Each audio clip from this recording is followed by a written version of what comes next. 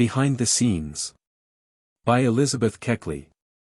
Or, 30 Years a Slave and 4 Years in the White House. Formerly a slave, but more recently modiste, and friend to Mrs. Abraham Lincoln. I have often been asked to write my life, as those who know me know that it has been an eventful one. At last I have acceded to the importunities of my friends, and have hastily sketched some of the striking incidents that go to make up my history. My life, so full of romance, may sound like a dream to the matter-of-fact reader, nevertheless everything I have written is strictly true, much has been omitted, but nothing has been exaggerated. In writing as I have done, I am well aware that I have invited criticism, but before the critic judges harshly, let my explanation be carefully read and weighed. If I have portrayed the dark side of slavery, I also have painted the bright side. The good that I have said of human servitude should be thrown into the scales with the evil that I have said of it. I have kind, true-hearted friends in the South as well as in the North, and I would not wound those Southern friends by sweeping condemnation, simply because I was once a slave. They were not so much responsible for the curse under which I was born, as the God of nature and the fathers who framed the Constitution for the United States. The law descended to them, and it was but natural that they should recognize it, since it manifestly was their interest to do so. And yet a wrong was inflicted upon me. A cruel custom deprived me of my liberty, and since I was robbed of my dearest right, I would not have been human had I not rebelled against the robbery. God rules the universe. I was a feeble instrument in his hands, and through me and the enslaved millions of my race, one of the problems was solved that belongs to the great problem of human destiny. And the solution was developed so gradually that there was no great convulsion of the harmonies of natural laws. A solemn truth was thrown to the surface, and what is better still, it was recognized as a truth by those who give force to moral laws. An act may be wrong, but unless the ruling power recognizes the wrong, it is useless to hope for a correction of it. Principles may be right, but they are not established within an hour. The masses are slow to reason, and each principle, to acquire moral force, must come to us from the fire of the crucible. The fire may inflict unjust punishment, but then it purifies and renders stronger the principle, not in itself, but in the eyes of those who arrogate judgment to themselves. When the War of the Revolution established the independence of the American colonies, an evil was perpetuated, slavery was more firmly established. And since the evil had been planted, it must pass through certain stages before it could be eradicated. In fact, we give but little thought to the plant of evil until it grows to such monstrous proportions that it overshadows important interests. Then the efforts to destroy it become earnest. As one of the victims of slavery I drank of the bitter water. But then, since destiny willed it so, and since I aided in bringing a solemn truth to the surface as a truth, perhaps I have no right to complain. Here, as in all things pertaining to life, I can afford to be charitable. It may be charged that I have written too freely on some questions, especially in regard to Mrs. Lincoln. I do not think so, at least I have been prompted by the purest motive. Mrs. Lincoln, by her own acts, forced herself into notoriety. She stepped beyond the formal lines which hedge about a private life, and invited public criticism. The people have judged her harshly, and no woman was ever more traduced in the public prints of the country. The people knew nothing of the secret history of her transactions, therefore they judged her by what was thrown to the surface. For an act may be wrong judged purely by itself, but when the motive that prompted the act is understood, it is construed differently. I lay it down as an axiom, that only that is criminal in the sight of God where crime is meditated. Mrs. Lincoln may have been imprudent, but since her intentions were good, she should be judged more kindly than she has been. But the world do not know what her intentions were. They have only been made acquainted with her acts without knowing what feeling guided her actions. If the world are to judge her as I have judged her, they must be introduced to the secret history of her transactions. The veil of mystery must be drawn aside, the origin of a fact must be brought to light with the naked fact itself. If I have betrayed confidence in anything I have published, it has been to place Mrs. Lincoln in a better light before the world. A breach of trust, if breach it can be called, of this kind is always excusable. My own character, as well as the character of Mrs. Lincoln, is at stake, since I have been intimately associated with that lady in the most eventful periods of her life. I have been her confidant, and if evil charges are laid at her door, they also must be laid at mine, since I have been a party to all her movements. To defend myself I must defend the lady that I have served. The world have judged Mrs. Lincoln by the facts which float upon the surface, and through her have partially judged me, and the only way to convince them that wrong was not meditated is to explain the motives that actuated us. I have written nothing that can place Mrs. Lincoln in a worse light before the world than the light in which she now stands, therefore the secret history that I publish can do her no harm. I have excluded everything of a personal character from her letters. The extracts introduced only refer to public men, and are such as to throw light upon her unfortunate adventure in New York. These letters were not written for publication, for which reason they are all the more valuable. They are the frank overflowings of the heart, the outcropping of impulse, the key to genuine motives. They prove the motive to have been pure, and if they shall help to stifle the voice of calumny, I am content. I do not forget, before the public journals vilified Mrs. Lincoln, that ladies who moved in the Washington circle in which she moved, freely canvassed her character among themselves. They gloated over many a tale of scandal that grew out of gossip in their own circle. If these ladies could say everything bad of the wife of the president, why should I not be permitted to lay her secret history bare, especially when that history plainly shows that her life, like all lives, has its good side as well as its bad side.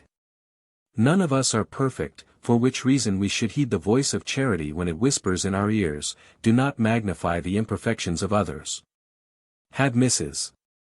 Lincoln's acts never become public property, I should not have published to the world the secret chapters of her life. I am not the special champion of the widow of our lamented president. The reader of the pages which follow will discover that I have written with the utmost frankness in regard to her, have exposed her faults as well as given her credit for honest motives.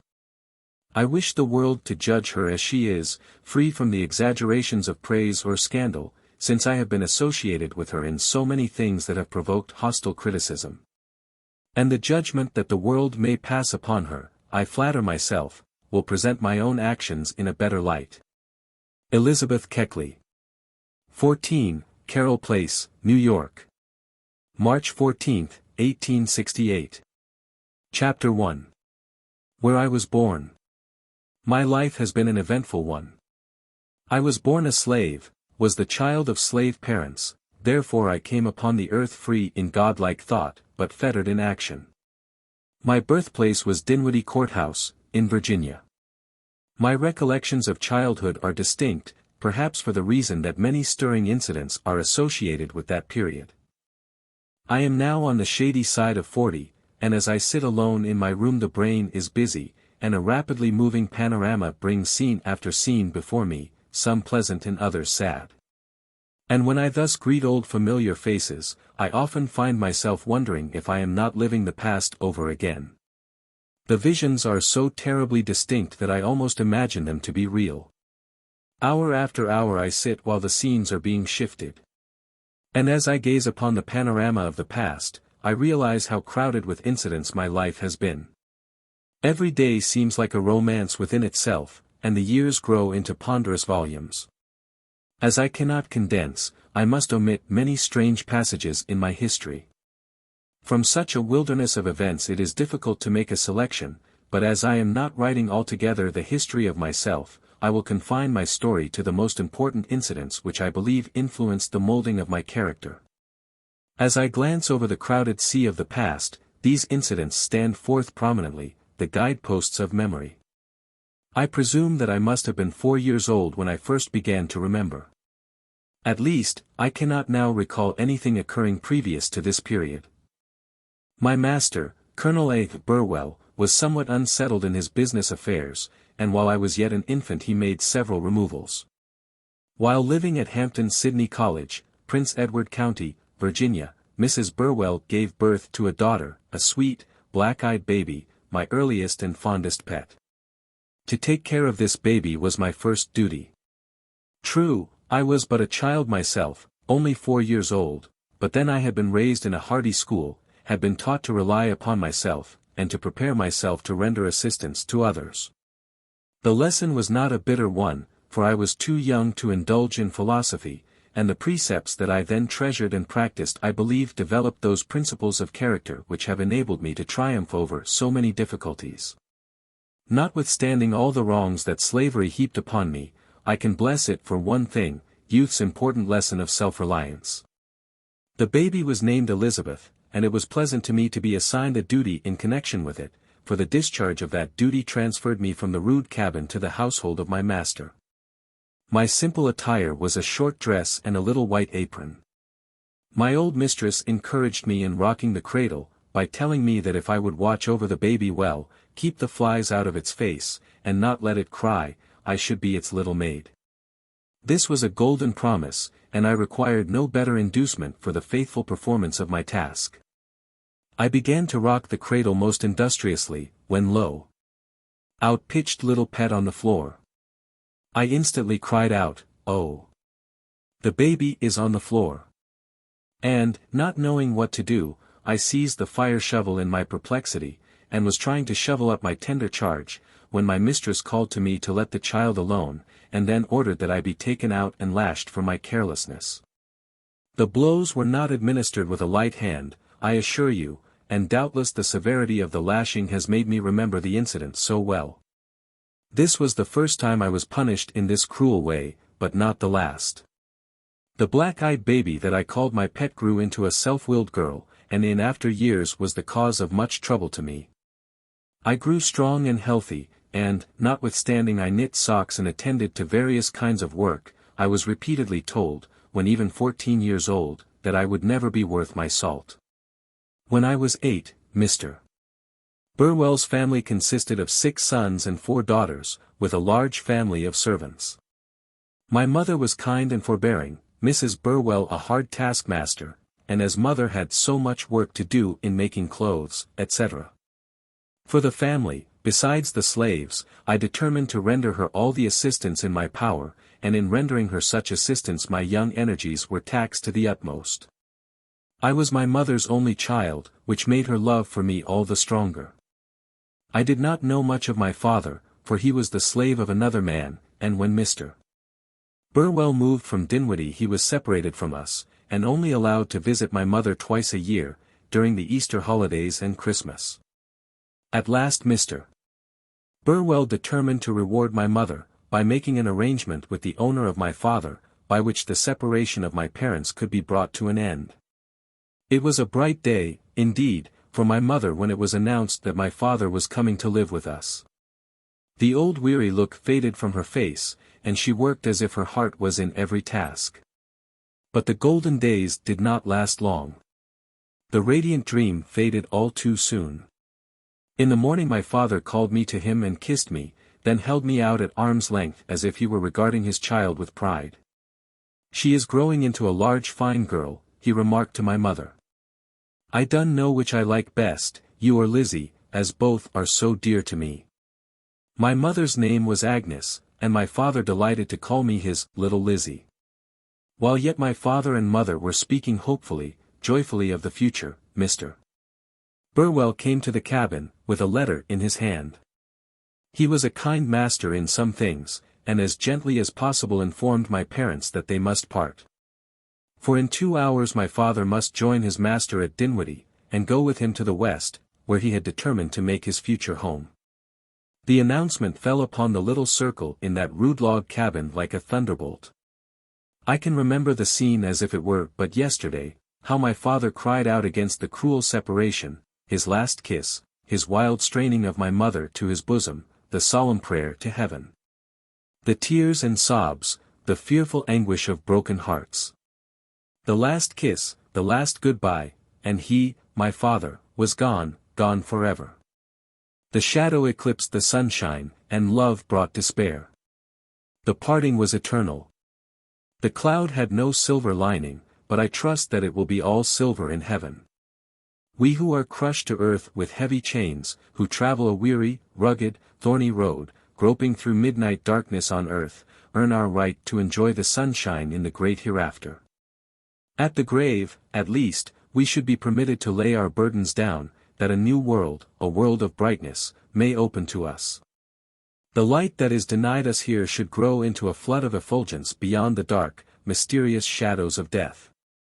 Deep as was the distress of my mother in parting with my father, her sorrow did not screen her from insult. My old mistress said to her, "Stop your nonsense, there is no necessity for you putting on airs. Your husband is not the only slave that has been sold from his family, and you are not the only one that has had to part. There are plenty more men about here, and if you want a husband so badly, stop your crying and go and find another." To these unfeeling words my mother made no reply. She turned away in stoical silence, with a curl of that loathing scorn upon her lips which swelled in her heart. My father and mother never met again in this world. They kept up a regular correspondence for years, and the most precious mementos of my existence are the faded old letters that he wrote, full of love, and always hoping that the future would bring brighter days. In nearly every letter is a message for me. "Tell my darling little Lizzie," he writes, "to be a good girl, and to learn her book. Kiss her for me, and tell her that I will come to see her some day." Thus he wrote time and again, but he never came. He lived in hope, but died without ever seeing his wife and child. I note a few extracts from one of my father's letters to my mother, following copy literally. Shelbyville, September 6, 1833. Mrs. Agnes Hobbs. Dear wife, my dear beloved wife, I am more than glad to meet with opportunity write these few lines to you by my mistress who are now about starting to Virginia, and several others of my old friends are with her, in company Mrs. and Russ the wife of Master thus Russ and Dan Woodyard and his family, and I am very sorry that I haven't the chance to go with them, as I feel determined to see you if life last again. I am now here and out at this place, so I am not able to get of at this time. I am right well and hearty, and all the rest of Master's family. I heard this evening by mistress that are just from there all sends love to you and all my old friends. I am a living in a town called Shelbyville, and I have wrote a great many letters since I've been here, and almost been ready to myself that it's out of the question to write any more at all. My dear wife, I don't feel no wise like giving out writing to you as yet, and I hope when you get this letter that you be in cojaje to write me a letter. I am well satisfied at my living at this place. I am a making money for my own benefit, and I hope that it's to yours also. If I live to see next year, I shall heave my own time for Master by giving him $120 a year, and I think I shall be doing good business at that, and heave something more and all that. I hope with God's help that I may be able to rejoice with you on the earth and in heaven. Let's meet when will I am determined to never stop praying, not in this earth, and I hope to praise God in glory there will meet to part no more forever. So my dear wife, I hope to meet you in paradise to praise God forever. I want Elizabeth to be a good girl, and not to think that because I am bound so fair that God's not able to open the way. George Pleasant. Hobbs, a servant of Grum. The last letter that my mother received from my father was dated Shelbyville, Tennessee, March 20, 1839. He writes in a cheerful strain, and hopes to see her soon. Alas! He looked forward to a meeting in vain. Year after year the one great hope swelled in his heart, but the hope was only realized beyond the dark portals of the grave. When I was about 7 years old I witnessed, for the first time, the sale of a human being. We were living at Prince Edward, in Virginia, and Master had just purchased his hogs for the winter, for which he was unable to pay in full. To escape from his embarrassment it was necessary to sell one of the slaves. Little Joe, the son of the cook, was selected as the victim. His mother was ordered to dress him up in his Sunday clothes, and send him to the house. He came in with a bright face, was placed in the scales, and was sold, like the hogs, at so much per pound. His mother was kept in ignorance of the transaction, but her suspicions were aroused. When her son started for Petersburg in the wagon, the truth began to dawn upon her mind, and she pleaded piteously that her boy should not be taken from her. But Master quieted her by telling her that he was simply going to town with the wagon, and would be back in the morning. Morning came, but little Joe did not return to his mother. Morning after morning passed, and the mother went down to the grave without ever seeing her child again. One day she was whipped for grieving for her lost boy. Colonel Burwell never liked to see one of his slaves wear a sorrowful face, and those who offended in this particular way were always punished. Alas! The sunny face of the slave is not always an indication of sunshine in the heart. Colonel Burwell at one time owned about 70 slaves, all of which were sold, and in a majority of instances wives were separated from husbands and children from their parents. Slavery in the border states 40 years ago was different from what it was 20 years ago. Time seemed to soften the hearts of master and mistress, and to ensure kinder and more humane treatment to bondsmen and bondswomen. When I was quite a child, an incident occurred which my mother afterward impressed more strongly on my mind. One of my uncles, a slave of Colonel Burwell, lost a pair of plufflines, and when the loss was made known the master gave him a new pair, and told him that if he did not take care of them he would punish him severely. In a few weeks the second pair of lines was stolen, and my uncle hung himself rather than meet the displeasure of his master. My mother went to the spring in the morning for a pail of water, and on looking up into the willow tree which shaded the bubbling crystal stream, she discovered the lifeless form of her brother suspended beneath one of the strong branches. Rather than be punished the way Colonel Burwell punished his servants, he took his own life. Slavery had its dark side as well as its bright side. Chapter 2. Girlhood and its Sorrows. I must pass rapidly over the stirring events of my early life. When I was about 14 years old I went to live with my master's eldest son, a Presbyterian minister. His salary was small, and he was burdened with a helpless wife, a girl that he had married in the humble walks of life. She was morbidly sensitive, and imagined that I regarded her with contemptuous feelings because she was of poor parentage. I was their only servant, and a gracious loan at that. They were not able to buy me, so my old master sought to render them assistance by allowing them the benefit of my services. From the very first I did the work of 3 servants, and yet I was scolded and regarded with distrust. The years passed slowly, and I continued to serve them, and at the same time grew into strong, healthy womanhood. I was nearly 18 when we removed from Virginia to Hillsborough, North Carolina, where young Mr. Burwell took charge of a church. The salary was small, and we still had to practice the closest economy. Mr. Bingham, a hard, cruel man, the village schoolmaster, was a member of my young master's church, and he was a frequent visitor to the parsonage. She whom I called mistress seemed to be desirous to wreak vengeance on me for something, and Bingham became her ready tool.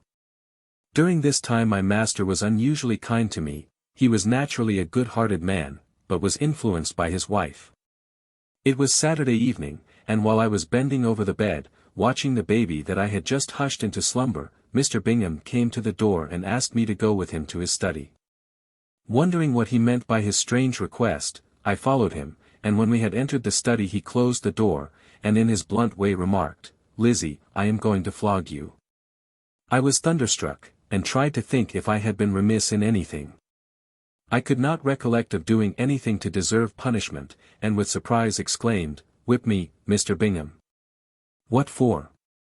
"No matter," he replied, "I am going to whip you, so take down your dress this instant." Recollect, I was 18 years of age, was a woman fully developed, and yet this man coolly bade me take down my dress. I drew myself up proudly, firmly, and said, "No, Mr. Bingham, I shall not take down my dress before you. Moreover, you shall not whip me unless you prove the stronger. Nobody has a right to whip me but my own master, and nobody shall do so if I can prevent it." My words seemed to exasperate him. He seized a rope, caught me roughly, and tried to tie me. I resisted with all my strength, but he was the stronger of the two, and after a hard struggle succeeded in binding my hands and tearing my dress from my back. Then he picked up a rawhide, and began to ply it freely over my shoulders. With steady hand and practiced eye he would raise the instrument of torture, nerve himself for a blow, and with fearful force the rawhide descended upon the quivering flesh. It cut the skin, raised great welts, and the warm blood trickled down my back. Oh God! I can feel the torture now, the terrible, excruciating agony of those moments. I did not scream, I was too proud to let my tormentor know what I was suffering. I closed my lips firmly, that not even a groan might escape from them, and I stood like a statue while the keen lash cut deep into my flesh. As soon as I was released, stunned with pain, bruised and bleeding, I went home and rushed into the presence of the pastor and his wife, wildly exclaiming, "Master Robert, why did you let Mr. Bingham flog me? What have I done that I should be so punished?" "Go away," he gruffly answered, "do not bother me. I would not be put off thus. What have I done? I will know why I have been flogged." I saw his cheeks flush with anger, but I did not move. He rose to his feet, and on my refusing to go without an explanation, seized a chair, struck me, and felled me to the floor. I rose, bewildered, almost dead with pain, crept to my room, dressed my bruised arms and back as best I could, and then lay down, but not to sleep. No, I could not sleep, for I was suffering mental as well as bodily torture. My spirit rebelled against the unjustness that had been inflicted upon me, and though I tried to smother my anger and to forgive those who had been so cruel to me, it was impossible. The next morning I was more calm, and I believe that I could then have forgiven everything for the sake of one kind word. But the kind word was not proffered, and it may be possible that I grew somewhat wayward and sullen. Though I had faults, I know now, as I felt then, harshness was the poorest inducement for the correction of them. It seems that Mr. Bingham had pledged himself to Mrs. Burwell to subdue what he called my stubborn pride. On Friday following the Saturday on which I was so savagely beaten, Mr. Bingham again directed me come to his study. I went, but with the determination to offer resistance should he attempt to flog me again. On entering the room I found him prepared with a new rope and a new cowhide. I told him that I was ready to die, but that he could not conquer me. In struggling with him I bit his finger severely, when he seized a heavy stick and beat me with it in a shameful manner. Again I went home sore and bleeding, but with pride as strong and defiant as ever. The following Thursday Mr. Bingham again tried to conquer me, but in vain. We struggled, and he struck me many savage blows. As I stood bleeding before him, nearly exhausted with his efforts, he burst into tears, and declared that it would be a sin to beat me any more. My suffering at last subdued his hard heart, he asked my forgiveness, and afterwards was an altered man. He was never known to strike one of his servants from that day forward. Mr. Burwell, he who preached the love of heaven, who glorified the precepts and examples of Christ, who expounded the Holy Scriptures Sabbath after Sabbath from the pulpit, when Mr. Bingham refused to whip me any more, was urged by his wife to punish me himself. One morning he went to the wood pile, took an oak broom, cut the handle off, and with this heavy handle attempted to conquer me. I fought him, but he proved the strongest. At the sight of my bleeding form, his wife fell upon her knees and begged him to desist. My distress even touched her cold, jealous heart. I was so badly bruised that I was unable to leave my bed for 5 days. I will not dwell upon the bitter anguish of these hours, for even the thought of them now makes me shudder. The Reverend Mr. Burwell was not yet satisfied. He resolved to make another attempt to subdue my proud, rebellious spirit, made the attempt and again failed, when he told me, with an air of penitence, that he should never strike me another blow, and faithfully he kept his word. These revolting scenes created a great sensation at the time, were the talk of the town and neighborhood, and I flatter myself that the actions of those who had conspired against me were not viewed in a light to reflect much credit upon them. The savage efforts to subdue my pride were not the only things that brought me suffering and deep mortification during my residence at Hillsborough. I was regarded as fair-looking for one of my race, and for 4 years a white man, I spare the world his name, had base designs upon me. I do not care to dwell upon this subject, for it is one that is fraught with pain. Suffice it to say, that he persecuted me for 4 years, and I became a mother. The child of which he was the father was the only child that I ever brought into the world. If my poor boy ever suffered any humiliating pangs on account of birth, he could not blame his mother, for God knows that she did not wish to give him life.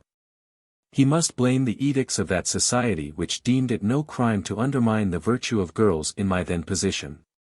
Among the old letters preserved by my mother I find the following, written by myself while at Hillsborough. In this connection I desire to state that Reverend Robert Burwell is now living at Charlotte, North Carolina. Hillsborough, April 10, 1838. My dear mother, I have been intending to write to you for a long time, but numerous things have prevented, and for that reason you must excuse me.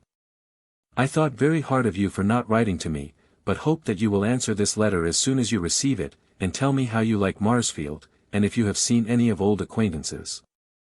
Or if you yet know any of the Brickhouse people who I think so much of. I want to hear of the family at home very much, indeed. I really believe you and all the family have forgotten me, if not I certainly should have heard from some of you since you left Boyden, if it was only a line. Nevertheless I love you all very dearly, and shall, although I may never see you again, nor do I ever expect to. Miss Anna is going to Petersburg next winter, but she says that she does not intend take me. What reason she has for leaving me I cannot tell. I have often wished that I lived where I knew I never could see you, for then I would not have my hopes raised, and to be disappointed in this manner. However, it is said that a bad beginning makes a good ending, but I hardly expect to see that happy day at this place. Give my love to all the family, both white and black. I was very much obliged to you for the presents you sent me last summer, though it is quite late in the day to be thanking for them. Tell Aunt Bella that I was very much obliged to her for her present. I have been so particular with it that I have only worn it once. There have been 6 weddings since October, the most respectable one was about a fortnight ago. I was asked to be the first attendant, but, as usual with all my expectations, I was disappointed, for on the wedding day I felt more like being locked up in a 3-cornered box than attending a wedding. About a week before Christmas I was bridesmaid for Anne Nash. When the night came I was in quite a trouble, I did not know whether my frock was clean or dirty. I only had a week's notice, and the body and sleeves to make, and only 1 hour every night to work on it, so you can see with these troubles to overcome my chance was rather slim. I must now close, although I could fill 10 pages with my griefs and misfortunes, no tongue could express them as I feel. Don't forget me though, and answer my letters soon. I will write you again, and would write more now, but Miss Anna says it is time I had finished. Tell Miss Elizabeth that I wish she would make haste and get married, for Mistress says that I belong to her when she gets married. I wish you would send me a pretty frock this summer. If you will send it to Mrs. Robertson's, Miss Bet will send it to me. Farewell, darling mother. Your affectionate daughter, Elizabeth Hobbs. March, 1868. Chapter 3. How I Gained My Freedom. The years passed and brought many changes to me, but on these I will not dwell, as I wish to hasten to the most interesting part of my story.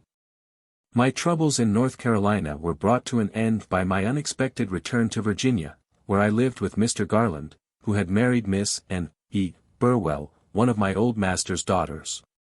His life was not a prosperous one, and after struggling with the world for several years he left his native state, a disappointed man.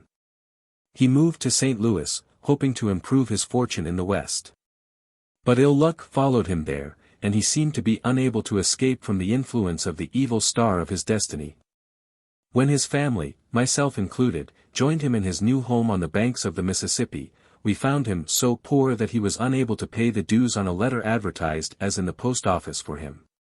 The necessities of the family were so great, that it was proposed to place my mother out at service. The idea was shocking to me. Every gray hair in her old head was dear to me, and I could not bear the thought of her going to work for strangers. She had been raised in the family, had watched the growth of each child from infancy to maturity, they had been the objects of her kindest care, and she was wound round about them as the vine winds itself about the rugged oak. They had been the central figures in her dream of life, a dream beautiful to her, since she had basked in the sunshine of no other. And now they proposed to destroy each tendril of affection, to cloud the sunshine of her existence when the day was drawing to a close, when the shadows of solemn night were rapidly approaching. My mother, my poor aged mother, go among strangers to toil for a living. No, 1,000 times no. I would rather work my fingers to the bone, bend over my sewing till the film of blindness gathered in my eyes, nay, even beg from street to street. I told Mr. Garland so, and he gave me permission to see what I could do. I was fortunate in obtaining work, and in a short time I had acquired something of a reputation as a seamstress and dressmaker. The best ladies in St. Louis were my patrons, and when my reputation was once established I never lacked for orders. With my needle I kept bread in the mouths of 17 persons for 2 years and 5 months. While I was working so hard that others might live in comparative comfort, and move in those circles of society to which their birth gave them entrance, the thought often occurred to me whether I was really worth my salt or not. And then perhaps the lips curled with a bitter sneer. It may seem strange that I should place so much emphasis upon words thoughtlessly, idly spoken, but then we do many strange things in life, and cannot always explain the motives that actuate us. The heavy task was too much for me, and my health began to give way. About this time Mr. Keckley, whom I had met in Virginia, and learned to regard with more than friendship, came to St. Louis. He sought my hand in marriage, and for a long time I refused to consider his proposal. For I could not bear the thought of bringing children into slavery, of adding one single recruit to the millions bound to hopeless servitude, fettered and shackled with chains stronger and heavier than manacles of iron. I made a proposition to buy myself and son. The proposition was bluntly declined, and I was commanded never to broach the subject again. I would not be put off thus, for hope pointed to a freer, brighter life in the future. Why should my son be held in slavery? I often asked myself. He came into the world through no will of mine, and yet, God only knows how I loved him. The Anglo-Saxon blood as well as the African flowed in his veins. The two currents commingled, one singing of freedom, the other silent and sullen with generations of despair. Why should not the Anglo-Saxon triumph? Why should it be weighed down with the rich blood typical of the tropics? Must the life current of one race bind the other race in chains as strong and enduring as if there had been no Anglo-Saxon taint? By the laws of God and nature, as interpreted by man, one half of my boy was free, and why should not this fair birthright of freedom remove the curse from the other half, raise it into the bright, joyous sunshine of liberty? I could not answer these questions of my heart that almost maddened me, and I learned to regard human philosophy with distrust. Much as I respected the authority of my master, I could not remain silent on a subject that so nearly concerned me. One day, when I insisted on knowing whether he would permit me to purchase myself, and what price I must pay for myself, he turned to me in a petulant manner, thrust his hand into his pocket, drew forth a bright silver $0.25, and proffering it to me, said, "Lizzie, I have told you often not to trouble me with such a question. If you really wish to leave me, take this, it will pay the passage of yourself and boy on the ferry boat, and when you are on the other side of the river you will be free. It is the cheapest way that I know of to accomplish what you desire." I looked at him in astonishment, and earnestly replied, "No, master, I do not wish to be free in such a manner. If such had been my wish, I should never have troubled you about obtaining your consent to my purchasing myself. I can cross the river any day, as you well know, and have frequently done so, but will never leave you in such a manner. By the laws of the land I am your slave, you are my master, and I will only be free by such means as the laws of the country provide." He expected this answer, and I knew that he was pleased.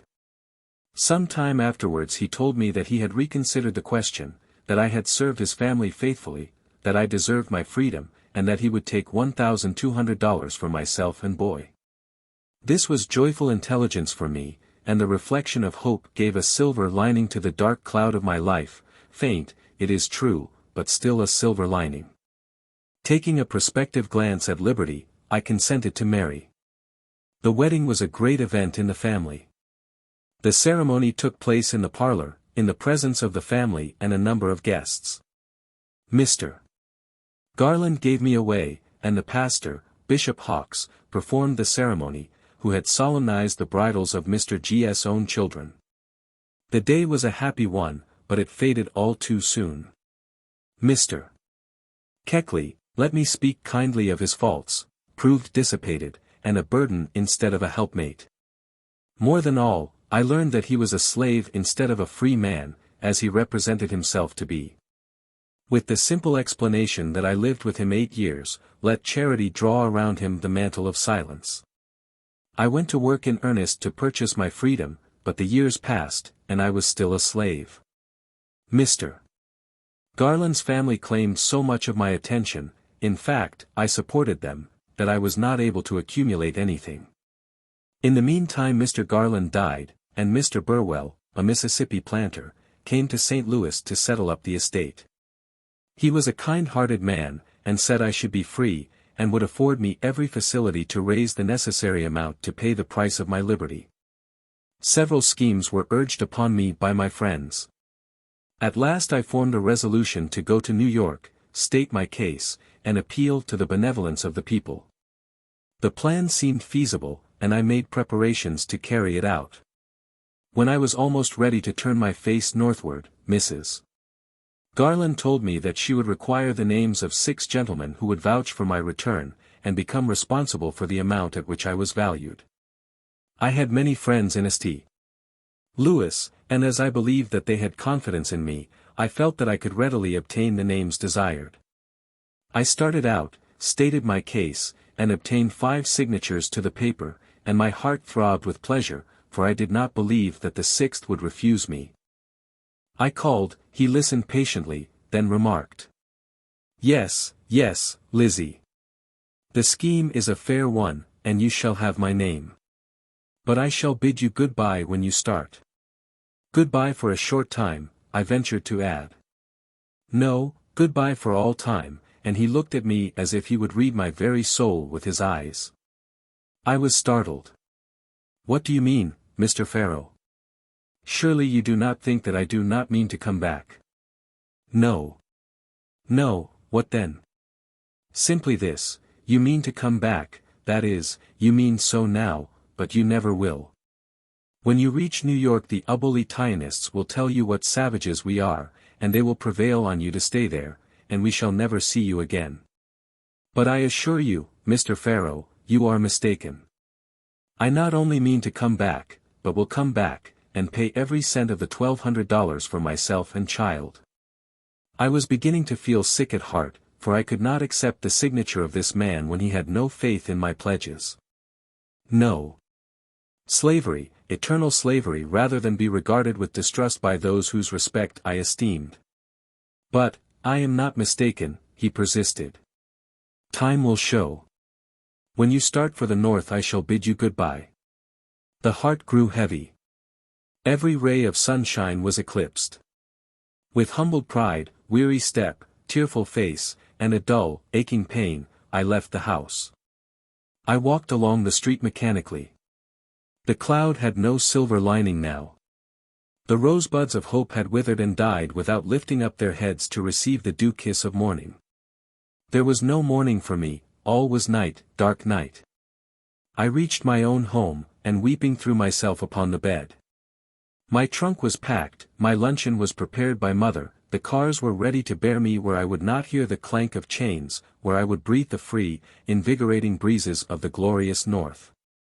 I had dreamed such a happy dream, in imagination had drunk of the water, the pure, sweet crystal water of life, but now, the flowers had withered before my eyes. Darkness had settled down upon me like a pall, and I was left alone with cruel mocking shadows. The first paroxysm of grief was scarcely over, when a carriage stopped in front of the house. Mrs. Le Bourgeois, one of my kind patrons, got out of it and entered the door. She seemed to bring sunshine with her handsome cheery face. She came to where I was, and in her sweet way said, "Lizzie, I hear that you are going to New York to beg for money to buy your freedom. I have been thinking over the matter, and told Ma it would be a shame to allow you to go north to beg for what we should give you. You have many friends in St. Louis, and I am going to raise the $1,200 required among them. I have $200 put away for a present, am indebted to you $100, Mother owes you $50, and will add another $50 to it, and as I do not want the present, I will make the money a present to you. Don't start for New York now until I see what I can do among your friends. Like a ray of sunshine she came, and like a ray of sunshine she went away. The flowers no longer were withered, drooping.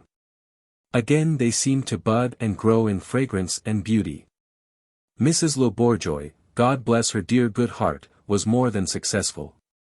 The $1,200 were raised, and at last my son and myself were free. Free, free. What a glorious ring to the word. Free. The bitter heart struggle was over.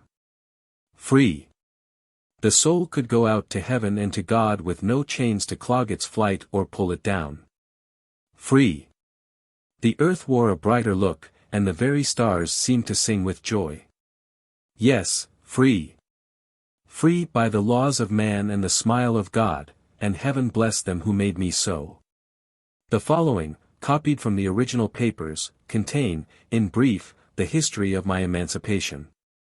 I promised to give Lizzie and her son George their freedom, on the payment of $1,200. N.P. Garland.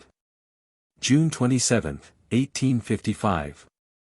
Lizzie, I send you this note to sign for the sum of $75, and when I give you the whole amount you will then sign the other note for $100. Ellen M. Doane. In the paper you will find $25, see it is all right before the girl leaves. I have received of Lizzie Keckley $950, which I have deposited with Darby in Barksdale for her, $600 on the July 21st, $300 on the 27th and 28th of July, and $50 on August 13, 1855. I have and shall make use of said money for Lizzie's benefit, and hereby guarantee to her 1% per month, as much more as can be made she shall have. The 1%. As it may be checked out, I will be responsible for myself, as well as for the whole amount, when it shall be needed by her. Willis L. Williams. St. Louis, August 13, 1855. Know all men by these presents, that for and in consideration of the love and affection we bear towards our sister, N.P. Garland, of St. Louis, Missouri, and for the further consideration of $5 in hand paid, we hereby sell and convey unto her, the said N.P. Garland, a Negro woman named Lizzie, and a Negro boy, her son, named George. Said Lizzie now resides at St. Louis, and is a seamstress, known there as Lizzie Garland, the wife of a yellow man named James, and called James Keckley. Said George is a bright mulatto boy, and is known in St. Louis as Garland's George. We warrant these two slaves to be slaves for life, but make no representations as to age or health. Witness our hands and seals, this 10th day of August, 1855. J.S. R. Putnam, L.S. E. M. Putnam, L.S. A. Burwell, L.S.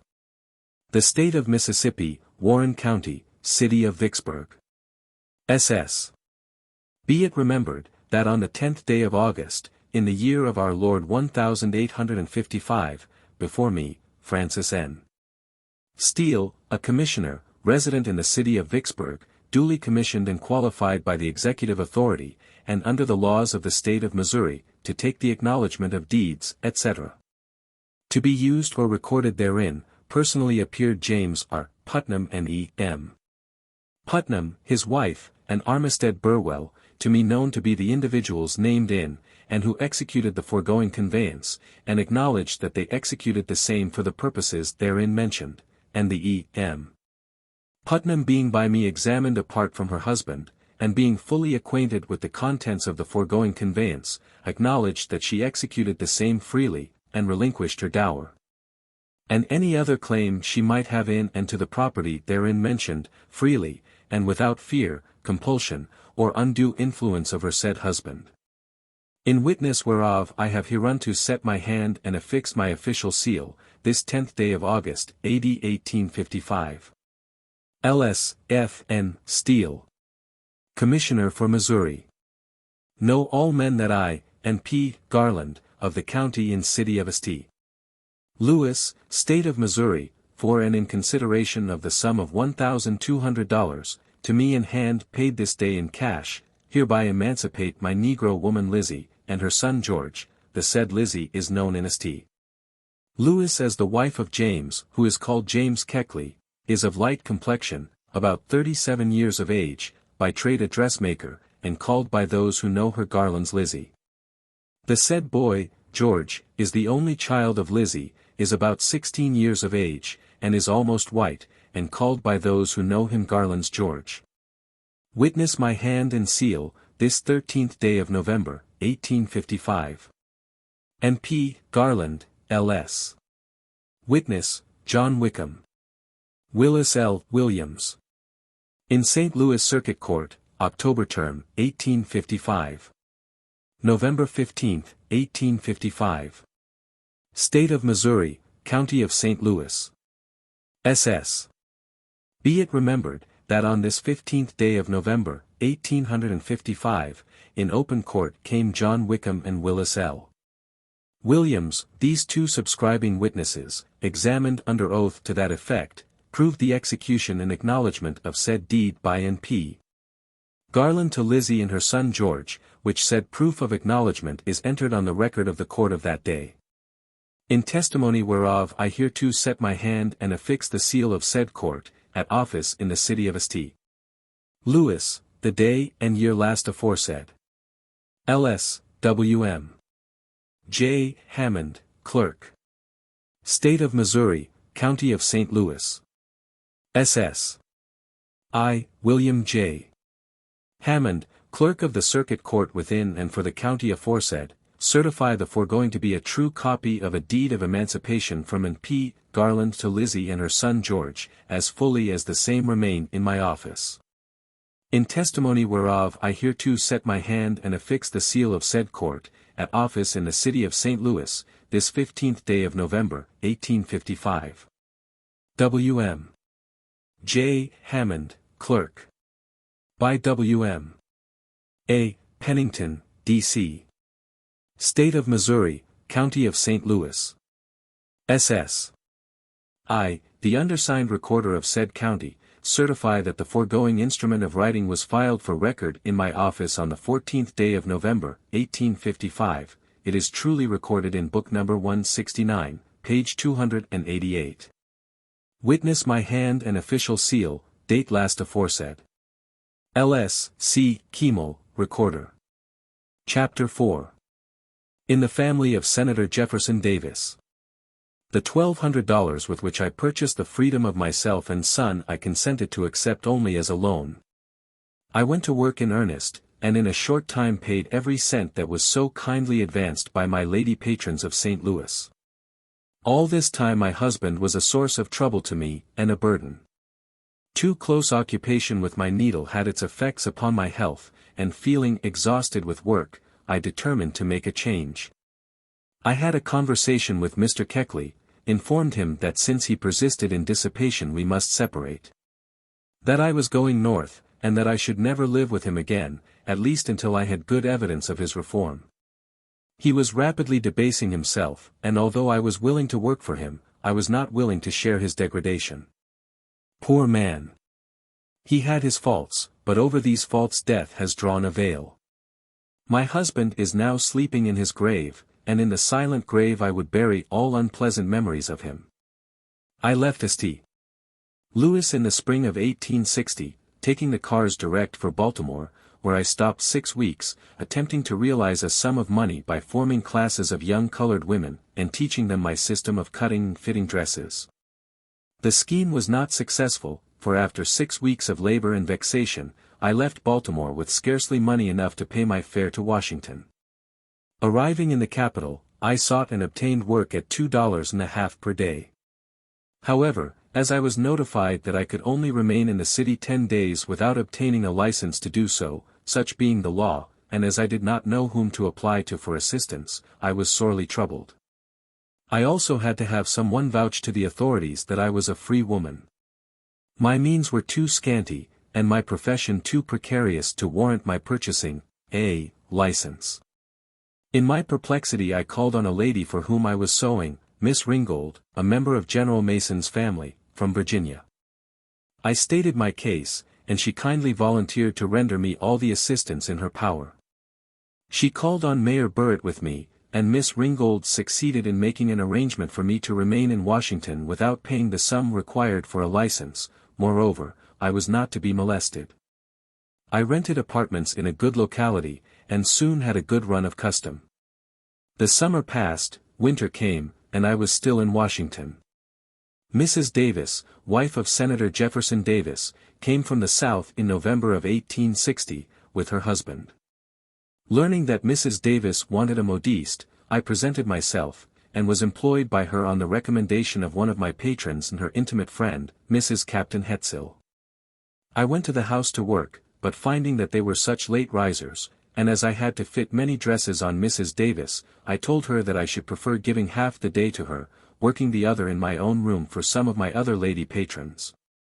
Mrs. D. consented to the proposition, and it was arranged that I should come to her own house every day after 12 minutes. It was the winter before the breaking out of that fierce and bloody war between the two sections of the country, and as Mr. Davis occupied a leading position, his house was the resort of politicians and statesmen from the South. Almost every night, as I learned from the servants and other members of the family, secret meetings were held at the house. And some of these meetings were protracted to a very late hour.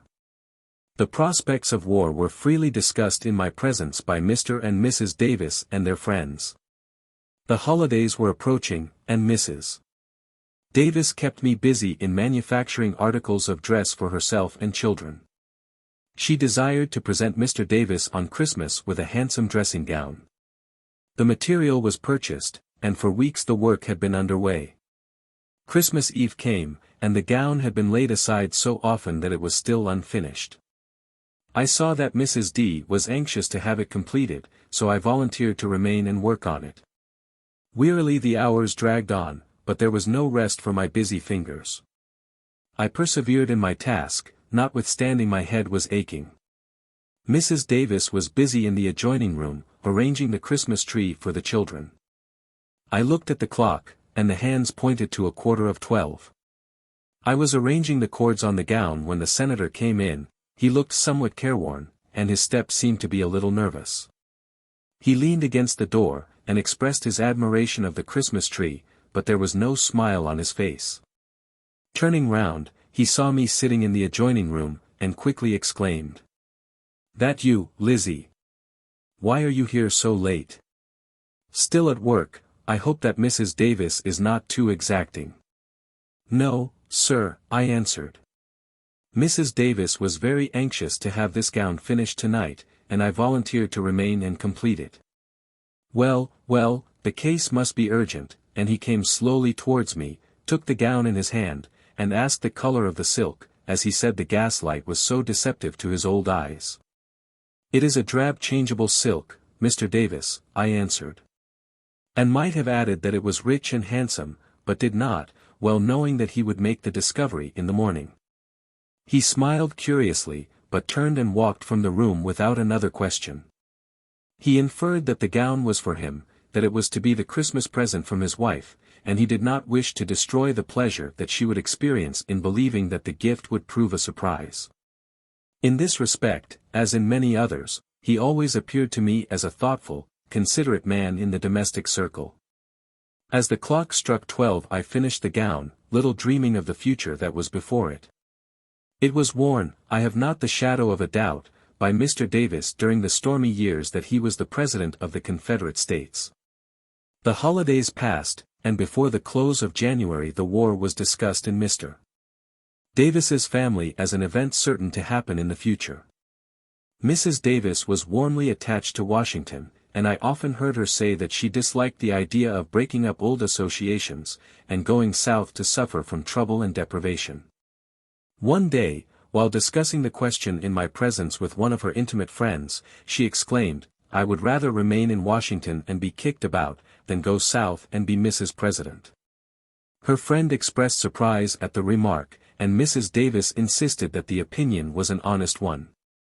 While dressing her one day, she said to me, "Lizzie, you are so very handy that I should like to take you south with me." "When do you go south, Mrs. Davis?" I inquired.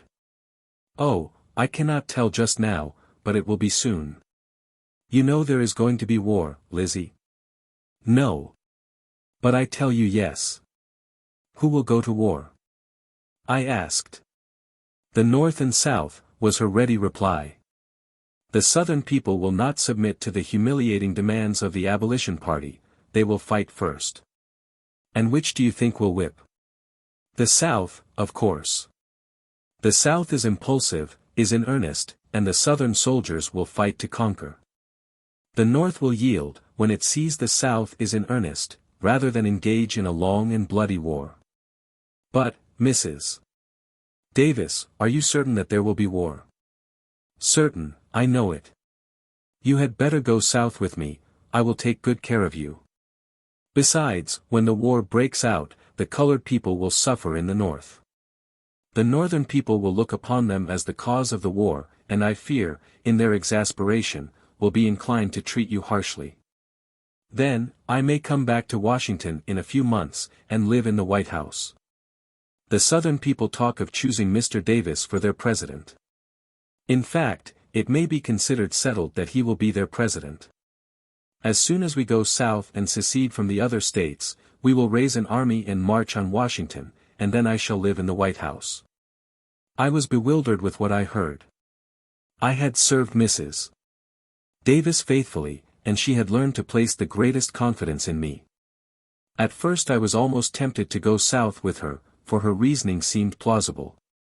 At the time the conversation was closed, with my promise to consider the question. I thought over the question much, and the more I thought the less inclined I felt to accept the proposition so kindly made by Mrs. Davis. I knew the North to be strong, and believed that the people would fight for the flag that they pretended to venerate so highly.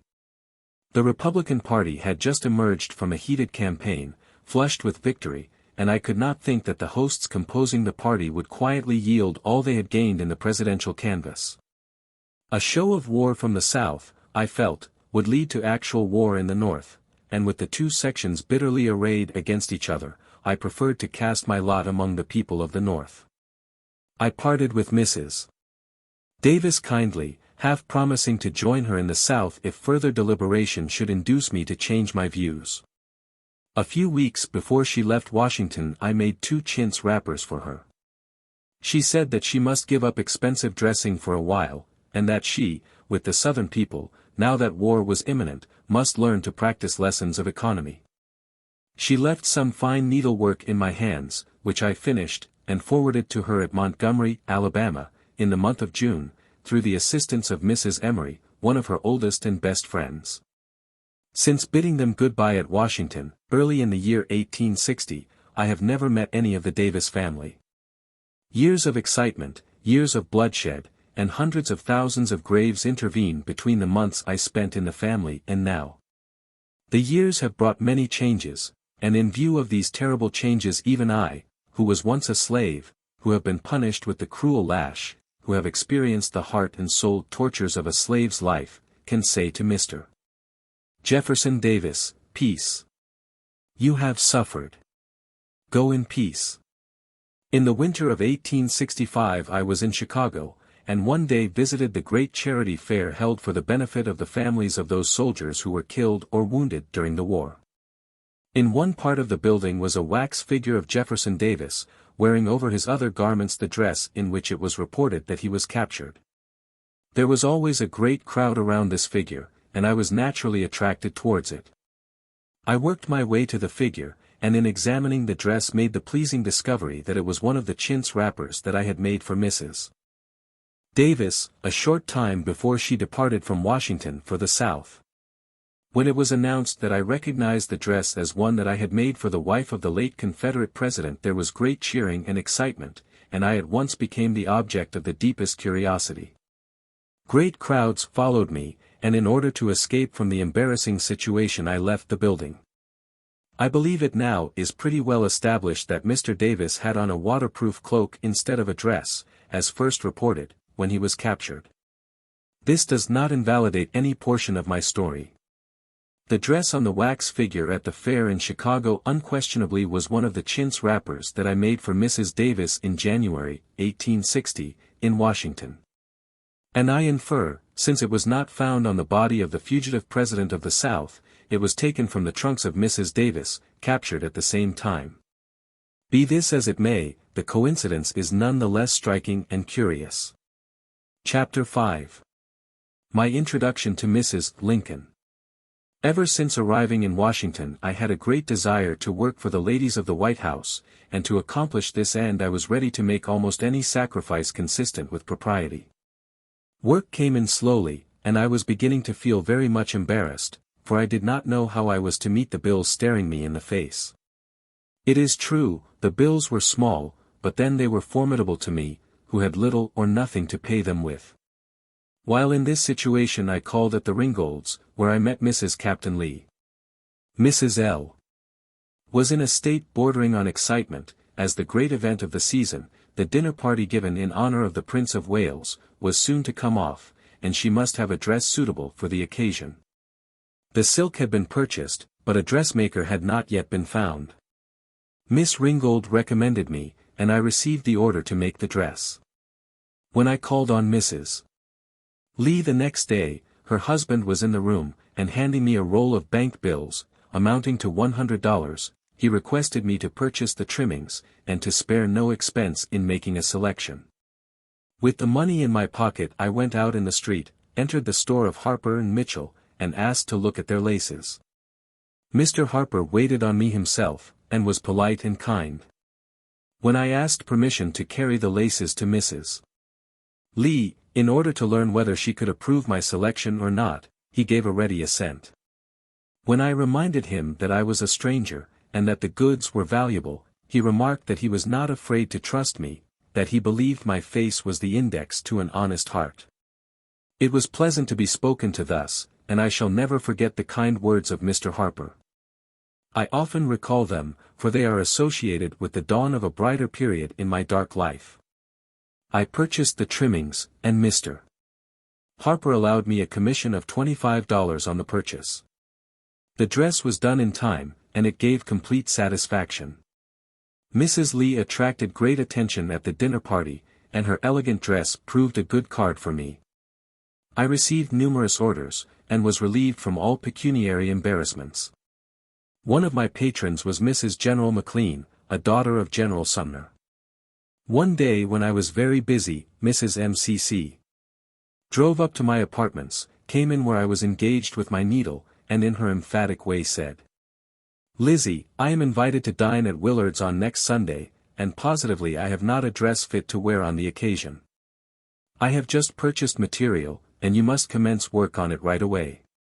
"But Mrs. McLean," I replied, "I have more work now promised than I can do. It is impossible for me to make a dress for you to wear on Sunday next." "Pshaw! Nothing is impossible. I must have the dress made by Sunday," and she spoke with some impatience. "I am sorry," I began, but she interrupted me. "Now don't say no again. I tell you that you must make the dress. I have often heard you say that you would like to work for the ladies of the White House. Well, I have it in my power to obtain you this privilege.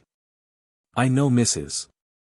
Lincoln well, and you shall make a dress for her provided you finish mine in time to wear at dinner on Sunday." The inducement was the best that could have been offered. I would undertake the dress if I should have to sit up all night, every night, to make my pledge good. I sent out and employed assistants, and, after much worry and trouble, the dress was completed to the satisfaction of Mrs. McLean. It appears that Mrs. Lincoln had upset a cup of coffee on the dress she designed wearing on the evening of the reception after the inauguration of Abraham Lincoln as President of the United States, which rendered it necessary that she should have a new one for the occasion. On asking Mrs. McLean who her dressmaker was, that lady promptly informed her. "Lizzie Keckley." Lizzie Keckley? The name is familiar to me. She used to work for some of my lady friends in St. Louis, and they spoke well of her. "Can you recommend her to me?" "With confidence." "Shall I send her to you?" "If you please. I shall feel under many obligations for your kindness." The next Sunday Mrs. McLean sent me a message to call at her house at 4:00 p.m., that day. As she did not state why I was to call, I determined to wait till Monday morning. Monday morning came, and 9 o'clock found me at Mrs. MCC's house. The streets of the capital were thronged with people, for this was Inauguration Day. A new president, a man of the people from the broad prairies of the West, was to accept the solemn oath of office, was to assume the responsibilities attached to the high position of Chief Magistrate of the United States. Never was such deep interest felt in the inauguration proceedings as was felt today, for threats of assassination had been made, and every breeze from the south came heavily laden with the rumors of war. Around Willard's Hotel swayed an excited crowd, and it was with the utmost difficulty that I worked my way to the house on the opposite side of the street, occupied by the McLeans. Mrs. McLean was out, but presently an aide on General McLean's staff called, and informed me that I was wanted at Willard's. I crossed the street, and on entering the hotel was met by Mrs. McLean, who greeted me. "Lizzie, why did you not come yesterday, as I requested? Mrs. Lincoln wanted to see you, but I fear that now you are too late." "I am sorry, Mrs. McLean. You did not say what you wanted with me yesterday, so I judged that this morning would do as well." "You should have come yesterday," she insisted. "Go up to Mrs. Lincoln's room, giving me the number, she may find use for you yet." With a nervous step I passed on, and knocked at Mrs. Lincoln's door. A cheery voice bade me come in, and a lady, inclined to stoutness, about 40 years of age, stood before me. "You are Lizzie Keckley, I believe." I bowed assent. "The dressmaker that Mrs. McLean recommended?" "Yes, madam." "Very well, I have not time to talk to you now, but would like to have you call at the White House, at 8 o'clock tomorrow morning, where I shall then be." I bowed myself out of the room, and returned to my apartments. The day passed slowly, for I could not help but speculate in relation to the appointed interview for the morrow. My long-cherished hope was about to be realized, and I could not rest. Tuesday morning, at 8 o'clock, I crossed the threshold of the White House for the first time. I was shown into a waiting room, and informed that Mrs. Lincoln was at breakfast. In the waiting room I found no less than 3 mantua makers waiting for an interview with the wife of the new president. It seems that Mrs. Lincoln had told several of her lady friends that she had urgent need for a dressmaker, and that each of these friends had sent her mantua maker to the White House. Hope fell at once. With so many rivals for the position sought after, I regarded my chances for success as extremely doubtful. I was the last one summoned to Mrs. Lincoln's presence. All the others had a hearing, and were dismissed. I went upstairs timidly, and entering the room with nervous step, discovered the wife of the president standing by a window, looking out, and engaged in lively conversation with a lady, Mrs. Grimsley, as I afterwards learned. Mrs. L. came forward, and greeted me warmly. "You have come at last. Mrs. Keckley, who have you worked for in the city?" "Among others, Mrs. Senator Davis has been one of my best patrons," was my reply. "Mrs. Davis. So you have worked for her, have you?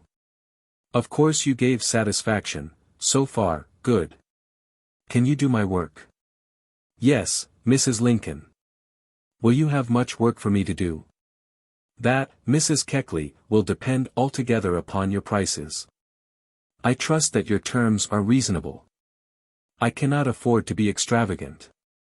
We are just from the West, and are poor. If you do not charge too much, I shall be able to give you all my work. I do not think there will be any difficulty about charges, Mrs. Lincoln, my terms are reasonable." "Well, if you will work cheap, you shall have plenty to do. I can't afford to pay big prices, so I frankly tell you so in the beginning." The terms were satisfactorily arranged, and I measured Mrs. Lincoln, took the dress with me, a bright rose-colored moire antique, and returned the next day to fit it on her. A number of ladies were in the room, all making preparations for the levee to come off on Friday night. These ladies, I learned, were relatives of Mrs. L.S., Mrs. Edwards and Mrs. Kellogg, her own sisters, and Elizabeth Edwards and Julia Baker, her nieces. Mrs. Lincoln this morning was dressed in a cashmere wrapper, quilted down the front. And she wore a simple headdress. The other ladies wore mourning robes. I was hard at work on the dress, when I was informed that the levee had been postponed from Friday night till Tuesday night. This, of course, gave me more time to complete my task. Mrs. Lincoln sent for me, and suggested some alteration in style, which was made. She also requested that I make a waist of blue watered silk for Mrs. Grimsley, as work on the dress would not require all my time. Tuesday evening came, and I had taken the last stitches on the dress. I folded it and carried it to the White House, with the waist for Mrs. Grimsley. When I went upstairs, I found the ladies in a terrible state of excitement. Mrs. Lincoln was protesting that she could not go down, for the reason that she had nothing to wear. "Mrs. Keckley, you have disappointed me, deceived me.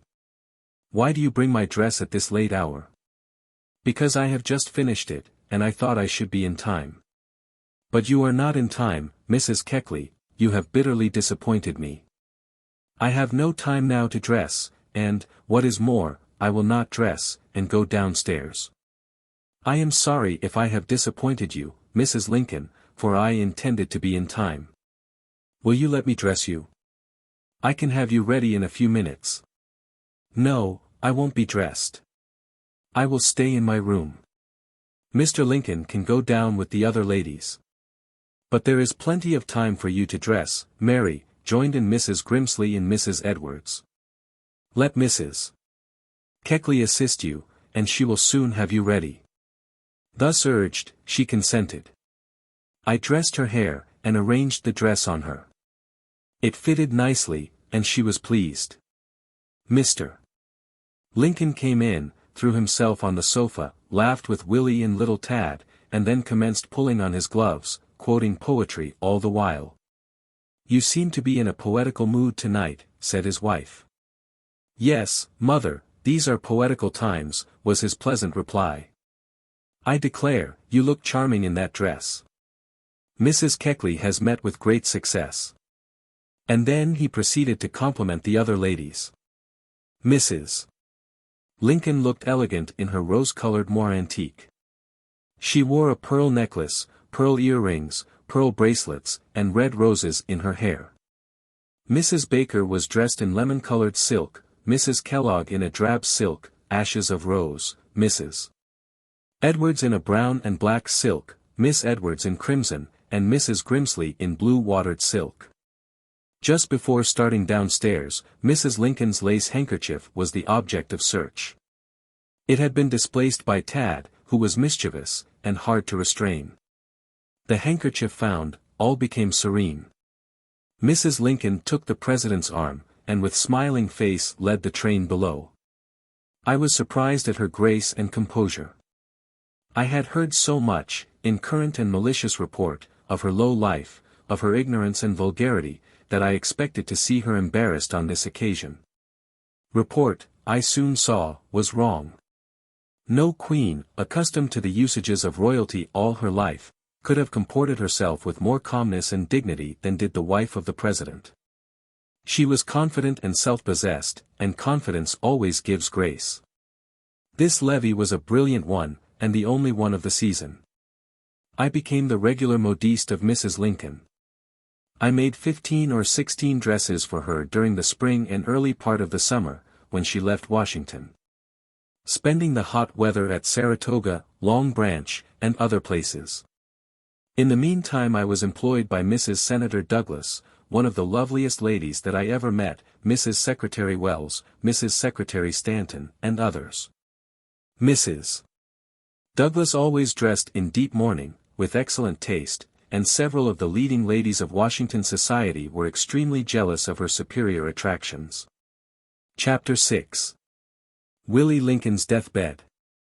Mrs. Lincoln returned to Washington in November, and again duty called me to the White House. The war was now in progress, and every day brought stirring news from the front, where the gray opposed the blue, where flashed the bright saber in the sunshine, where were heard the angry notes of battle, the deep roar of cannon, and the fearful rattle of musketry. Where new graves were being made every day, where brother forgot a mother's early blessing and sought the lifeblood of brother, and friend raised the deadly knife against friend. Oh, the front, with its stirring battle scenes. Oh, the front, with its ghastly heaps of dead. The life of the nation was at stake, and when the land was full of sorrow, there could not be much gaiety at the capital. The days passed quietly with me. I soon learned that some people had an intense desire to penetrate the inner circle of the White House. No president and his family, heretofore occupying this mansion, ever excited so much curiosity as the present incumbents. Mr. Lincoln had grown up in the wilds of the West, and evil report had said much of him and his wife. The polite world was shocked, and the tendency to exaggerate intensified curiosity. As soon as it was known that I was the modiste of Mrs. Lincoln, parties crowded around and affected friendship for me, hoping to induce me to betray the secrets of the domestic circle. One day a woman, I will not call her a lady, drove up to my rooms, gave me an order to make a dress, and insisted on partly paying me in advance. She called on me every day, and was exceedingly kind. When she came to take her dress away, she cautiously remarked, "Mrs. Keckley, you know Mrs. Lincoln?" "Yes." "You are her modiste, are you not?" "Yes." "You know her very well, do you not?" "I am with her every day or two." "Don't you think you would have some influence with her?" "I cannot say." Mrs. Lincoln, I presume, would listen to anything I should suggest, but whether she would be influenced by a suggestion of mine is another question. "I am sure that you could influence her, Mrs. Keckley. Now listen, I have a proposition to make. I have a great desire to become an inmate of the White House. I have heard so much of Mr. Lincoln's goodness that I should like to be near him. And if I can enter the White House no other way, I am willing to go as a menial. My dear Mrs. Keckley, will you not recommend me to Mrs. Lincoln as a friend of yours out of employment, and ask her to take me as a chambermaid? If you will do this you shall be well rewarded. It may be worth several $1,000s to you in time." I looked at the woman in amazement. A bribe, and to betray the confidence of my employer. Turning to her with a glance of scorn, I said, "Madam, you are mistaken in regard to my character. Sooner than betray the trust of a friend, I would throw myself into the Potomac River. I am not so base as that. Pardon me, but there is the door, and I trust that you will never enter my room again." She sprang to her feet in deep confusion, and passed through the door, murmuring, "Very well, you will live to regret your action today." "Never, never!" I exclaimed, and closed the door after her with a bang. I afterwards learned that this woman was an actress, and that her object was to enter the White House as a servant, learn its secrets, and then publish a scandal to the world. I do not give her name, for such publicity would wound the sensitive feelings of friends, who would have to share her disgrace, without being responsible for her faults. I simply record the incident to show how I often was approached by unprincipled parties. It is unnecessary to say that I indignantly refused every bribe offered. The first public appearance of Mrs. Lincoln that winter was at the reception on New Year's Day. This reception was shortly followed by a brilliant levee. The day after the levee I went to the White House, and while fitting a dress to Mrs. Lincoln, she said, "Elizabeth," she had learned to drop the E, "Elizabeth, I have an idea. These are war times, and we must be as economical as possible. You know the President is expected to give a series of state dinners every winter, and these dinners are very costly. Now I want to avoid this expense. And my idea is, that if I give 3 large receptions, the state dinners can be scratched from the program. What do you think, Elizabeth?" "I think that you are right, Mrs. Lincoln." "I am glad to hear you say so. If I can make Mr. Lincoln take the same view of the case, I shall not fail to put the idea into practice." Before I left her room that day, Mr. Lincoln came in. She at once stated the case to him. He pondered the question a few moments before answering. "Mother, I am afraid your plan will not work. But it will work, if you will only determine that it shall work." "It is breaking in on the regular custom," he mildly replied. "But you forget, father, these are war times, and old customs can be done away with for the once. The idea is economical, you must admit. Yes, mother, but we must think of something besides economy. I do think of something else.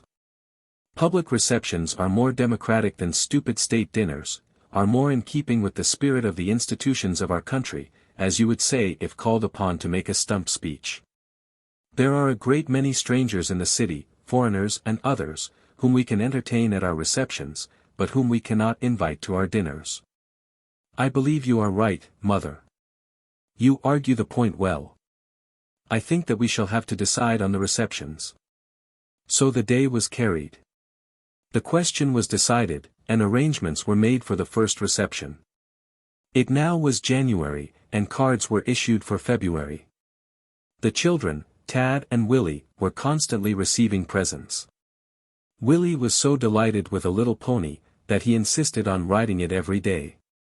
The weather was changeable, and exposure resulted in a severe cold, which deepened into fever. He was very sick, and I was summoned to his bedside. It was sad to see the poor boy suffer. Always of a delicate constitution, he could not resist the strong inroads of disease. The days dragged wearily by, and he grew weaker and more shadow-like. He was his mother's favorite child, and she doted on him. It grieved her heart sorely to see him suffer. When able to be about, he was almost constantly by her side. When I would go in her room, almost always I found blue-eyed Willie there, reading from an open book, or curled up in a chair with pencil and paper in hand. He had decidedly a literary taste, and was a studious boy. A short time before his death he wrote this simple little poem. Washington, D.C., October 30th, 1861. Dear Sir, I enclose you my first attempt at poetry. Yours truly. W.M. W. Lincoln. To the editor of the National Republican. Lines on the death of Colonel Edward Baker. There was no patriot like Baker. So noble and so true. He fell as a soldier on the field. His face to the sky of blue. His voice is silent in the hull, which oft his presence graced. No more he'll hear the loud acclaim, which rang from place to place. No squeamish notions filled his breast. The Union was his theme. No surrender and no compromise. His day thought and night's dream. His country has her part to pay. To RDS those he has left behind. His widow and his children all. She must always keep in mind. Finding that Willie continued to grow worse, Mrs. Lincoln determined to withdraw her cards of invitation and postpone the reception. Mr. Lincoln thought that the cards had better not be withdrawn. At least he advised that the doctor be consulted before any steps were taken. Accordingly Dr. Stone was called in. He pronounced Willie better, and said that there was every reason for an early recovery. He thought, since the invitations had been issued, it would be best to go on with the reception. Willie, he insisted, was in no immediate danger. Mrs. Lincoln was guided by these counsels, and no postponement was announced.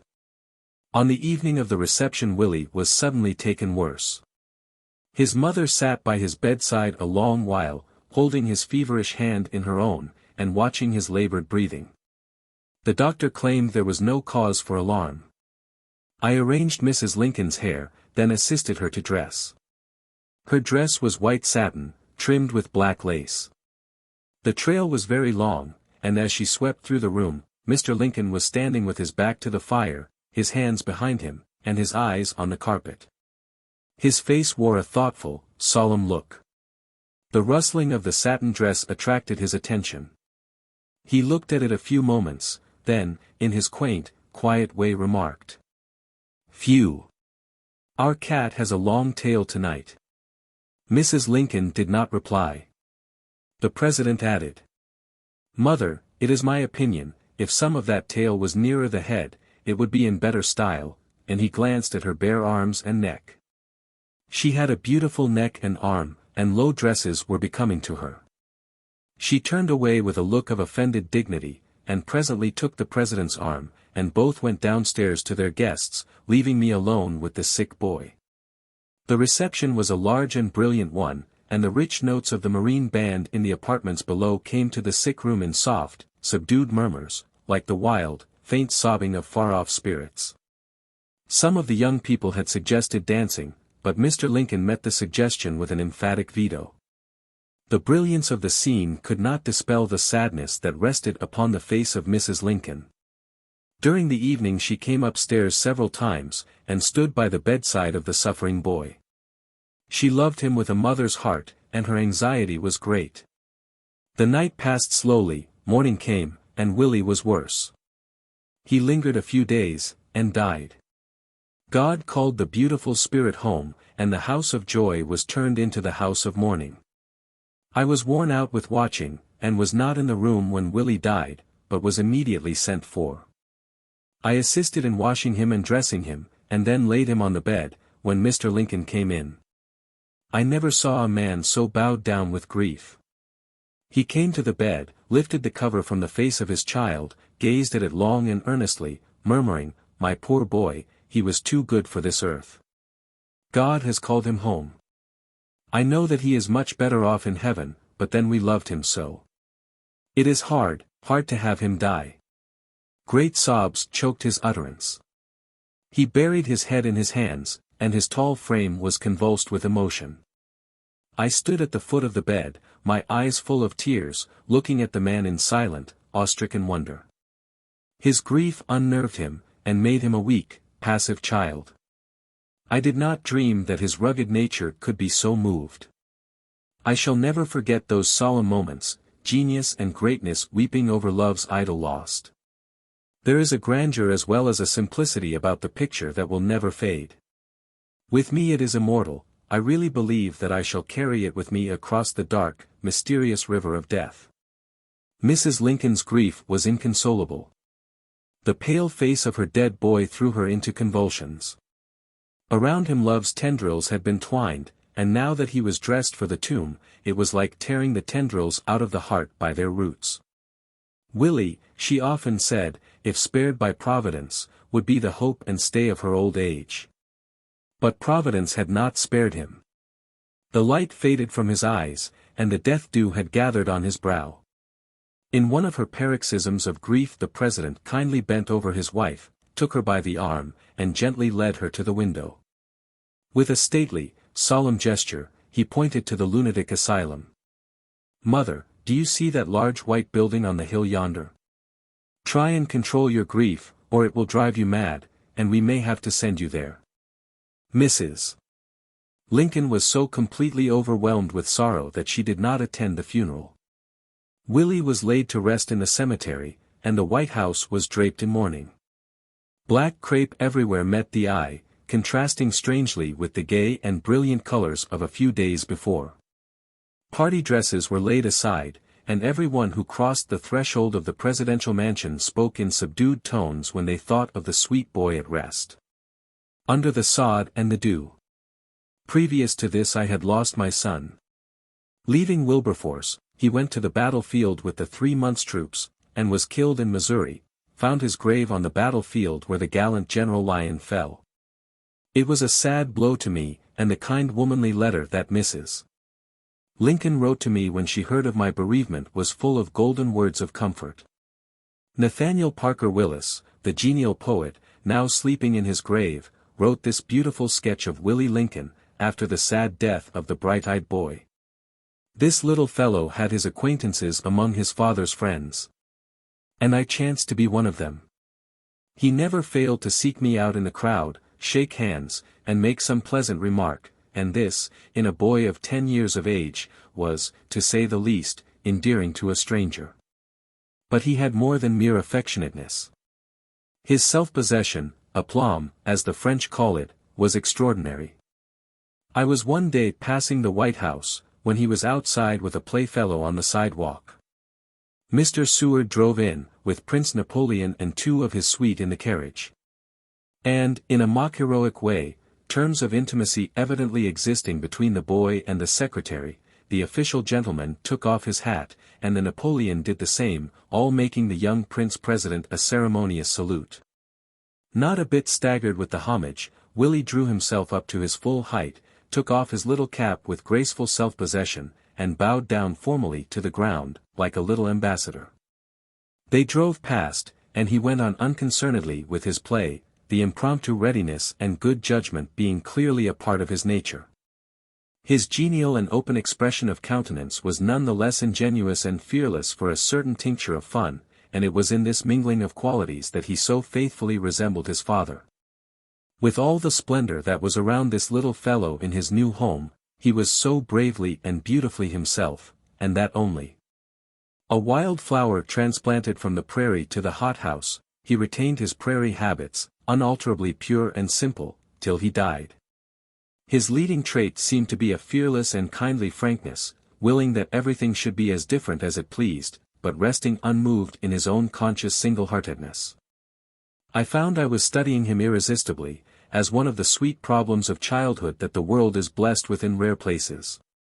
And the news of his death, I was absent from Washington, on a visit to my own children, at the time, came to me like a knell heard unexpectedly at a merrymaking. On the day of the funeral I went before the hour, to take a near farewell look at the dear boy, for they had embalmed him to send home to the West, to sleep under the sod of his own valley, and the coffin lid was to be closed before the service. The family had just taken their leave of him, and the servants and nurses were seeing him for the last time, and with tears and sobs wholly unrestrained, for he was loved like an idol by every one of them. He lay with eyes closed, his brown hair parted as we had known it, pale in the slumber of death. But otherwise unchanged, for he was dressed as if for the evening, and held in one of his hands, crossed upon his breast, a bunch of exquisite flowers, a message coming from his mother, while we were looking upon him. That those flowers might be preserved for her. She was lying sick in her bed, worn out with grief and overwatching. The funeral was very touching. Of the entertainments in the East Room the boy had been, for those who now assembled more especially, a most life-giving variation. With his bright face, and his apt greetings and replies, he was remembered in every part of that crimson-curtained hall, built only for pleasure, of all the crowds, each night, certainly the one least likely to be death's first mark. He was his father's favorite. They were intimates, often seen hand in hand. And there sat the man, with a burden on his brain at which the world marvels, bent now with the load at both heart and brain, staggering under a blow like the taking from him of his child. His men of power sat around him, McClellan, with a moist eye when he bowed to the prayer, as I could see from where I stood, and Chase and Seward, with their austere features at work. And senators, and ambassadors, and soldiers, all struggling with their tears, great hearts sorrowing with the president as a stricken man and a brother. That God may give him strength for all his burdens is, I am sure, at present the prayer of a nation. This sketch was very much admired by Mrs. Lincoln. I copy it from the scrapbook in which she pasted it, with many tears, with her own hands. Chapter 7. Washington, Indiana, 1862-3. In the summer of 1862, freedmen began to flock into Washington from Maryland and Virginia. They came with a great hope in their hearts, and with all their worldly goods on their backs. Fresh from the bonds of slavery, fresh from the benighted regions of the plantation, they came to the capital looking for liberty, and many of them not knowing it when they found it. Many good friends reached forth kind hands, but the North is not warm and impulsive. For one kind word spoken, two harsh ones were uttered. There was something repelling in the atmosphere, and the bright joyous dreams of freedom to the slave faded, were sadly altered, in the presence of that stern, practical mother, reality. Instead of flowery paths, days of perpetual sunshine, and bowers hanging with golden fruit, the road was rugged and full of thorns, the sunshine was eclipsed by shadows, and the mute appeals for help too often were answered by cold neglect. Poor dusky children of slavery, men and women of my own race, the transition from slavery to freedom was too sudden for you. The bright dreams were too rudely dispelled. You were not prepared for the new life that opened before you, and the great masses of the North learned to look upon your helplessness with indifference, learned to speak of you as an idle, dependent race. Reason should have prompted kinder thoughts.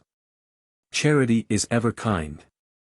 One fair summer evening I was walking the streets of Washington, accompanied by a friend, when a band of music was heard in the distance. We wondered what it could mean, and curiosity prompted us to find out its meaning.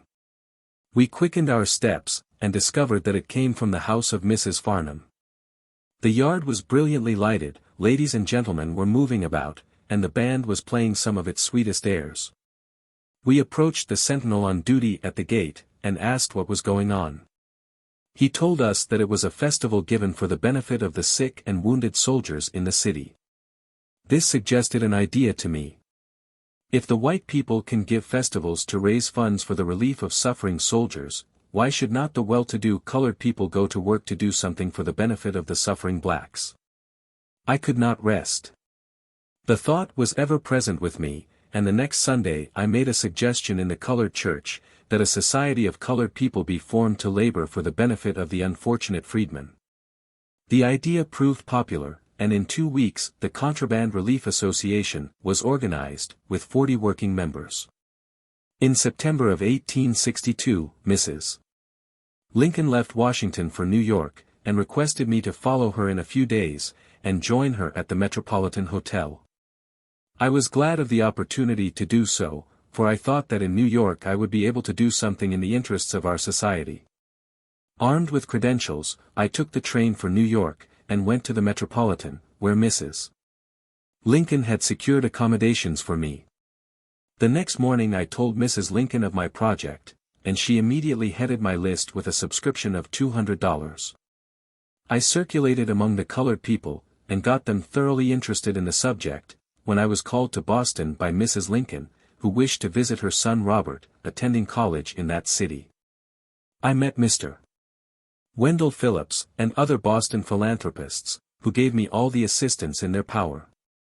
We held a mass meeting at the Colored Baptist Church. Reverend Mr. Grimes, in Boston, raised a sum of money, and organized there a branch society. The society was organized by Mrs. Grimes, wife of the pastor, assisted by Mrs. Martin, wife of Reverend Stella Martin. This branch of the main society, during the war, was able to send us over 80 large boxes of goods, contributed exclusively by the colored people of Boston. Returning to New York, we held a successful meeting at the Shiloh Church. Rev. Henry Highland Garnett, pastor. The Metropolitan Hotel, at that time as now, employed colored help. I suggested the object of my mission to Robert Thompson, steward of the hotel, who immediately raised quite a sum of money among the dining-room waiters. Mr. Frederick Douglass contributed $200, besides lecturing for us. Other prominent colored men sent in liberal contributions. From England a large quantity of stores was received. Mrs. Lincoln made frequent contributions, as also did the President. In 1863 I was re-elected President of the Association, which office I continue to hold. For 2 years after Willie's death the White House was the scene of no fashionable display. The memory of the dead boy was duly respected. In some things Mrs. Lincoln was an altered woman. Sometimes, when in her room, with no one present but myself, the mere mention of Willie's name would excite her emotion, and any trifling memento that recalled him would move her to tears. She could not bear to look upon his picture, and after his death she never crossed the threshold of the guest's room in which he died, or the green room in which he was embalmed. There was something supernatural in her dread of these things, and something that she could not explain. Tad's nature was the opposite of Willie's, and he was always regarded as his father's favorite child. His black eyes fairly sparkled with mischief. The war progressed, fair fields had been stained with blood, thousands of brave men had fallen, and thousands of eyes were weeping for the fallen at home. There were desolate hearthstones in the South as well as in the North, and as the people of my race watched the sanguinary struggle, the ebb and flow of the tide of battle, they lifted their faces Zionward, as if they hoped to catch a glimpse of the promised land beyond the sulphurous clouds of smoke which shifted now and then but to reveal ghastly rows of new-made graves. Sometimes the very life of the nation seemed to tremble with the fierce shock of arms. In 1863 the Confederates were flushed with victory, and sometimes it looked as if the proud flag of the Union, the glorious old stars and stripes, must yield half its nationality to the tri-barred flag that floated grandly over long columns of gray. These were sad, anxious days to Mr. Lincoln, and those who saw the man in privacy only could tell how much he suffered. One day he came into the room where I was fitting a dress on Mrs. Lincoln. His step was slow and heavy, and his face sad. Like a tired child he threw himself upon a sofa, and shaded his eyes with his hands. He was a complete picture of dejection. Mrs. Lincoln, observing his troubled look, asked, "Where have you been, father?" "To the War Department," was the brief, almost sullen answer. "Any news?" "Yes, plenty of news, but no good news. It is dark, dark everywhere." He reached forth one of his long arms, and took a small Bible from a stand near the head of the sofa, opened the pages of the Holy Book, and soon was absorbed in reading them. A quarter of an hour passed, and on glancing at the sofa the face of the President seemed more cheerful. The dejected look was gone, and the countenance was lighted up with new resolution and hope. The change was so marked that I could not but wonder at it, and wonder led to the desire to know what book of the Bible afforded so much comfort to the reader. Making the search for a missing article an excuse, I walked gently around the sofa, and looking into the open book, I discovered that Mr. Lincoln was reading that divine comforter, Job. He read with Christian eagerness, and the courage and hope that he derived from the inspired pages made him a new man. I almost imagined that I could hear the Lord speaking to him from out the whirlwind of battle, "Gird up thy loins now like a man, I will demand of thee, and declare thou unto me." What a sublime picture was this! A ruler of a mighty nation going to the pages of the Bible with simple Christian earnestness for comfort and courage, and finding both in the darkest hours of a nation's calamity. Ponder it, O ye scoffers at God's holy word, and then hang your heads for very shame. Frequent letters were received warning Mr. Lincoln of assassination, but he never gave a second thought to the mysterious warnings. The letters, however, sorely troubled his wife. She seemed to read impending danger in every rustling leaf, in every whisper of the wind. "Where are you going now, father?" she would say to him, as she observed him putting on his overshoes and shawl. "I am going over to the War Department, mother, to try and learn some news." "But, father, you should not go out alone. You know you are surrounded with danger." "All imagination. What does anyone want to harm me for?" "Don't worry about me, mother, as if I were a little child, for no one is going to molest me." And with a confident, unsuspecting air he would close the door behind him, descend the stairs, and pass out to his lonely walk. For weeks, when trouble was anticipated, friends of the President would sleep in the White House to guard him from danger. Robert would come home every few months, bringing new joy to the family circle. He was very anxious to quit school and enter the army, but the move was sternly opposed by his mother. "We have lost one son, and his loss is as much as I can bear, without being called upon to make another sacrifice," she would say, when the subject was under discussion. "But many a poor mother has given up all her sons," mildly suggested Mr. Lincoln, "and our son is not more dear to us than the sons of other people are to their mothers." "That may be, but I cannot bear to have Robert exposed to danger. His services are not required in the field, and the sacrifice would be a needless one. The services of every man who loves his country are required in this war. You should take a liberal instead of a selfish view of the question, mother." Argument at last prevailed, and permission was granted Robert to enter the army. With the rank of captain and A.D.C., he went to the field, and remained in the army till the close of the war. I well recollect a little incident that gave me a clearer insight into Robert's character. He was at home at the time the Tom-Thumb combination was at Washington. The marriage of little Hop-o'-my-Thumb, Charles Stratton, to Miss Warren created no little excitement in the world, and the people of Washington participated in the general curiosity. Some of Mrs. Lincoln's friends made her believe that it was the duty of Mrs. Lincoln to show some attention to the remarkable dwarfs.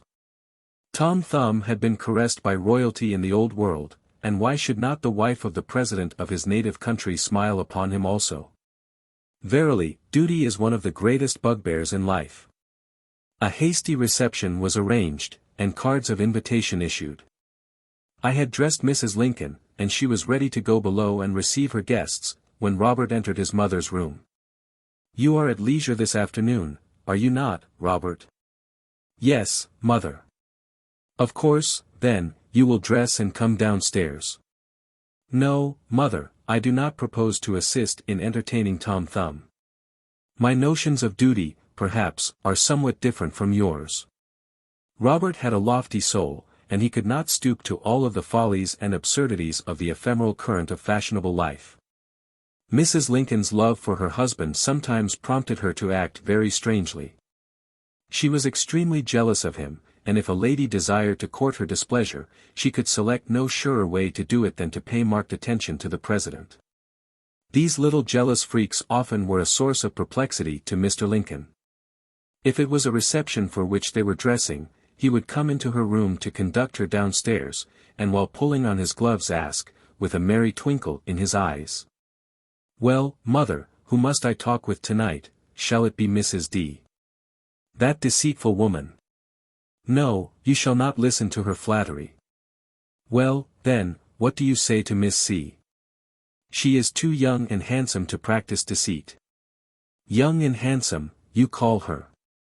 You should not judge beauty for me." "No, she is in league with Mrs. D, and you shall not talk with her." "Well, mother, I must talk with someone." "Is there any one that you do not object to?" trying to button his glove, with a mock expression of gravity. "I don't know as it is necessary that you should talk to anybody in particular. You know well enough, Mr. Lincoln, that I do not approve of your flirtations with silly women, just as if you were a beardless boy, fresh from school. But, mother, I insist that I must talk with somebody. I can't stand around like a simpleton, and say nothing. If you will not tell me who I may talk with, please tell me who I may not talk with. There is Mrs. D and Miss C, in particular. I detest them both. Mrs. B also will come around you, but you need not listen to her flattery. These are the ones in particular. Very well, mother, now that we have settled the question to your satisfaction, we will go downstairs." And always with stately dignity, he proffered his arm and led the way.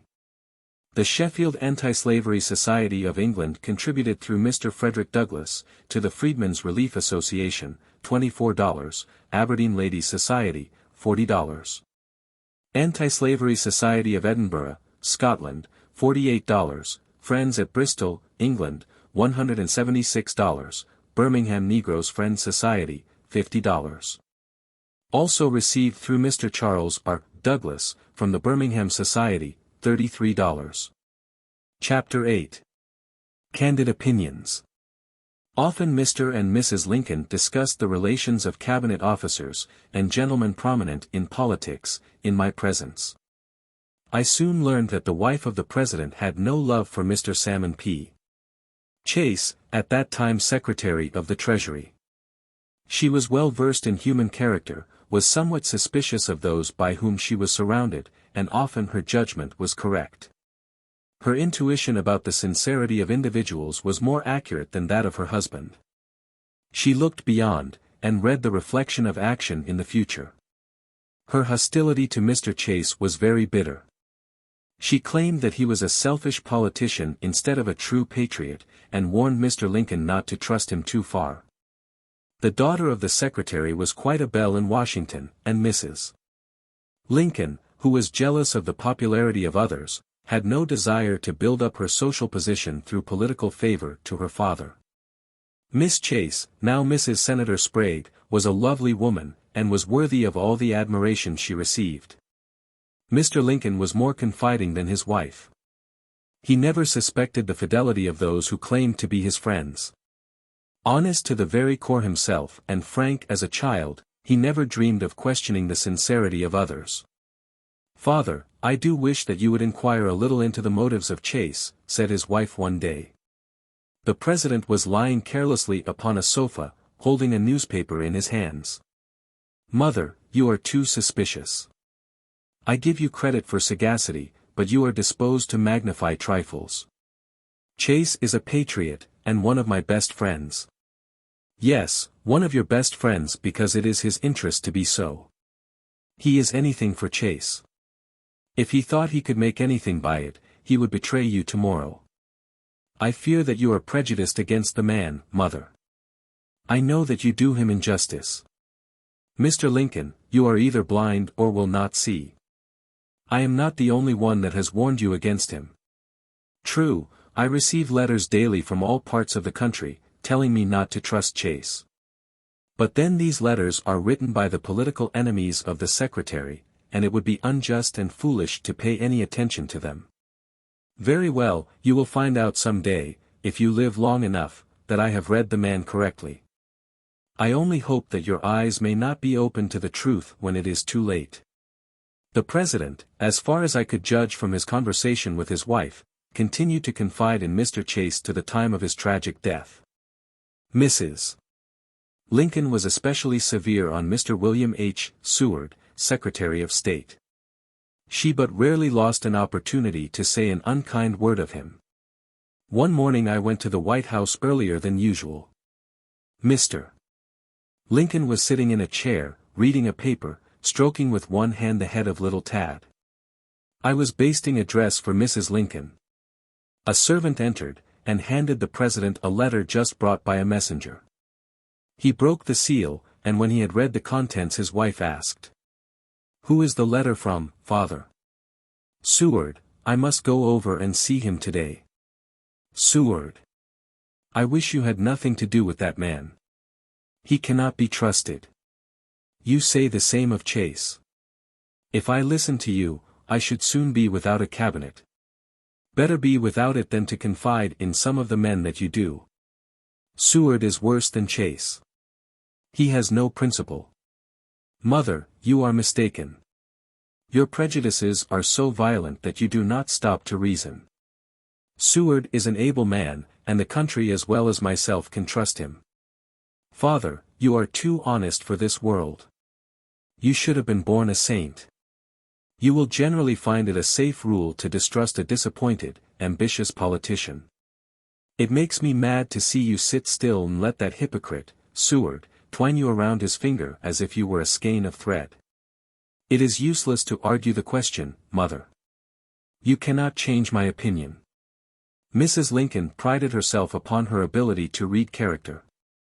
She was shrewd and far-seeing, and had no patience with the frank, confiding nature of the President. When Andrew Johnson was urged for military governor of Tennessee, Mrs. Lincoln bitterly opposed the appointment. "He is a demagogue," she said, almost fiercely, "and if you place him in power, Mr. Lincoln, mark my words, you will rue it some day." General McClellan, when made commander-in-chief, was the idol of the soldiers, and never was a general more universally popular.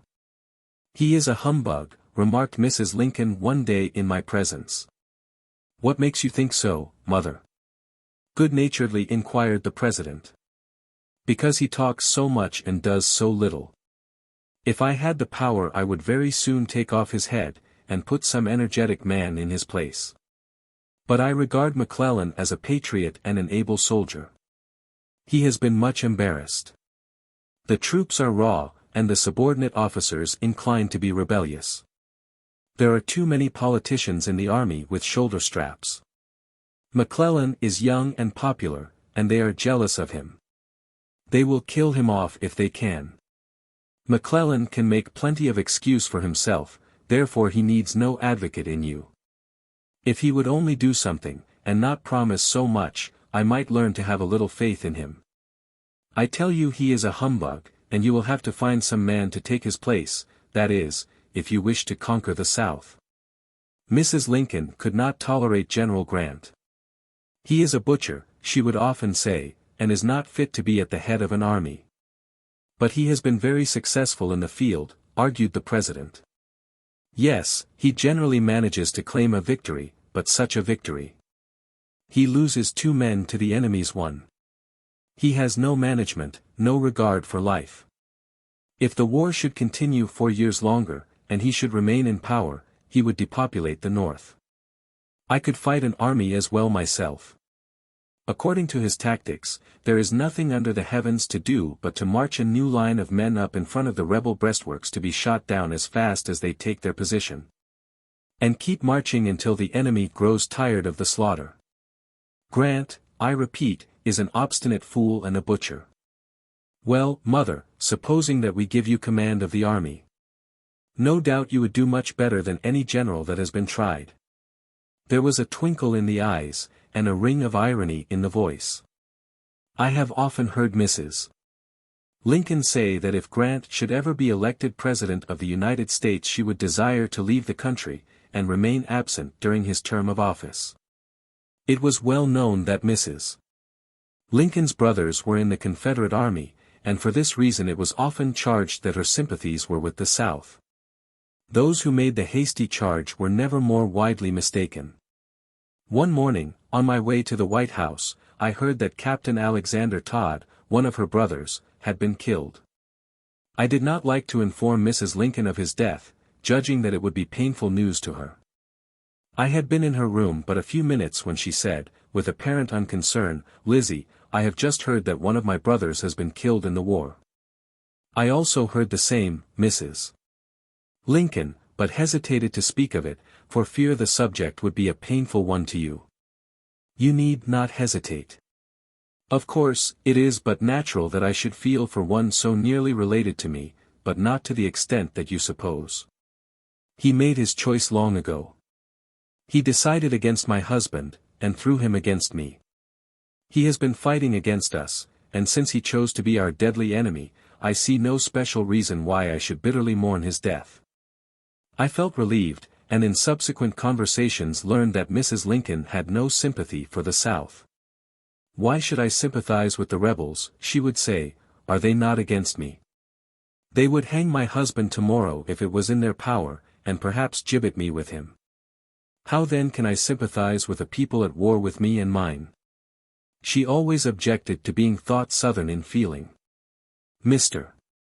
Lincoln was generous by nature, and though his whole heart was in the war, he could not but respect the valor of those opposed to him.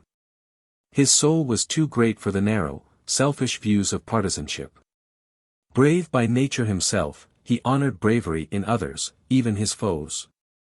Time and again I have heard him speak in the highest terms of the soldierly qualities of such brave Confederate generals as Lee, Stonewall Jackson, and Joseph E. Johns, T.on. Jackson was his ideal soldier. He is a brave, honest Presbyterian soldier, were his words. What a pity that we should have to fight such a gallant fellow.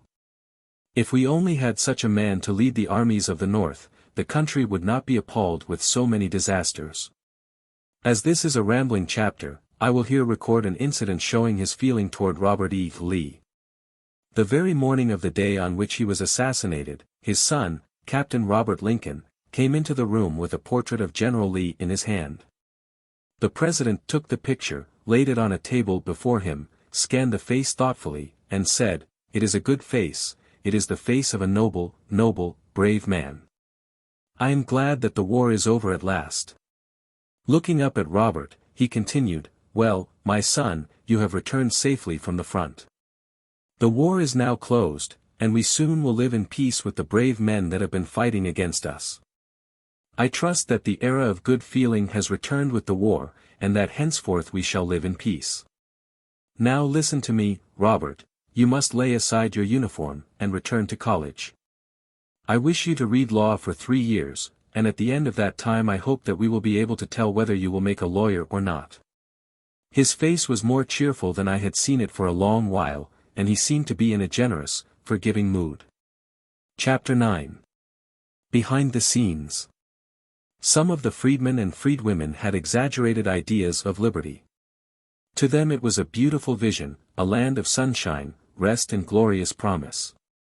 They flocked to Washington, and since their extravagant hopes were not realized, it was but natural that many of them should bitterly feel their disappointment. The colored people are wedded to associations, and when you destroy these you destroy half of the happiness of their lives. They make a home, and are so fond of it that they prefer it, squalid though it be, to the comparative ease and luxury of a shifting, roaming life. Well, the emancipated slaves, in coming north, left old associations behind them, and the love for the past was so strong that they could not find much beauty in the new life so suddenly opened to them. Thousands of the disappointed, huddled together in camps, fretted and pined like children for the good old times. In visiting them in the interests of the Relief Society of which I was president, they would crowd around me with pitiful stories of distress. Often I heard them declare that they would rather go back to slavery in the South, and be with their old masters, than to enjoy the freedom of the North. I believe they were sincere in these declarations, because dependence had become a part of their second nature, and independence brought with it the cares and vexations of poverty. I was very much amused one day at the grave complaints of a good old, simple-minded woman, fresh from a life of servitude. She had never ventured beyond a plantation until coming north. The change was too radical for her, and she could not exactly understand it. She thought, as many others thought, that Mr. and Mrs. Lincoln were the government, and that the president and his wife had nothing to do but to supply the extravagant wants of every one that applied to them. The wants of this old woman, however, were not very extravagant. "Why, Mrs. Keckley," said she to me one day, "I has been here 8 months, and Mrs. Lingham ain't even give me one shife. Bliss God, child'n, if I had ar no dat de government, and Mr. and Mrs. Government, was going to do dat ar way, I never would ave comed here in God's world. My old missus ust give me 2 shifes every year." I could not restrain a laugh at the grave manner in which this good old woman entered her protest. Her idea of freedom was 2 or more old shifts every year. Northern readers may not fully recognize the pith of the joke. On the southern plantation, the mistress, according to established custom, every year made a present of certain undergarments to her slaves, which articles were always anxiously looked forward to, and thankfully received. The old woman had been in the habit of receiving annually 2 shifts from her mistress, and she thought the wife of the President of the United States very mean for overlooking this established custom of the plantation. While some of the emancipated blacks pined for the old associations of slavery, and refused to help themselves, others went to work with commendable energy, and planned with remarkable forethought. They built themselves cabins, and each family cultivated for itself a small patch of ground. The colored people are fond of domestic life, and with them domestication means happy children, a fat pig, a dozen or more chickens, and a garden. Whoever visits the Freedmen's Village now in the vicinity of Washington will discover all of these evidences of prosperity and happiness. The schools are objects of much interest. Good teachers, white and colored, are employed, and whole brigades of bright-eyed dusky children are there taught the common branches of education. These children are studious, and the teachers inform me that their advancement is rapid. I number among my personal friends 12 colored girls employed as teachers in the schools at Washington. The Colored Mission Sabbath School, established through the influence of Gen. Brown at the 15th Street Presbyterian Church, is always an object of great interest to the residents of the capital, as well as to the hundreds of strangers visiting the city. In 1864 the receptions again commenced at the White House. For the first 2 years of Mr. Lincoln's administration, the President selected a lady to join in the promenade with him, which left Mrs. Lincoln free to choose an escort from among the distinguished gentlemen that always surrounded her on such occasions. This custom at last was discontinued by Mrs. Lincoln. Elizabeth. I was sewing in her room, and she was seated in a comfortable armchair. "Elizabeth, I have been thinking over a little matter. As you are well aware, the President, at every reception, selects a lady to lead the promenade with him. Now it occurs to me that this custom is an absurd one. On such occasions our guests recognize the position of the President as first of all, consequently, he takes the lead in everything. Well, now, if they recognize his position they should also recognize mine. I am his wife, and should lead with him. And yet he offers his arm to any other lady in the room, making her first with him and placing me second. The custom is an absurd one, and I mean to abolish it. The dignity that I owe to my position, as Mrs. President, demands that I should not hesitate any longer to act." Mrs. Lincoln kept her word. Ever after this, she either led the promenade with the president, or the president walked alone or with a gentleman.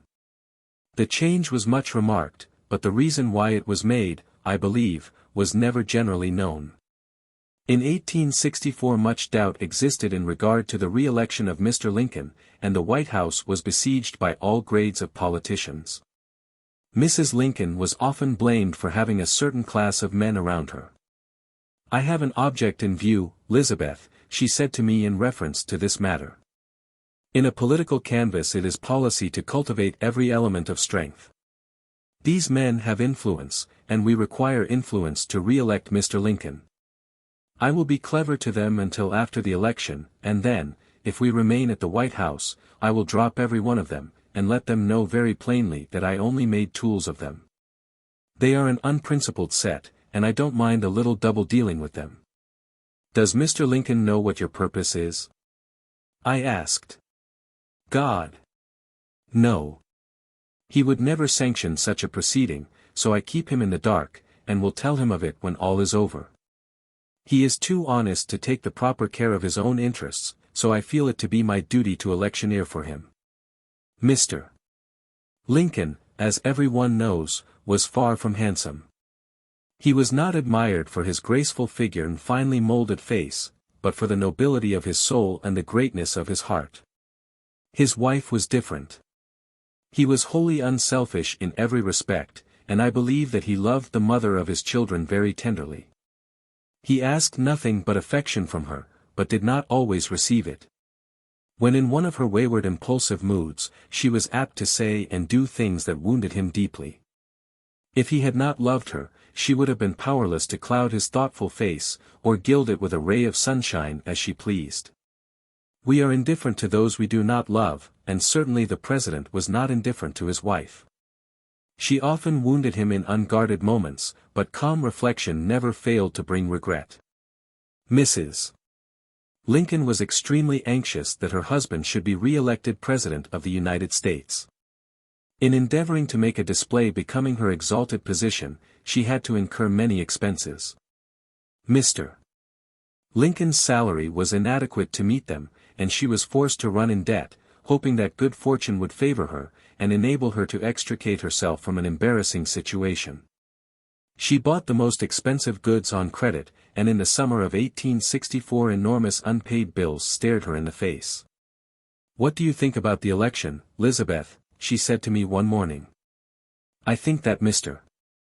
Lincoln will remain in the White House 4 years longer," I replied, looking up from my work. "What makes you think so?" "Somehow I have learned to fear that he will be defeated. Because he has been tried, and has proved faithful to the best interests of the country. The people of the North recognize in him an honest man, and they are willing to confide in him, at least until the war has been brought to a close.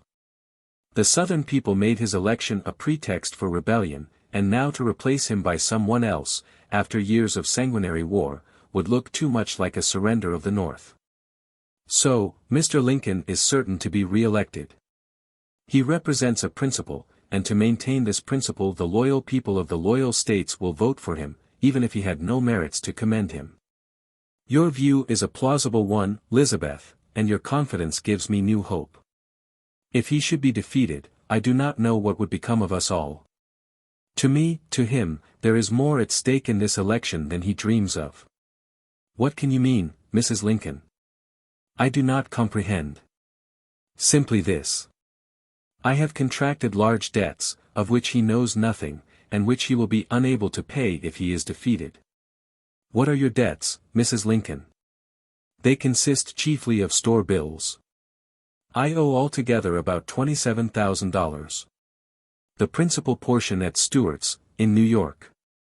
You understand, Elizabeth, that Mr. Lincoln has but little idea of the expense of a woman's wardrobe. He glances at my rich dresses, and is happy in the belief that the few $100s that I obtain from him supply all my wants. I must dress in costly materials. The people scrutinize every article that I wear with critical curiosity. The very fact of having grown up in the West, subjects me to more searching observation. To keep up appearances, I must have money, more than Mr. Lincoln can spare for me. He is too honest to make a penny outside of his salary. Consequently I had, and still have, no alternative but to run in debt. And Mr. Lincoln does not even suspect how much you owe. God, no. This was a favorite expression of hers, and I would not have him suspect. If he knew that his wife was involved to the extent that she is, the knowledge would drive him mad. He is so sincere and straightforward himself, that he is shocked by the duplicity of others. He does not know a thing about any debts, and I value his happiness, not to speak of my own, too much to allow him to know anything. This is what troubles me so much. If he is re-elected, I can keep him in ignorance of my affairs. But if he is defeated, then the bills will be sent in, and he will know all, and something like a hysterical sob escaped her. Mrs. Lincoln sometimes feared that the politicians would get hold of the particulars of her debts, and use them in the presidential campaign against her husband, and when this thought occurred to her, she was almost crazy with anxiety and fear. When in one of these excited moods, she would fiercely exclaim, "The Republican politicians must pay my debts. Hundreds of them are getting immensely rich off the patronage of my husband, and it is but fair that they should help me out of my embarrassment. I will make a demand of them, and when I tell them the facts they cannot refuse to advance whatever money I require." Chapter 10. The Second Inauguration. Mrs. Lincoln came to my apartments one day towards the close of the summer of 1864, to consult me in relation to a dress. And here let me remark, I never approved of ladies, attached to the presidential household, coming to my rooms. I always thought that it would be more consistent with their dignity to send for me, and let me come to them, instead of their coming to me. I may have peculiar notions about some things, and this may be regarded as one of them. No matter, I have recorded my opinion. I cannot forget the associations of my early life. Well, Mrs. Lincoln came to my rooms, and, as usual, she had much to say about the presidential election. After some conversation, she asked, "Lizzie, where do you think I will be this time next summer?" "Why, in the White House, of course." "I cannot believe so. I have no hope of the re-election of Mr. Lincoln. The canvass is a heated one, the people begin to murmur at the war, and every vile charge is brought against my husband." "No matter," I replied, "Mr. Lincoln will be re-elected. I am so confident of it, that I am tempted to ask a favor of you." "A favor?" "Well, if we remain in the White House I shall be able to do you many favors." "What is the special favor?" "Simply this, Mrs. Lincoln, I should like for you to make me a present of the right-hand glove that the President wears at the first public reception after his second inaugural. You shall have it in welcome. It will be so filthy when he pulls it off, I shall be tempted to take the tongs and put it in the fire. I cannot imagine, Elizabeth, what you want with such a glove. I shall cherish it as a precious memento of the second inauguration of the man who has done so much for my race. He has been a Jehovah to my people, has lifted them out of bondage, and directed their footsteps from darkness into light. I shall keep the glove, and hand it down to posterity. You have some strange ideas, Elizabeth. Never mind, you shall have the glove, that is, if Mr. Lincoln continues president after the 4th of March next. I held Mrs. Lincoln to her promise. That glove is now in my possession, bearing the marks of the thousands of hands that grasped the honest hand of Mr. Lincoln on that eventful night. Alas! It has become a prouder, sadder memento than I ever dreamed, prior to making the request, it would be. In due time the election came off, and all of my predictions were verified. The loyal states decided that Mr. Lincoln should continue at the nation's helm. Autumn faded, winter dragged slowly by, and still the country resounded with the clash of arms. The South was suffering, yet suffering was borne with heroic determination, and the army continued to present a bold, defiant front. With the first early breath of spring, thousands of people gathered in Washington to witness the second inauguration of Abraham Lincoln as President of the United States. It was a stirring day in the national capital, and one that will never fade from the memory of those who witnessed the imposing ceremonies. The morning was dark and gloomy, clouds hung like a pall in the sky, as if portending some great disaster. But when the president stepped forward to receive the oath of office, the clouds parted, and a ray of sunshine streamed from the heavens to fall upon and gild his face. It is also said that a brilliant star was seen at noonday. It was the noonday of life with Mr. Lincoln, and the star, as viewed in the light of subsequent events, was emblematic of a summons from on high. This was Saturday, and on Monday evening I went to the White House to dress Mrs. Lincoln for the first grand levee. While arranging Mrs. L.'s hair, the president came in. It was the first time I had seen him since the inauguration, and I went up to him, proffering my hand with words of congratulation. He grasped my outstretched hand warmly, and held it while he spoke. "Thank you." "Well, Madam Elizabeth," he always called me Madam Elizabeth, "I don't know whether I should feel thankful or not. The position brings with it many trials. We do not know what we are destined to pass through. But God will be with us all. I put my trust in God." He dropped my hand, and with solemn face walked across the room and took his seat on the sofa.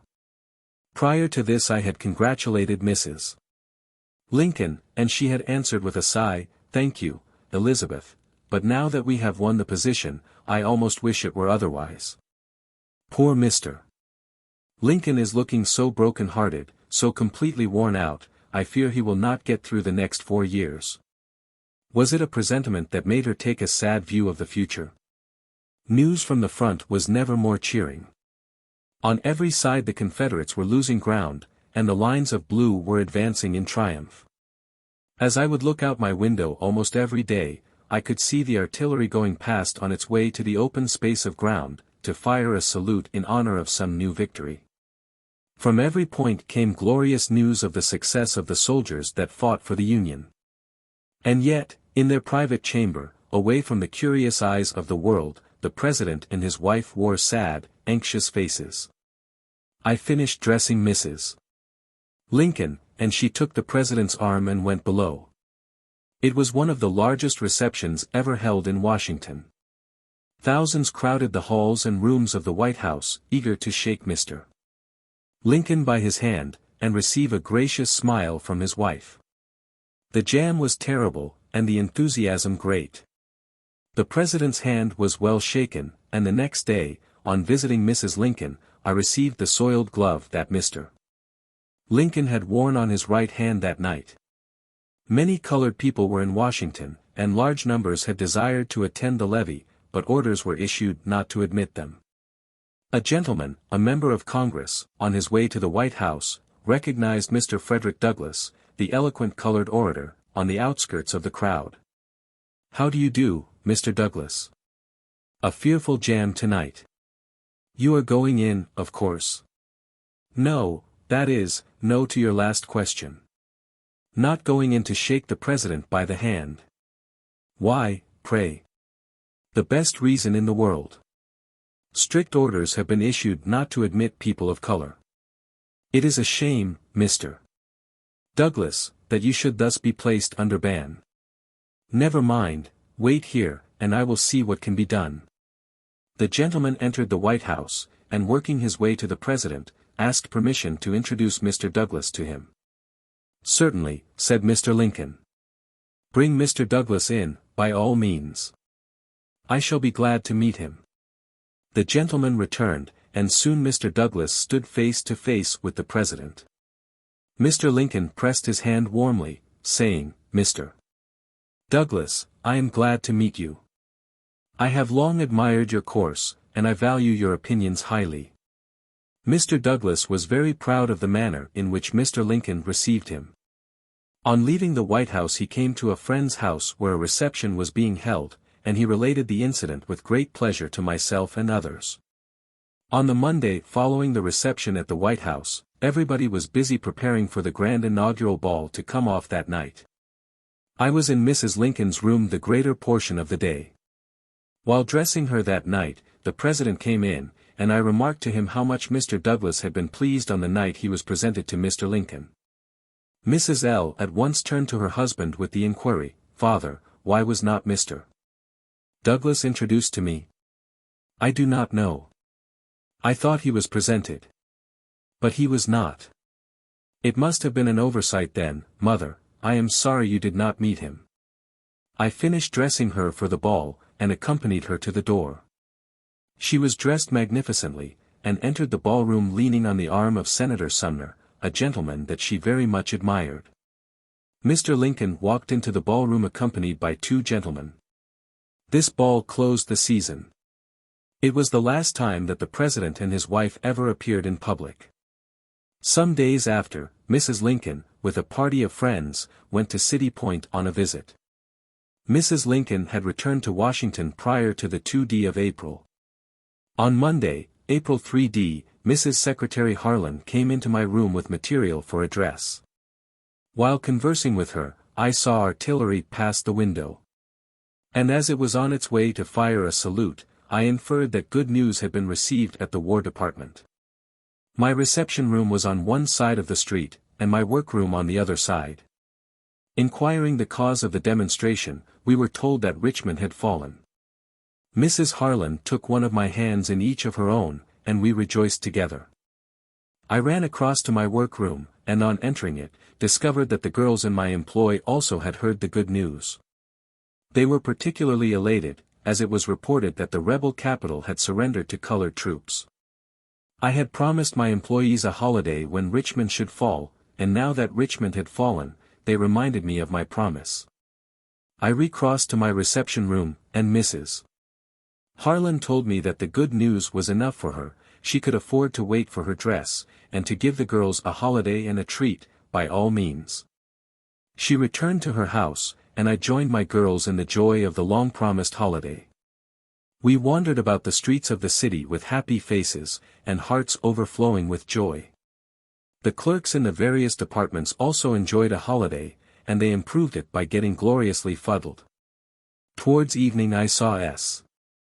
and many other usually clear-headed men, in the street, in a confused, uncertain state of mind. Mrs. Lincoln had invited me to accompany her to City Point. I went to the White House, and told her that if she intended to return, I would regard it as a privilege to go with her, as City Point was near Petersburg, my old home. Mrs. L. said she designed returning, and would be delighted to take me with her. So it was arranged that I should accompany her. A few days after we were on board the steamer, en route for City Point. Mrs. Lincoln was joined by Mrs. Secretary Harlan and daughter, Senator Sumner, and several other gentlemen. Prior to this, Mr. Lincoln had started for City Point, and before we reached our destination he had visited Richmond, Petersburg, and other points. We arrived on Friday, and Mrs. Lincoln was much disappointed when she learned that the President had visited the late Confederate capital, as she had greatly desired to be with him when he entered the conquered stronghold. It was immediately arranged that the entire party on board the River Queen should visit Richmond, and other points, with the President. The next morning, after the arrangement was perfected, we were steaming up James River, the river that so long had been impassable, even to our gunboats. The air was balmy, and the banks of the river were beautiful, and fragrant with the first sweet blossoms of spring. For hours I stood on deck, breathing the pure air, and viewing the landscape on either side of the majestically flowing river. Here stretched fair fields, emblematic of peace, and here deserted camps and frowning forts, speaking of the stern vicissitudes of war. Alas! How many changes had taken place since my eye had wandered over the classic fields of dear old Virginia. A birthplace is always dear, no matter under what circumstances you were born, since it revives in memory the golden hours of childhood, free from philosophy, and the warm kiss of a mother. I wondered if I should catch a glimpse of a familiar face. I wondered what had become of those I once knew. Had they fallen in battle, been scattered by the relentless tide of war, or were they still living as they lived when last I saw them? I wondered, now that Richmond had fallen, and Virginia been restored to the clustering stars of the Union, if the people would come together in the bonds of peace, and as I gazed and wondered, the River Queen rapidly carried us to our destination. The presidential party were all curiosity on entering Richmond.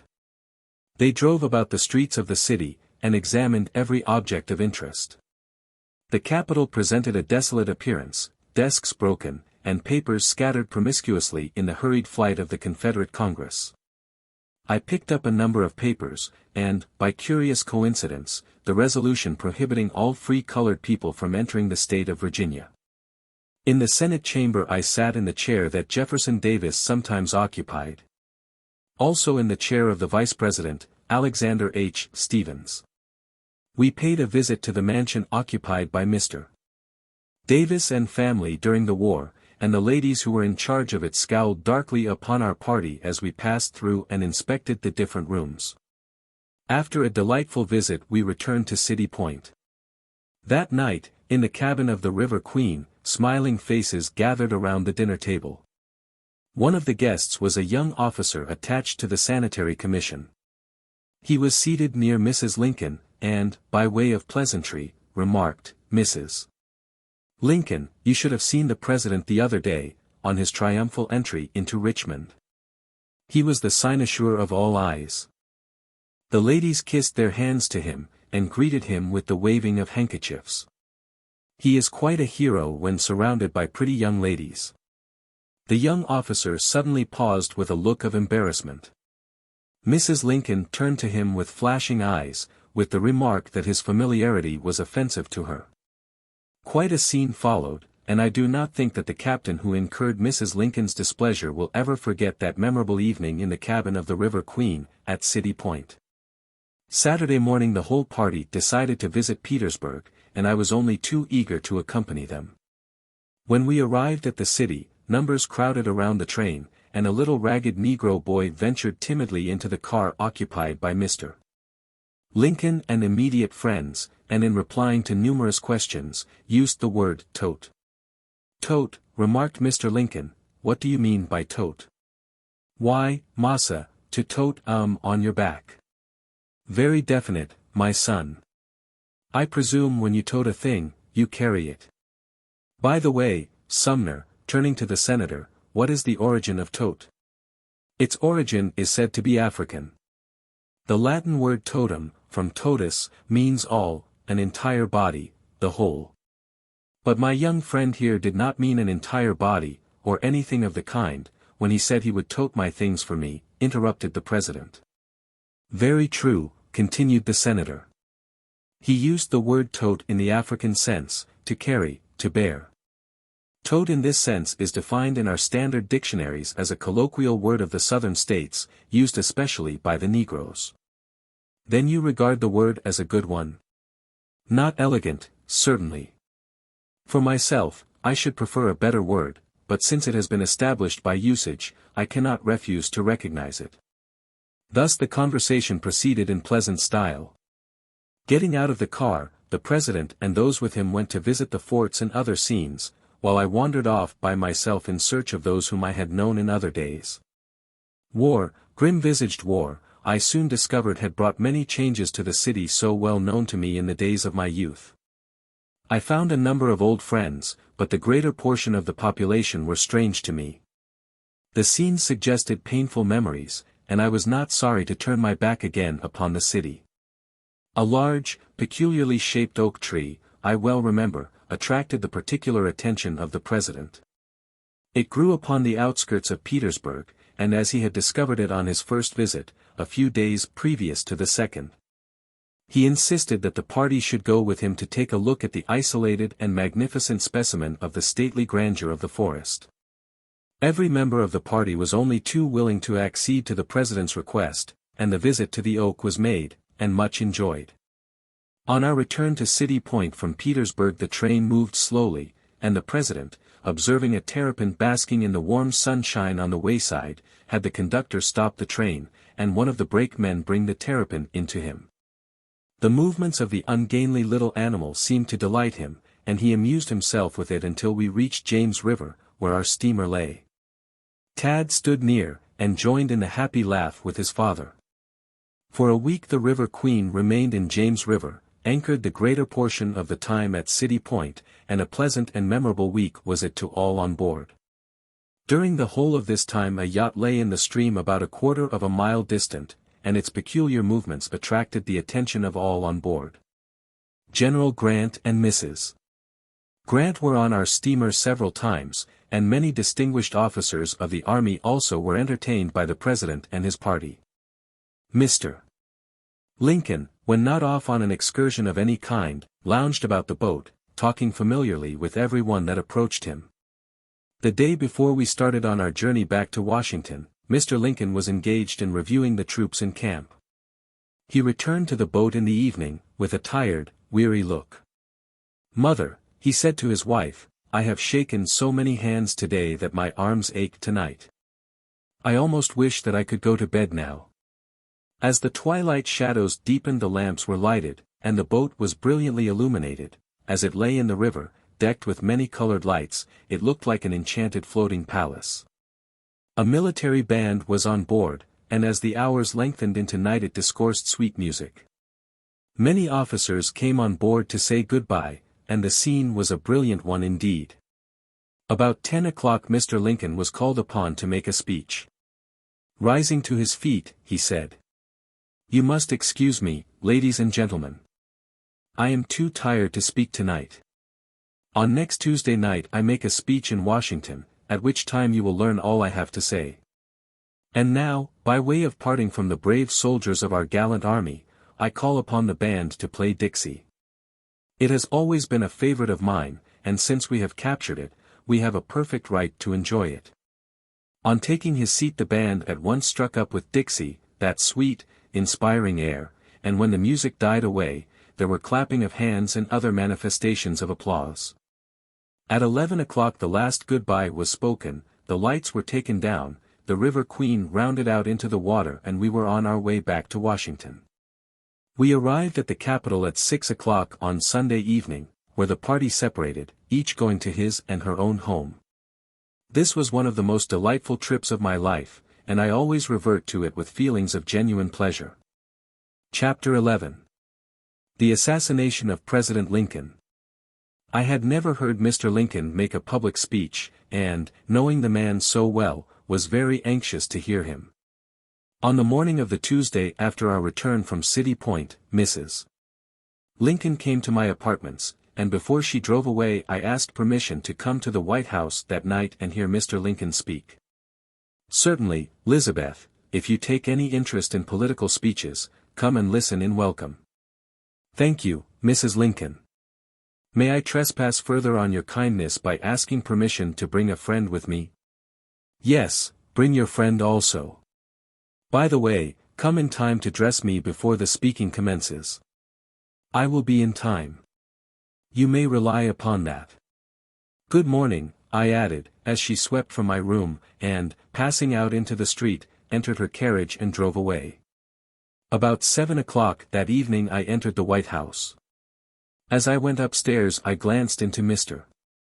Lincoln's room through the half-open door, and seated by a desk was the President, looking over his notes and muttering to himself. His face was thoughtful, his manner abstracted, and I knew, as I paused a moment to watch him, that he was rehearsing the part that he was to play in the great drama soon to commence. Proceeding to Mrs. Lincoln's apartment, I worked with busy fingers, and in a short time her toilette was completed. Great crowds began to gather in front of the White House, and loud calls were made for the President. The band stopped playing, and as he advanced to the center window over the door to make his address, I looked out, and never saw such a mass of heads before. It was like a black, gently swelling sea. The swaying motion of the crowd, in the dim uncertain light, was like the rising and falling of billows, like the ebb and flow of the tide upon the stranded shore of the ocean. Close to the house the faces were plainly discernible, but they faded into mere ghostly outlines on the outskirts of the assembly. And what added to the weird, spectral beauty of the scene, was the confused hum of voices that rose above the sea of forms, sounding like the subdued, sullen roar of an ocean storm, or the wind soughing through the dark lonely forest. It was a grand and imposing scene, and when the President, with pale face and his soul flashing through his eyes, advanced to speak, he looked more like a demigod than a man crowned with the fleeting days of mortality. The moment the President appeared at the window he was greeted with a storm of applause, and voices re-echoed the cry, "A light! A light!" A lamp was brought, and little Tad at once rushed to his father's side, exclaiming, "Let me hold the light, Papa. Let me hold the light." Mrs. Lincoln directed that the wish of her son be gratified, and the lamp was transferred to his hands. The father and son standing there in the presence of thousands of free citizens, the one lost in a chain of eloquent ideas, the other looking up into the speaking face with a proud, manly look, formed a beautiful and striking tableau. There were a number of distinguished gentlemen, as well as ladies, in the room, nearly all of whom remarked the picture. I stood a short distance from Mr.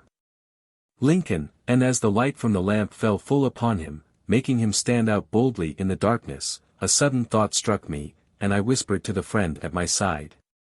What an easy matter would it be to kill the president. As he stands there, he could be shot down from the crowd, and no one be able to tell who fired the shot. I do not know what put such an idea into my head, unless it was the sudden remembrance of the many warnings that Mr. Lincoln had received. The next day, I made mention to Mrs. Lincoln of the idea that had impressed me so strangely the night before, and she replied with a sigh. Yes, yes, Mr. Lincoln's life is always exposed.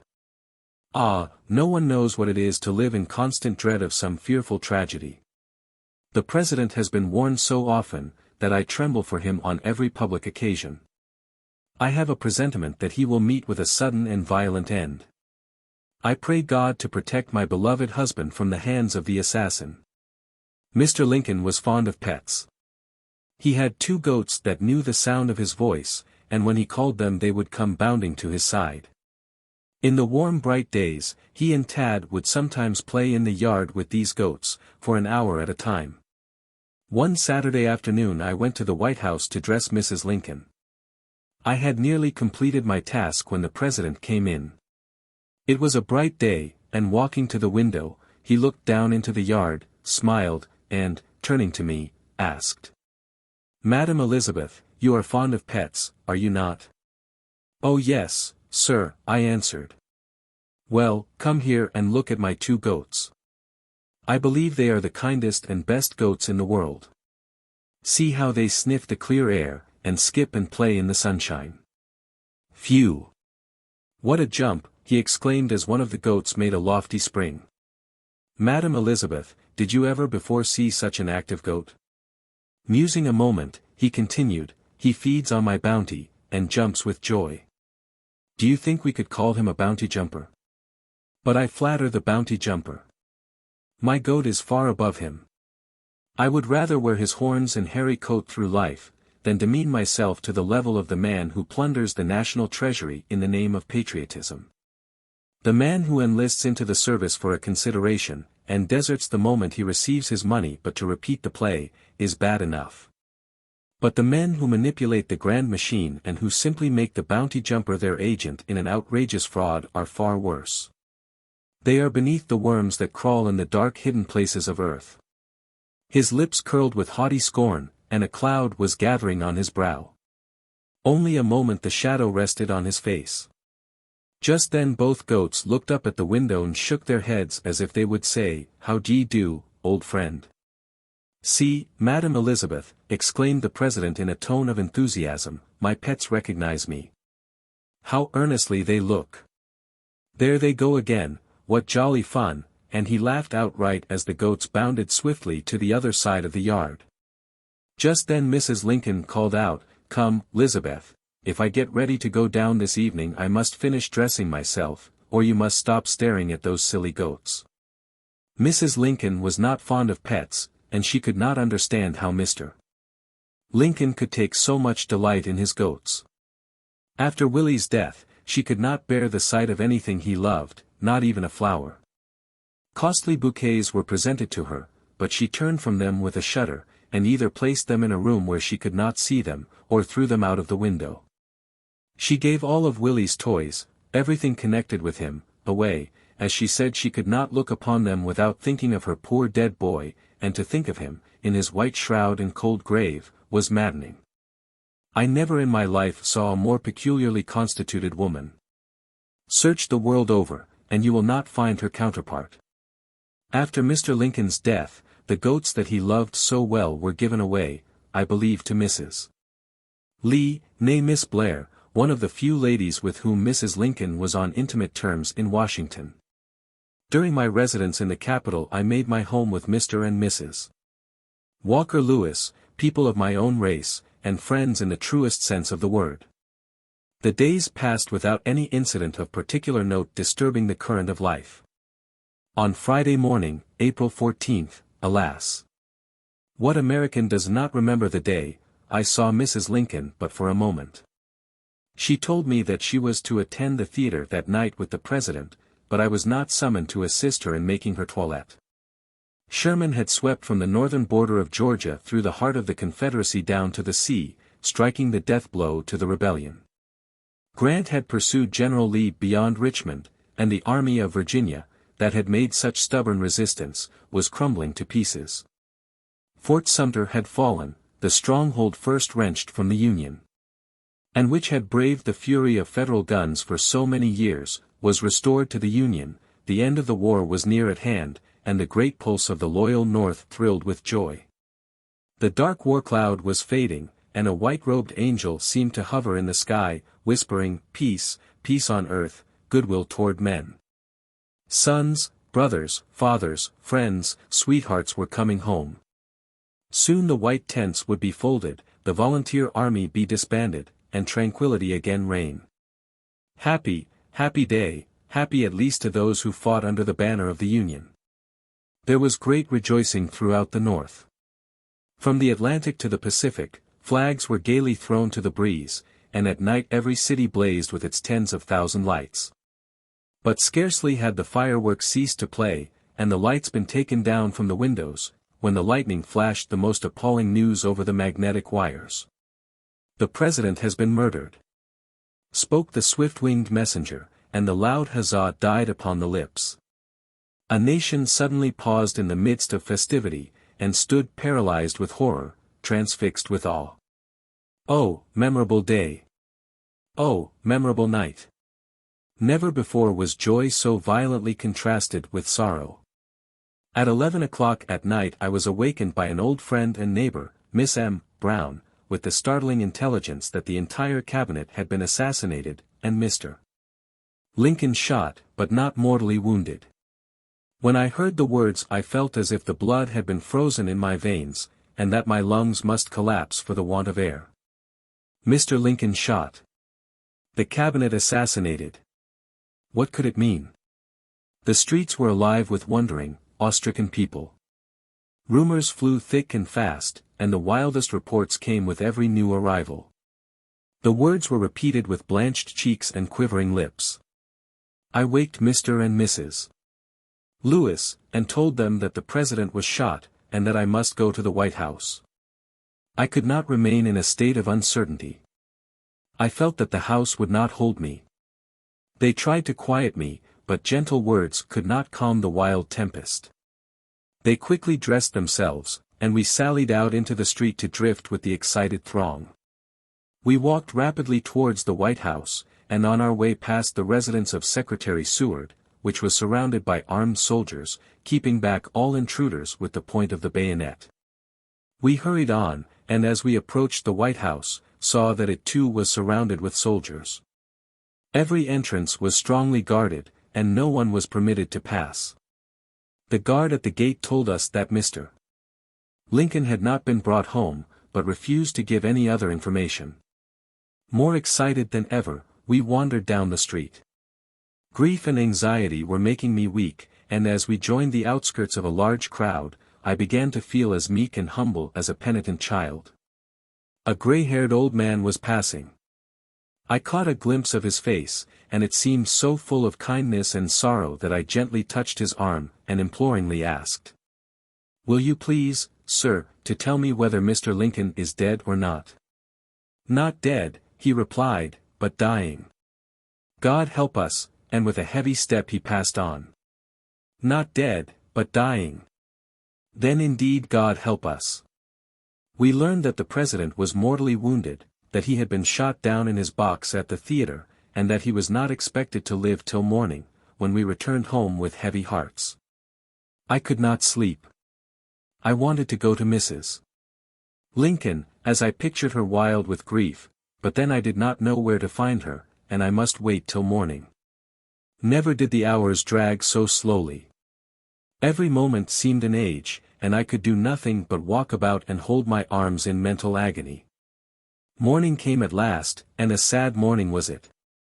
The flags that floated so gaily yesterday now were draped in black, and hung in silent folds at half-mast. The president was dead, and a nation was mourning for him. Every house was draped in black, and every face wore a solemn look. People spoke in subdued tones, and glided whisperingly, wonderingly, silently about the streets. About 11 o'clock on Saturday morning a carriage drove up to the door, and a messenger asked for Elizabeth Keckley. "Who wants her?" I asked. "I come from Mrs. Lincoln." "If you are Mrs. Keckley, come with me immediately to the White House." I hastily put on my shawl and bonnet, and was driven at a rapid rate to the White House. Everything about the building was sad and solemn. I was quickly shown to Mrs. Lincoln's room, and on entering, saw Mrs. L. tossing uneasily about upon a bed. The room was darkened, and the only person in it besides the widow of the president was Mrs.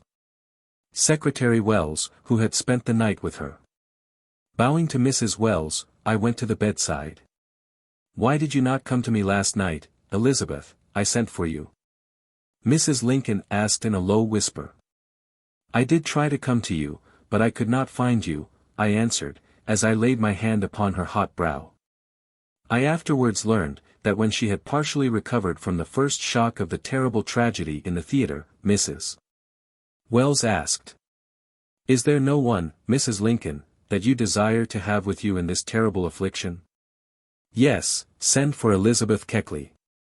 I want her just as soon as she can be brought here." 3 messengers, it appears, were successively dispatched for me, but all of them mistook the number and failed to find me. Shortly after entering the room on Saturday morning, Mrs. Wells excused herself, as she said she must go to her own family, and I was left alone with Mrs. Lincoln. She was nearly exhausted with grief, and when she became a little quiet, I asked and received permission to go into the guest's room, where the body of the president lay in state. When I crossed the threshold of the room, I could not help recalling the day on which I had seen little Willie lying in his coffin where the body of his father now lay. I remembered how the president had wept over the pale beautiful face of his gifted boy, and now the president himself was dead. The last time I saw him he spoke kindly to me, but alas! The lips would never move again. The light had faded from his eyes, and when the light went out the soul went with it. What a noble soul was his, noble in all the noble attributes of God. Never did I enter the solemn chamber of death with such palpitating heart and trembling footsteps as I entered it that day. No common mortal had died.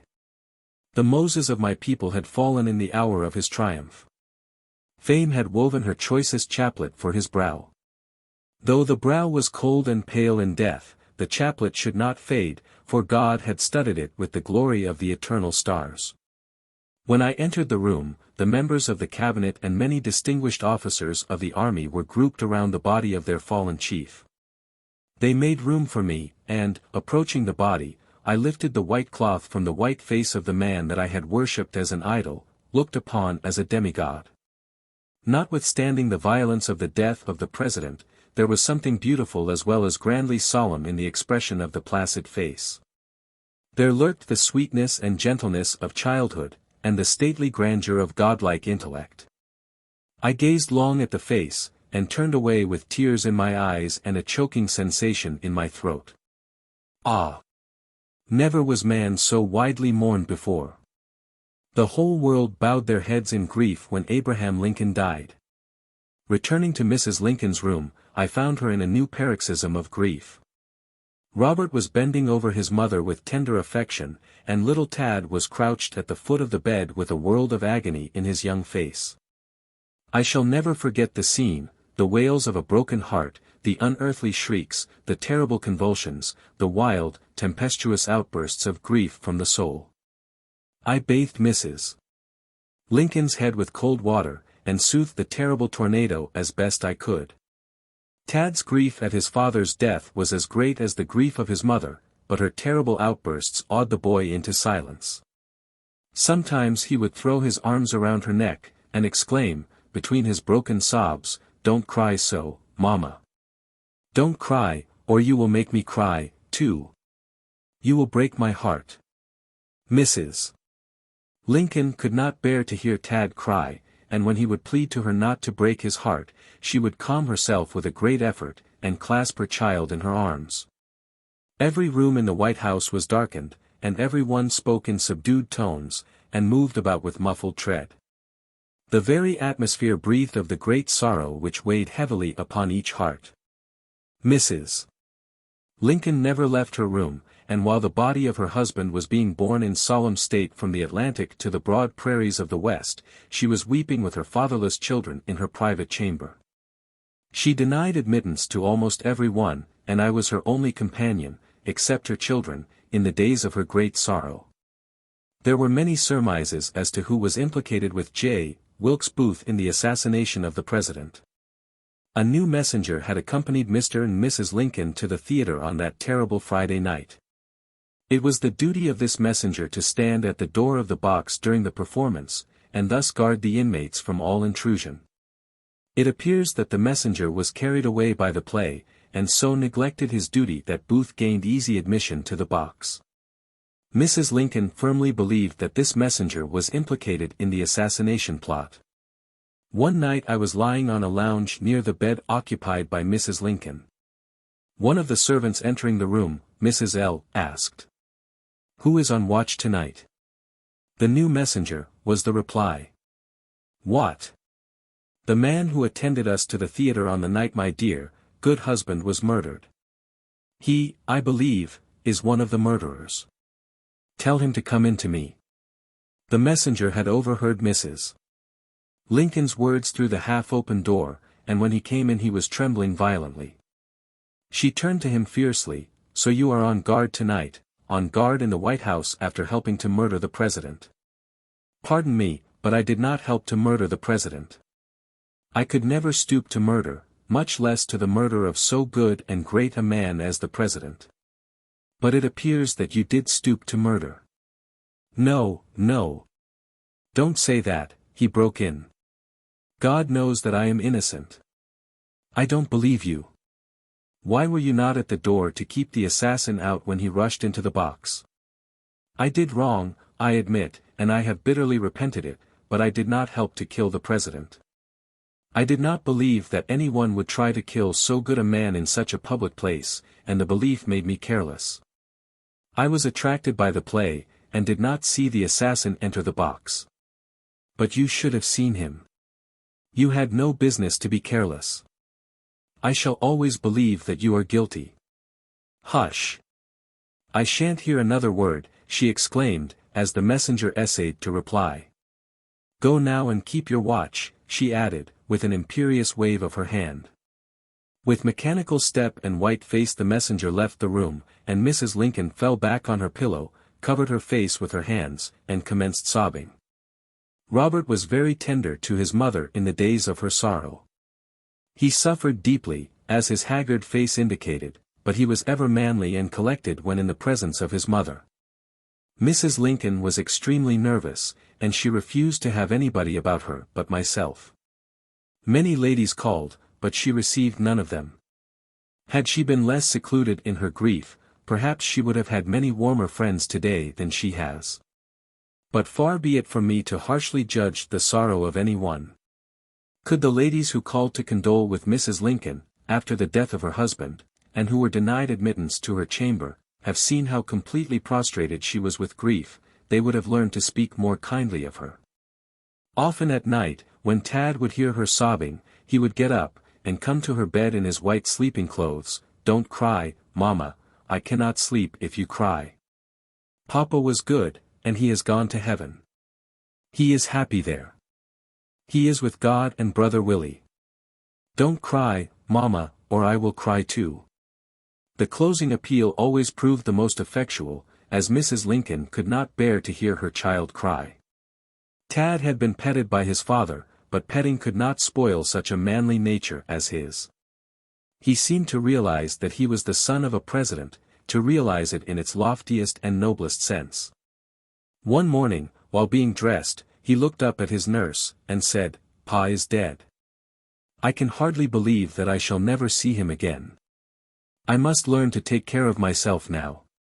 He looked thoughtful a moment, then added, "Yes, Pa is dead, and I am only Tad Lincoln now, little Tad, like other little boys. I am not a president's son now.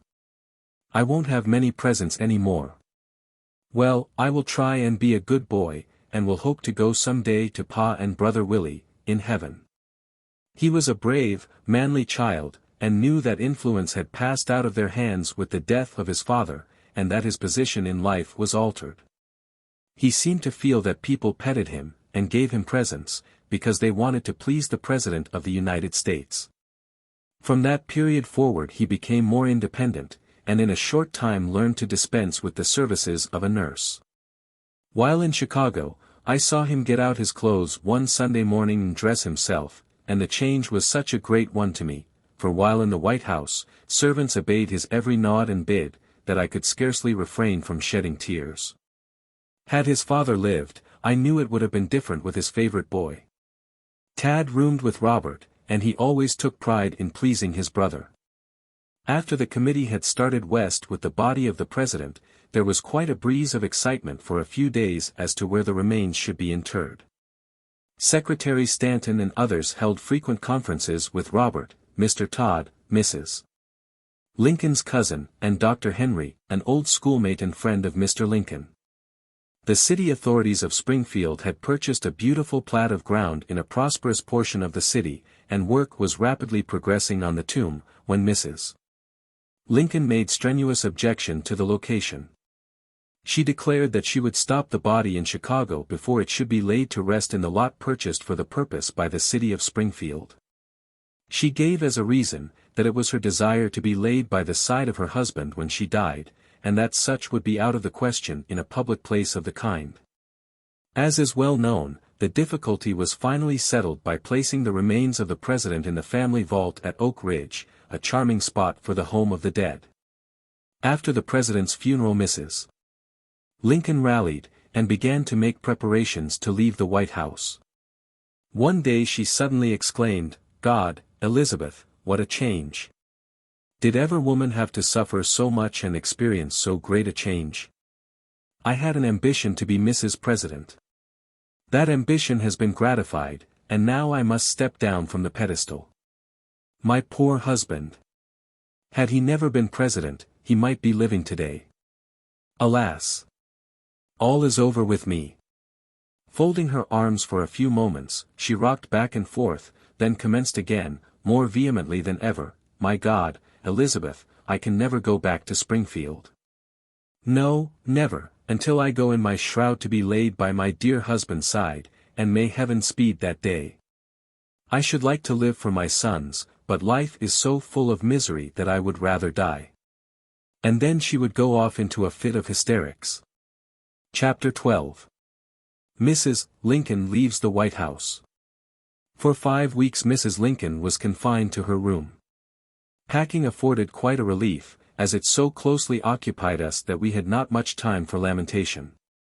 Letters of condolence were received from all parts of the country, and even from foreign potentates, but Mr. Andrew Johnson, the successor of Mr. Lincoln, never called on the widow, or even so much as wrote a line expressing sympathy for her grief and the loss of her husband. Robert called on him one day to tell him that his mother would turn the White House over to him in a few days, and he never even so much as inquired after their welfare. Mrs. Lincoln firmly believes that Mr. Johnson was concerned in the assassination plot.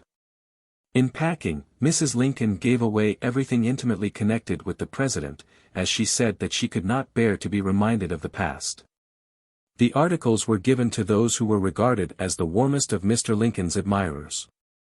All of the presents passed through my hands. The dress that Mrs. Lincoln wore on the night of the assassination was given to Mrs. Slade, the wife of an old and faithful messenger. The cloak, stained with the president's blood, was given to me, as also was the bonnet worn on the same memorable night. Afterwards I received the comb and brush that Mr. Lincoln used during his residence at the White House. With this same comb and brush I had often combed his head. When almost ready to go down to a reception, he would turn to me with a quizzical look. "Well, Madam Elizabeth, will you brush my bristles down tonight?" "Yes, Mr. Lincoln." Then he would take his seat in an easy chair, and sit quietly while I arranged his hair. As may well be imagined, I was only too glad to accept this comb and brush from the hands of Mrs. Lincoln. The cloak, bonnet, comb, and brush, the glove worn at the first reception after the second inaugural, and Mr. Lincoln's overshoes, also given to me, I have since donated for the benefit of Wilberforce University, a colored college near Xenia, Ohio, destroyed by fire on the night that the president was murdered. There was much surmise, when Mrs. Lincoln left the White House, what her 50 or 60 boxes, not to count her score of trunks, could contain. Had the government not been so liberal in furnishing the boxes, it is possible that there would have been less demand for so much transportation. The boxes were loosely packed, and many of them with articles not worth carrying away. Mrs. Lincoln had a passion for hoarding old things, believing, with Toodles, that they were handy to have about the house.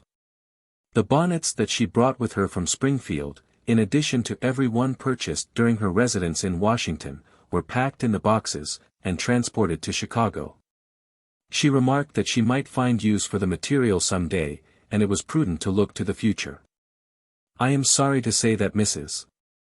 Lincoln's foresight in regard to the future was only confined to cast-off clothing, as she owed, at the time of the president's death, different store bills amounting to $70,000.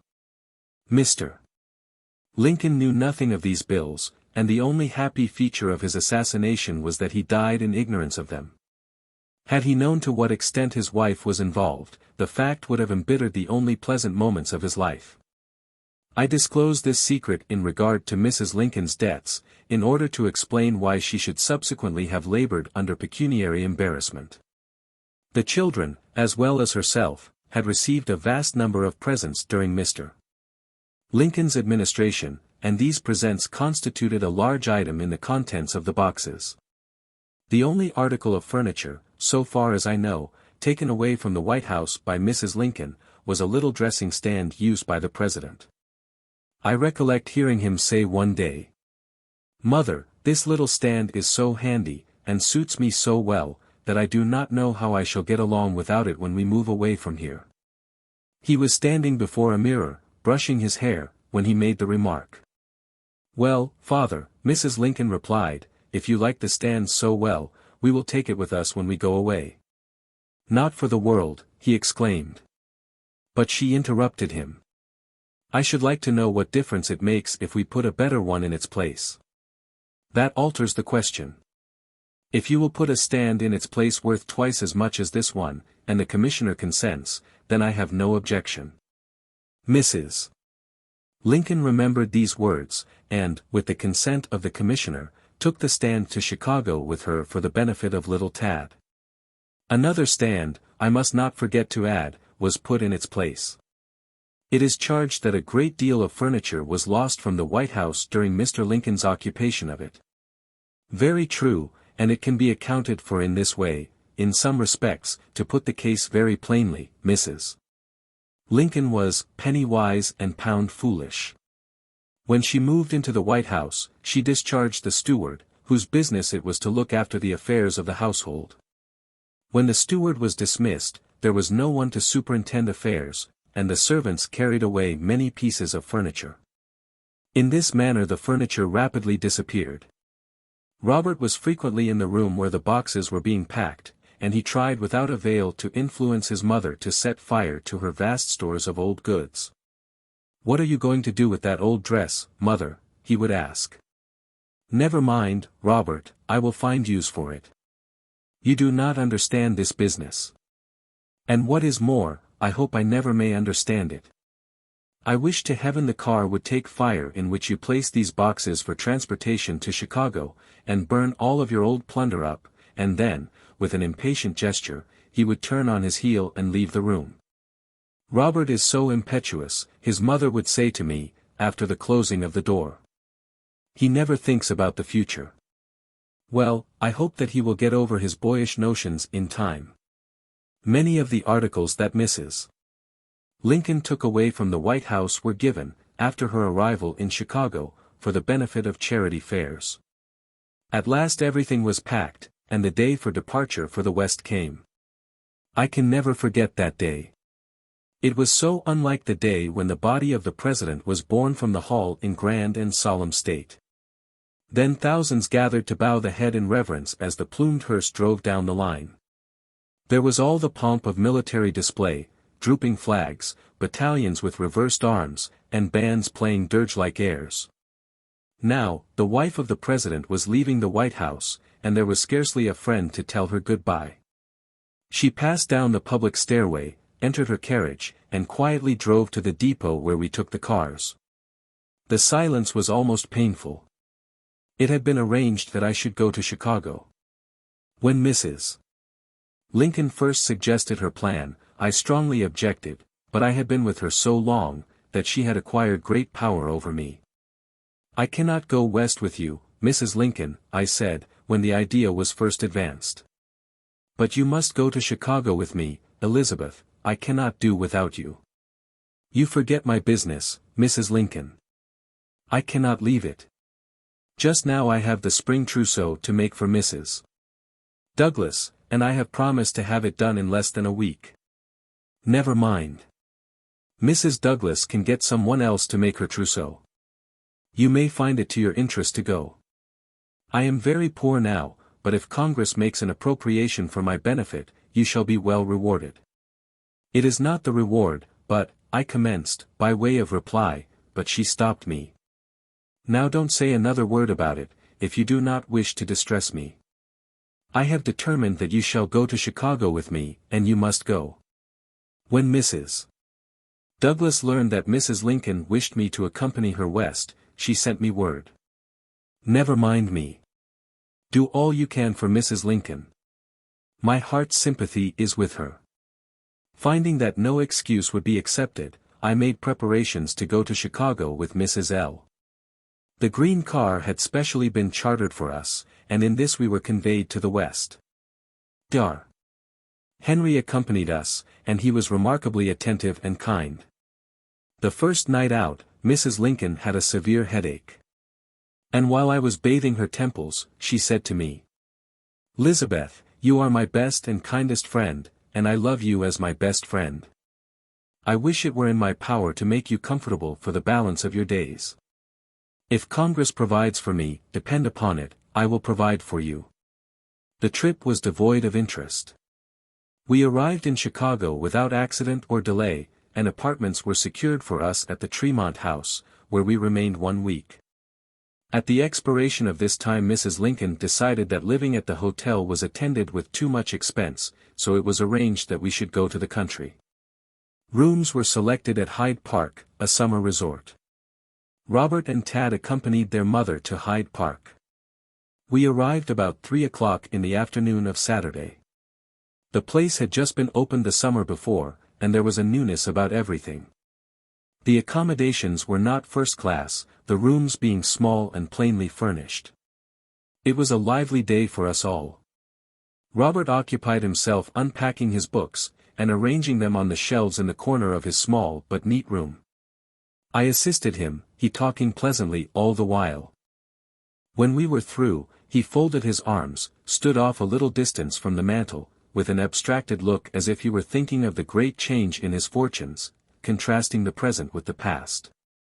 Turning to me, he asked, "Well, Mrs. Keckley, how do you like our new quarters?" "This is a delightful place, and I think you will pass your time pleasantly," I answered. He looked at me with a quizzical smile, then remarked, "You call it a delightful place. Well, perhaps it is. Since you do not have to stay here, you can safely say as much about the charming situation as you please. I presume that I must put up with it, as mother's pleasure must be consulted before my own. But candidly, I would almost as soon be dead as be compelled to remain 3 months in this dreary house." He seemed to feel what he said, and going to the window, he looked out upon the view with moody countenance. I passed into Mrs. Lincoln's room, and found her lying upon the bed, sobbing as if her heart would break. "What a dreary place, Lizzie. And to think that I should be compelled to live here, because I have not the means to live elsewhere. Ah! What a sad change has come to us all." I had listened to her sobbing for 8 weeks, therefore I was never surprised to find her in tears.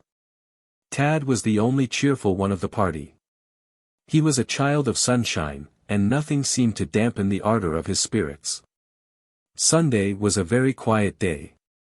I looked out of my window in the morning, upon the beautiful lake that formed one of the most delightful views from the house. The wind was just strong enough to ripple the broad bosom of the water, and each ripple caught a jewel from the sunshine, and threw it sparkling up towards the sky.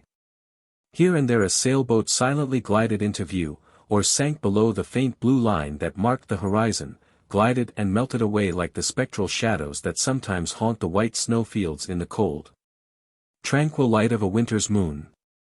As I stood by my window that morning, looking out upon the lake, my thoughts were etherealized, the reflected sunbeams suggested visions of crowns studded with the jewels of eternal life. And I wondered how anyone could call Hyde Park a dreary place. I had seen so much trouble in my life, that I was willing to fold my arms and sink into a passive slumber anywhere, so the great longing of the soul was gratified, rest. Robert spent the day in his room with his books, while I remained in Mrs. Lincoln's room, talking with her, contrasting the present with the past, and drawing plans for the future. She held no communication, by letter or otherwise, with any of her relatives or old friends, saying that she wished to lead a secluded life for the summer. Old faces, she claimed, would only bring back memories of scenes that she desired to forget.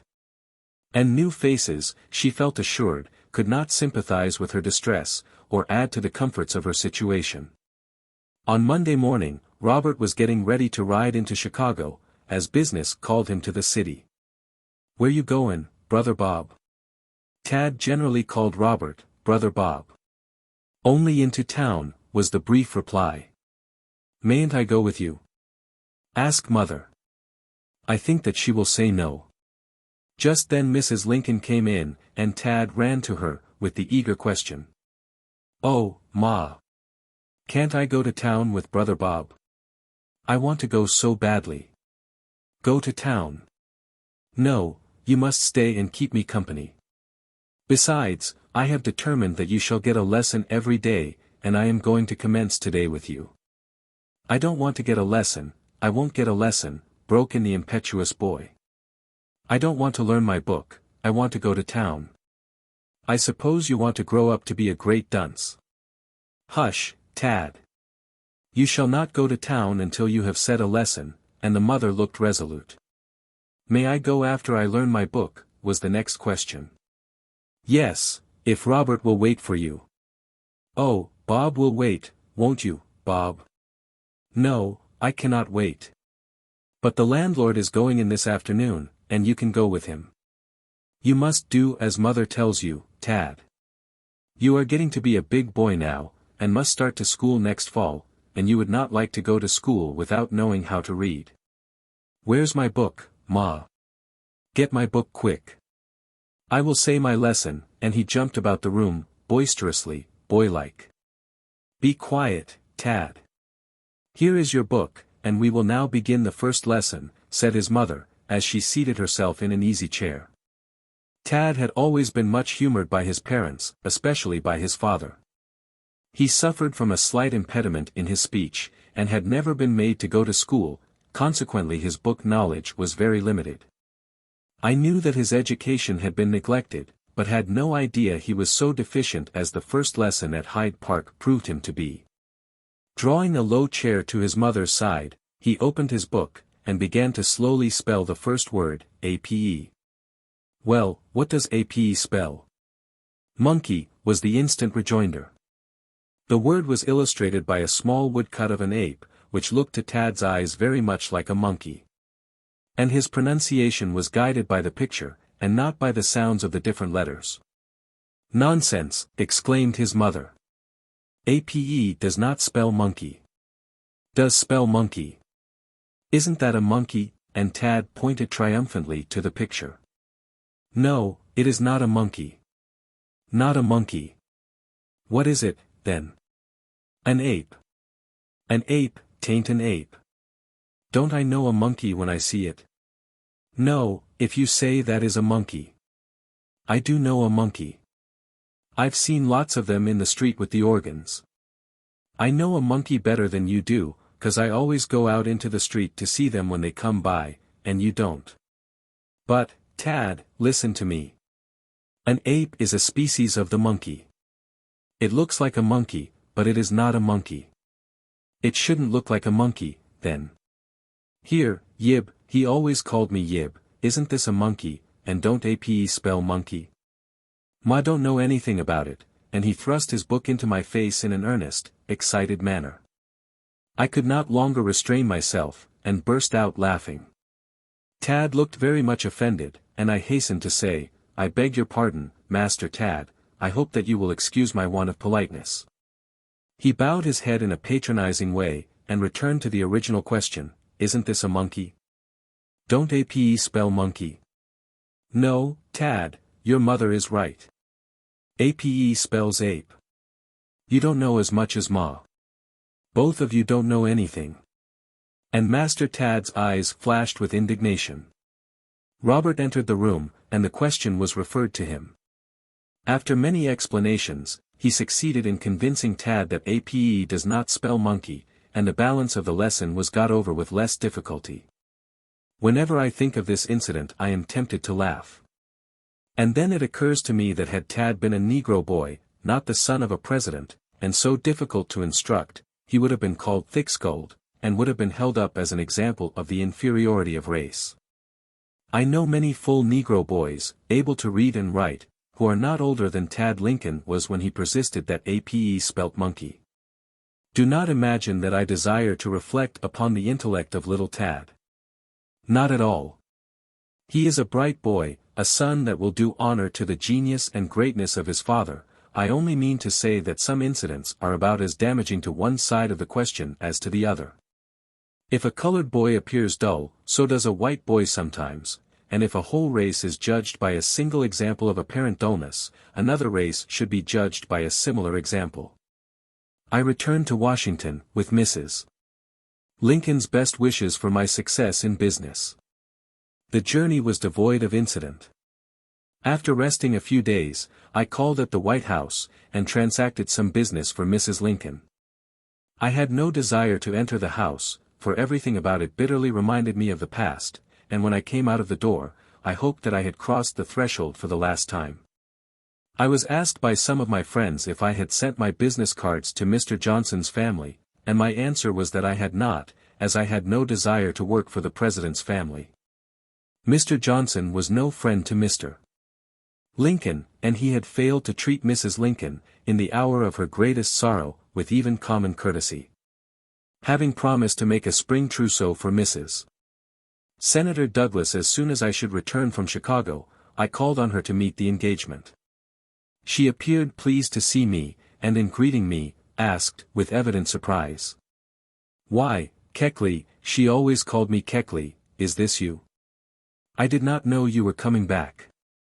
It was reported that you designed remaining with Mrs. Lincoln all summer.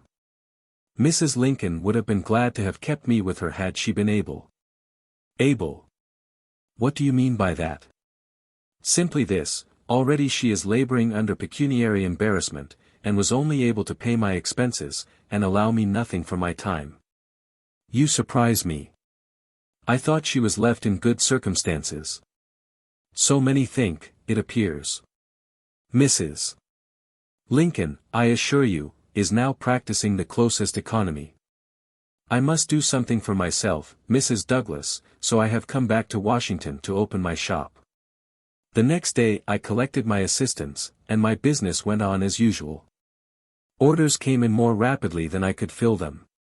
One day, in the middle of the month of June, the girl who was attending the door came into the cutting room, where I was hard at work. "Mrs. Keckley, there is a lady below, who wants to see you." "Who is she?" "I don't know. I did not learn her name." "Is her face familiar?" Does she look like a regular customer? No, she is a stranger. I don't think she was ever here before. She came in an open carriage, with a black woman for an attendant.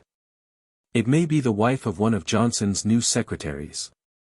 Do go down, Mrs. Keckley, exclaimed my workgirls in a chorus.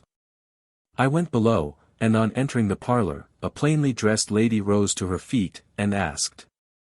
Is this the dressmaker? Yes, I am a dressmaker. Mrs. Keckley? Yes. Mrs. Lincoln's former dressmaker, were you not? Yes, I work for Mrs. Lincoln. Are you very busy now? Very, indeed. Can you do anything for me? That depends upon what is to be done, and when it is to be done. Well, say one dress now, and several others a few weeks later. I can make one dress for you now, but no more. I cannot finish the one for you in less than 3 weeks. That will answer. I am Mrs. Patterson, the daughter of President Johnson. I expect my sister, Mrs. Stover, here in 3 weeks, and the dress is for her. We are both the same size, and you can fit the dress to me. The terms were satisfactorily arranged, and after measuring Mrs.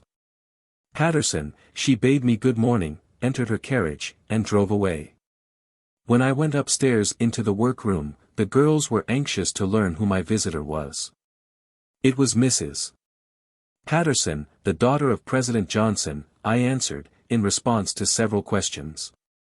What? The daughter of our good Moses. Are you going to work for her? I have taken her order.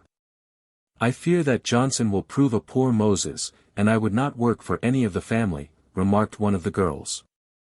None of them appeared to like Mr. Lincoln's successor. I finished the dress for Mrs. Patterson, and it gave satisfaction. I afterwards learned that both Mrs. Patterson and Mrs. Stover were kind-hearted, plain, unassuming women, making no pretensions to elegance. One day when I called at the White House, in relation to some work that I was doing for them, I found Mrs. Patterson busily at work with a sewing machine.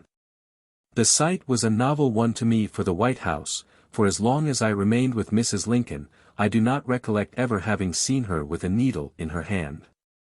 The last work done for the Johnsons by me were 2 dresses, one for each of the sisters.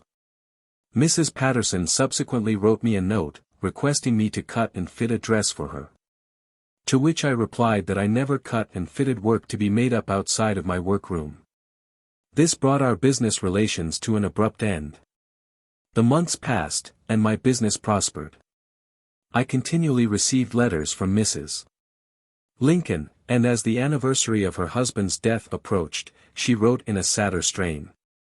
Before I left Chicago she had exacted the promise that should Congress make an appropriation for her benefit, I must join her in the West, and go with her to visit the tomb of the President for the first time. The appropriation was made one of the conditions of my visit, for without relief from Congress she would be unable to bear my expenses. The appropriation was not made, and so I was unable to join Mrs. Lincoln at the appointed time. She wrote me that her plan was to leave Chicago in the morning with Tad, reach Springfield at night, stop at one of the hotels, drive out to Oak Ridge the next day, and take the train for Chicago the same evening, thus avoiding a meeting with any of her old friends.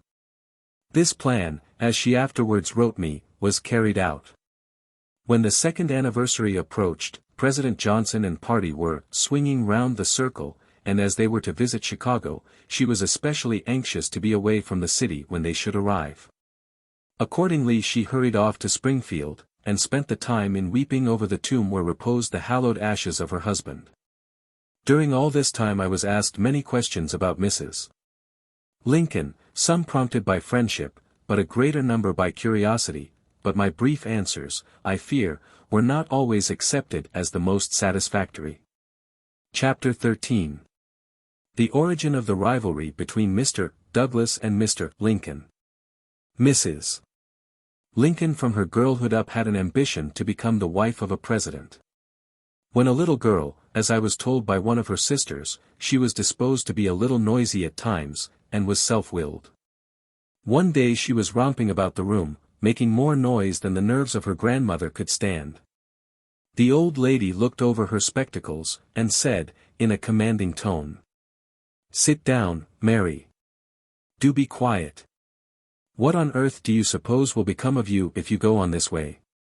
"Oh, I will be the wife of a president some day," carelessly answered the petted child. Mrs. Lincoln, as Miss Mary Todd, was quite a belle in Springfield, Illinois, and from all accounts she was fond of flirting. She generally managed to keep a half-dozen gentlemen biting at the hook that she baited so temptingly for them. The world, if I mistake not, are not aware that the rivalry between Mr. Lincoln and Mr. Stephen A. Douglas commenced over the hand of Miss Mary Todd. The young lady was ambitious, and she smiled more sweetly upon Mr. Douglas and Mr. Lincoln than any of her other admirers, as they were regarded as rising men. She played her part so well that neither of the rivals for a long time could tell who would win the day.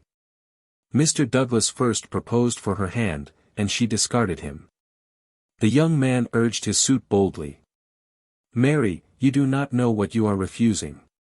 You have always had an ambition to become the wife of a president of the United States. Pardon the egotism, but I fear that in refusing my hand tonight you have thrown away your best chance to ever rule in the White House." "I do not understand you, Mr. Douglas."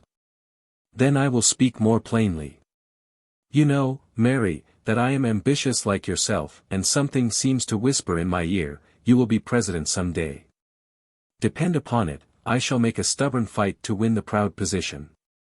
You have my best wishes, Mr. Douglas. Still I cannot consent to be your wife. I shall become Mrs. President, or I am the victim of false prophets, but it will not be as Mrs. Douglas. I have this little chapter in a romantic history from the lips of Mrs. Lincoln herself. At one of the receptions at the White House, shortly after the first inauguration, Mrs. Lincoln joined in the promenade with Senator Douglas. He was holding a bouquet that had been presented to her, and as they moved along he said, "Mary, it reminds me of old times to have you lean upon my arm. You refer to the days of our youth. I must do you the credit, Mr. Douglas, to say, that you were a gallant beau. Not only a beau, but a lover. Do you remember the night our flirtation was brought to an end?" "Distinctly. You now see that I was right. I am Mrs. President, but not Mrs. Douglas. True, you have reached the goal before me, but I do not despair. Mrs. Douglas, a nobler woman does not live, if I am spared, may possibly succeed you as Mrs. President." A few evenings after Mr. Douglas had been discarded, Mr. Lincoln made a formal proposal for the hand of Miss Todd, but it appears that the young lady was not willing to capitulate at once. She believed that she could send her lover adrift today and win him back tomorrow. "You are bold, Mr. Lincoln. Love makes me bold. You honor me, pardon me, but I cannot consent to be your wife. Is this your final answer, Miss Todd?" And the suitor rose nervously to his feet. "I do not often jest, Mr. Lincoln. Why should I reconsider tomorrow my decision of today? Excuse me. Your answer is sufficient. I was led to hope that I might become dearer to you than a friend, but the hope, it seems, has proved an idle one. I have the honor to say good night, Miss Todd," and pale, yet calm, Mr. Lincoln bowed himself out of the room. He rushed to his office in a frantic state of mind. Dr. Henry, his most intimate friend, happened to come in, and was surprised to see the young lawyer walking the floor in an agitated manner. "What is the matter, Lincoln? You look desperate." "Matter? I am sick of the world.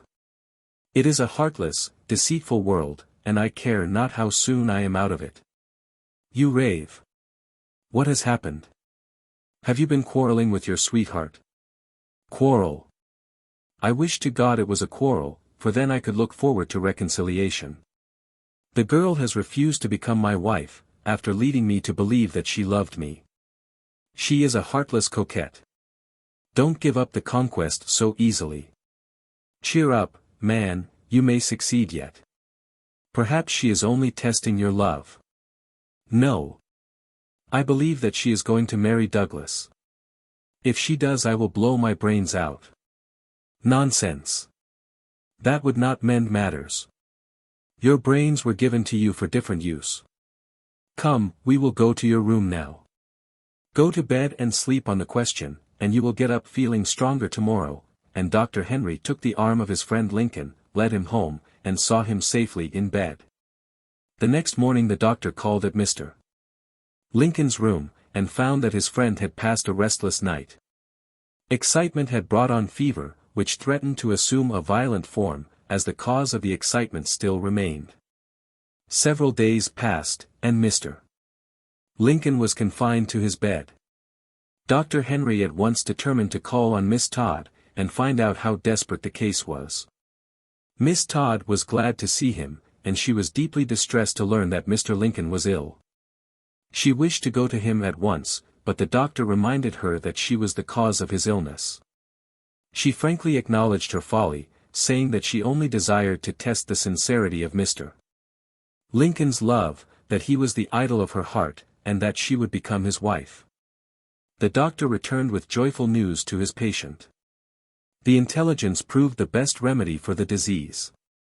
Mutual explanations followed, and in a few months Mr. Lincoln led Miss Todd to the altar in triumph.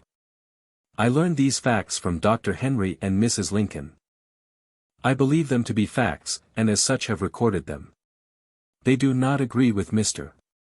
Herndon's story, that Mr. Lincoln never loved but one woman, and that woman was Anne Rutledge, but then Mr. Herndon's story must be looked upon as a pleasant piece of fiction. When it appeared, Mrs. Lincoln felt shocked that one who pretended to be the friend of her dead husband should deliberately seek to blacken his memory. Mr. Lincoln was far too honest a man to marry a woman that he did not love. He was a kind and an indulgent husband, and when he saw faults in his wife he excused them as he would excuse the impulsive acts of a child. In fact, Mrs. Lincoln was never more pleased than when the President called her his child wife. Before closing this rambling chapter, one desire to refer to another incident. After the death of my son, Miss Mary Welsh, a dear friend, one of my old St. Louis patrons, called to see me, and on broaching the cause of my grief, she condoled with me. She knew that I had looked forward to the day when my son would be a support to me, knew that he was to become the prop and mainstay of my old age, and knowing this, she advised me to apply for a pension. I disliked the idea very much, and told her so, told her that I did not want to make money out of his death. She explained away all of my objections, argued that Congress had made an appropriation for the specific purpose of giving a pension to every widow who should lose an only son in the war, and insisted that I should have my rights. She was so enthusiastic in the matter that she went to see Honorable Owen Lovejoy, then a member of the House from Illinois, and laid my case before him. Mr. Lovejoy was very kind, and said as I was entitled to the pension, should have it, even if he had to bring the subject before Congress. I did not desire public agitation, and Mr. Lovejoy prepared my claim and laid it before the commissioners. In the meantime he left Washington, and Mr. Joseph Lovejoy, his brother, prosecuted the claim for me, and finally succeeded in securing me a pension of $8 per month. Mr.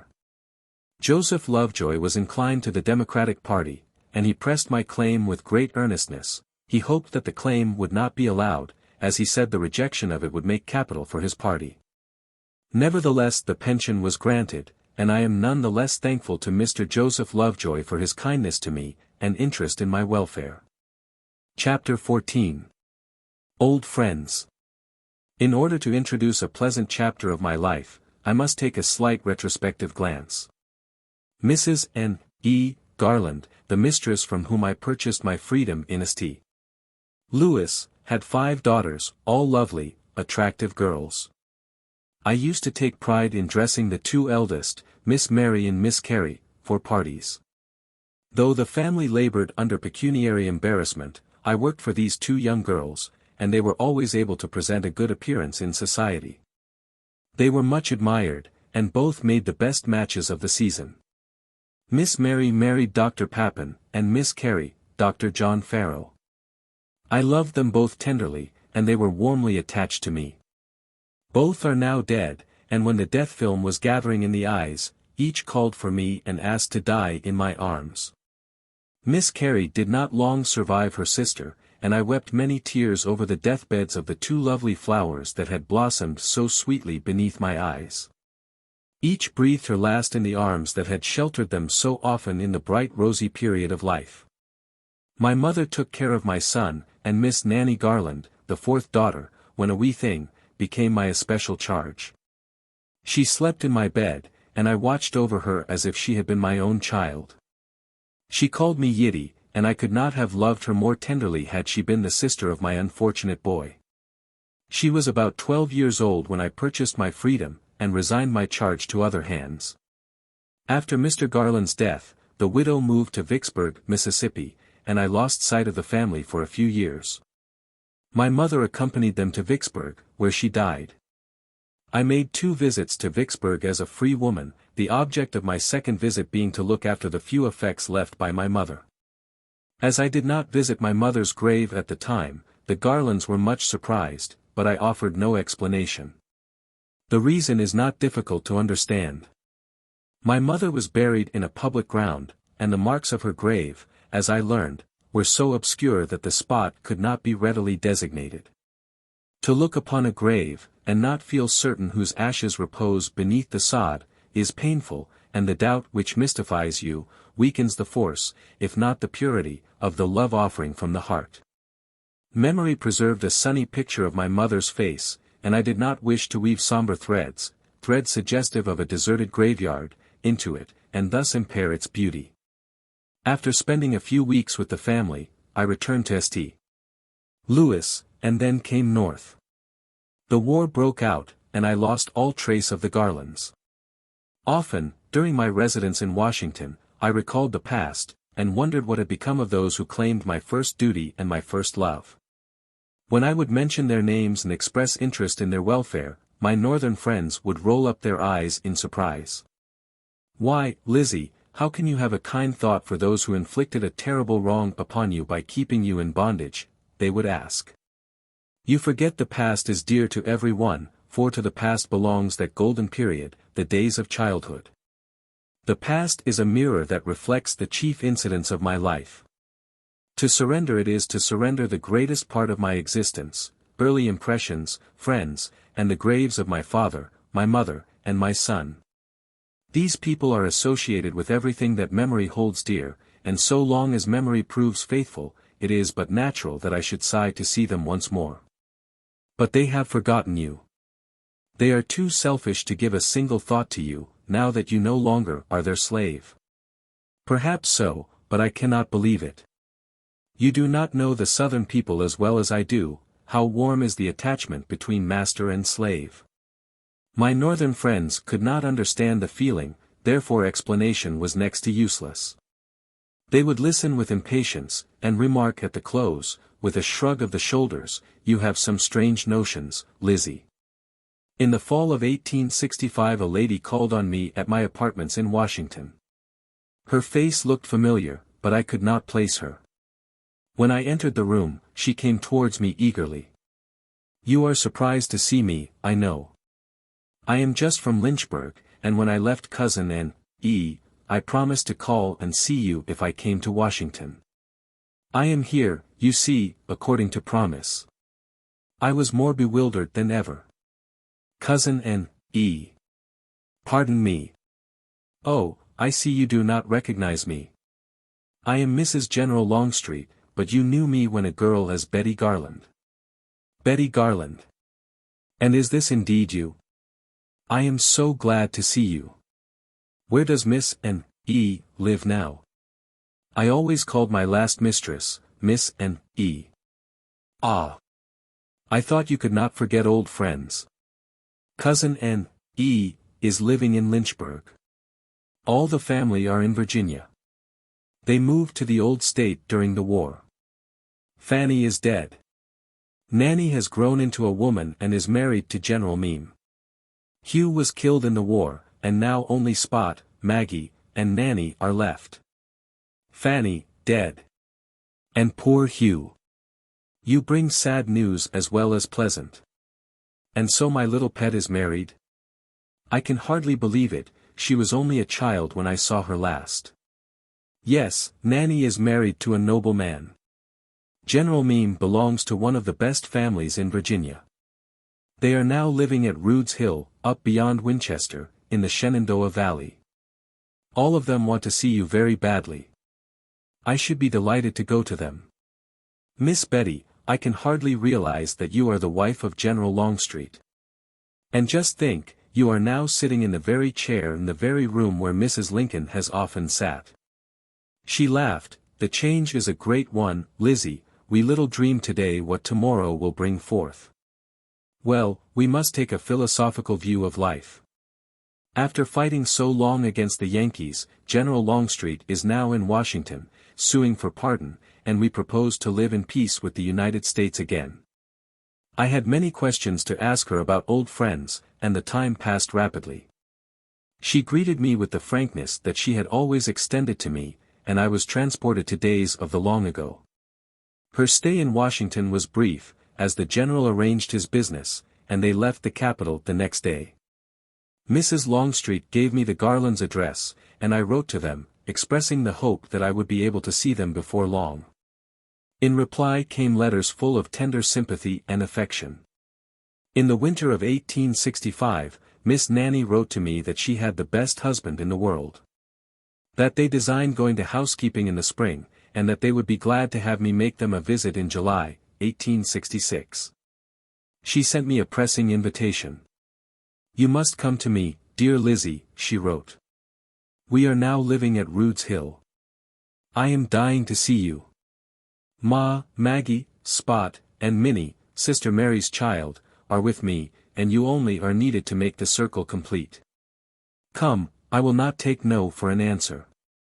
I was anxious to go myself, and when I received the urgent invitation I concluded to go at once, and I wrote them to expect me in August.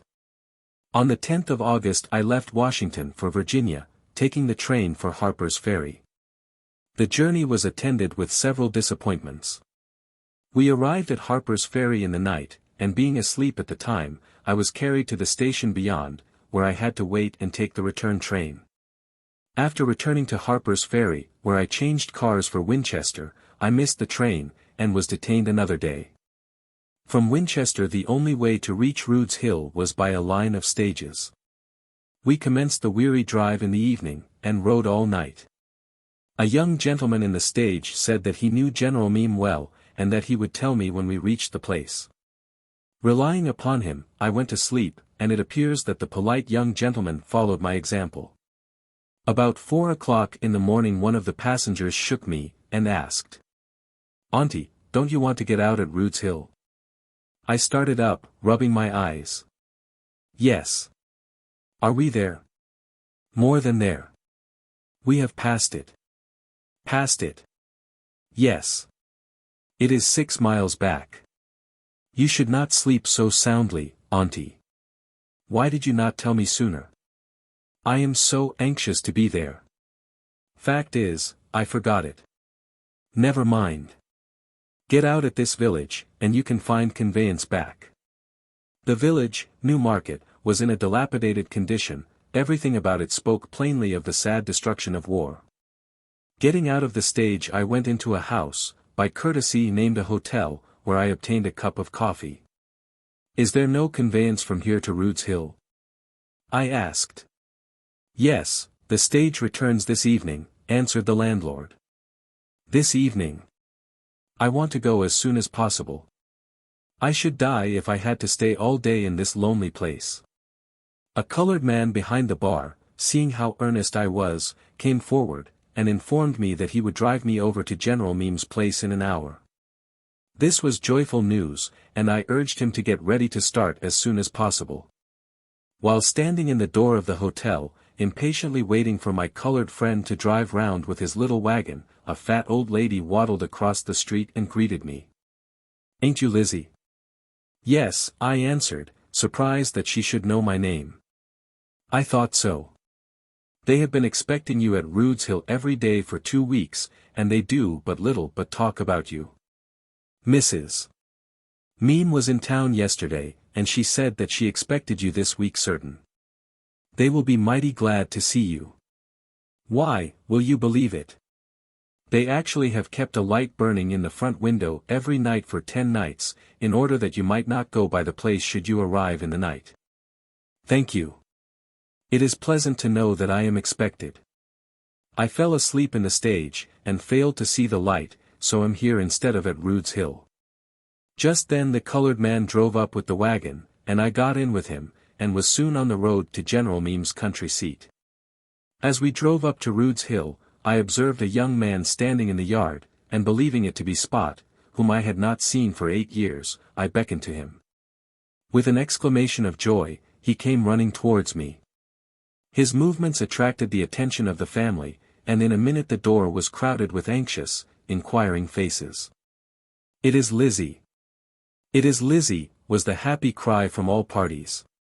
In my eagerness to get to them, I stepped from the wagon to the top of the stile, intending to make a triumphant leap into the yard, but, alas! My exultation was brief.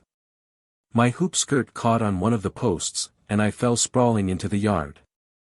Spot reached me first and picked me up, only to put me into the arms of Miss Nanny, her sister Maggie, and Mrs. Garland.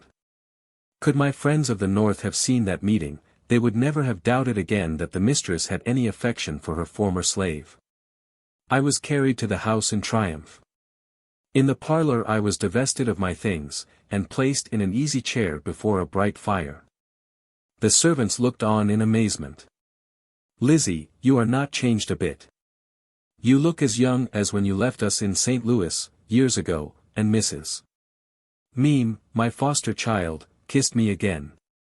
"Here, Lizzie, this is Minnie Papin, Sister Mary's child. Hasn't she grown?" and Miss Maggie led a tall, queenly lady up to me. "Minnie. Poor dear Miss Mary's child. I can hardly believe it. She was only a baby when I saw her last. It makes me feel old to see how large she has grown. Miss Minnie, you are larger than your mother was, your dear mother whom I held in my arms when she died," and I brushed a tear from each of my eyes. "Have you had your breakfast, Lizzie?" asked Mrs. Garland. "No, she has not," exclaimed her children in a chorus. "I will get her breakfast for her," and Nanny, Maggie, and Minnie started for the kitchen. "It is not necessary that all should go," said Mrs. Garland. "Here is the cook, she will get breakfast ready." But the three did not heed her.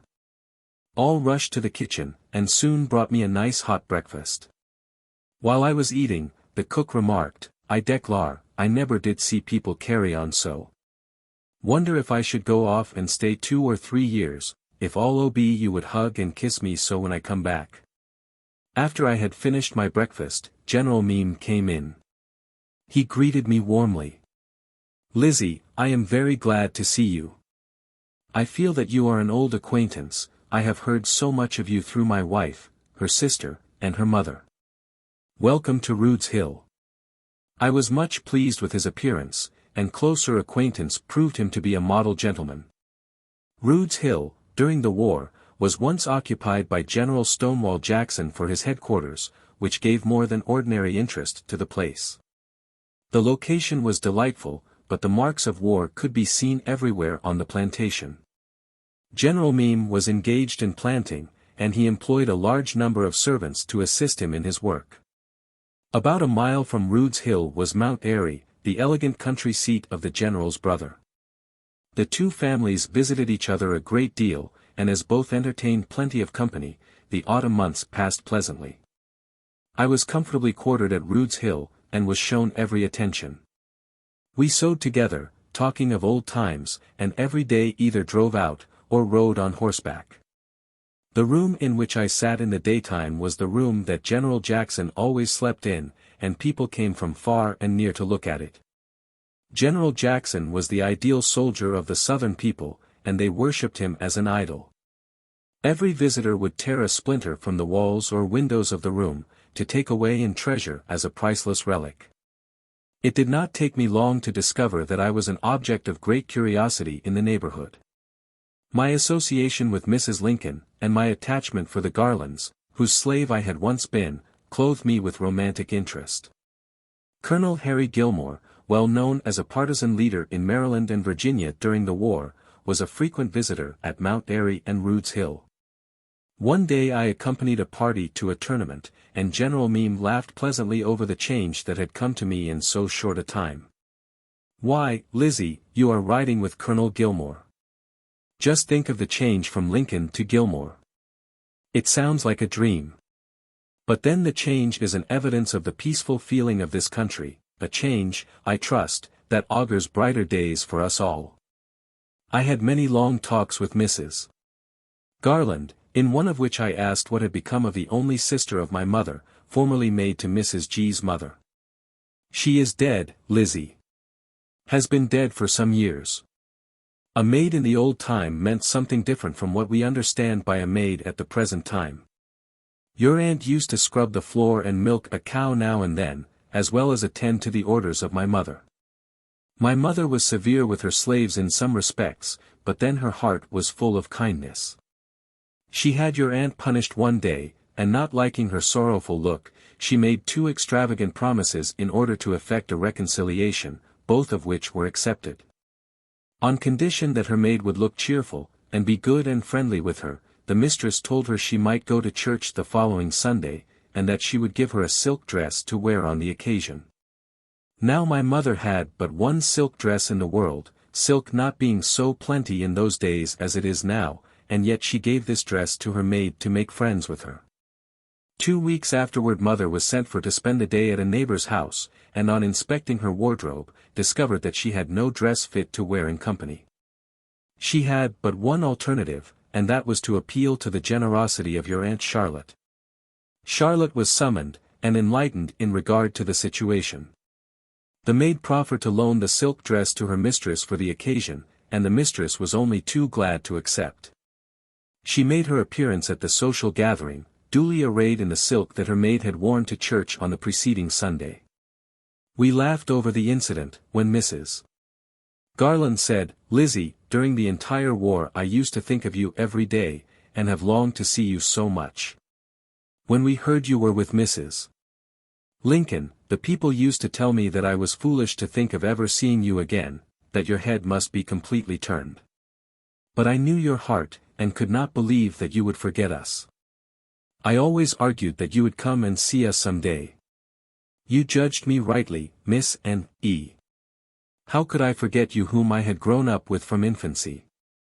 Northern people used to tell me that you would forget me, but I told them I knew better, and hoped on. Ah!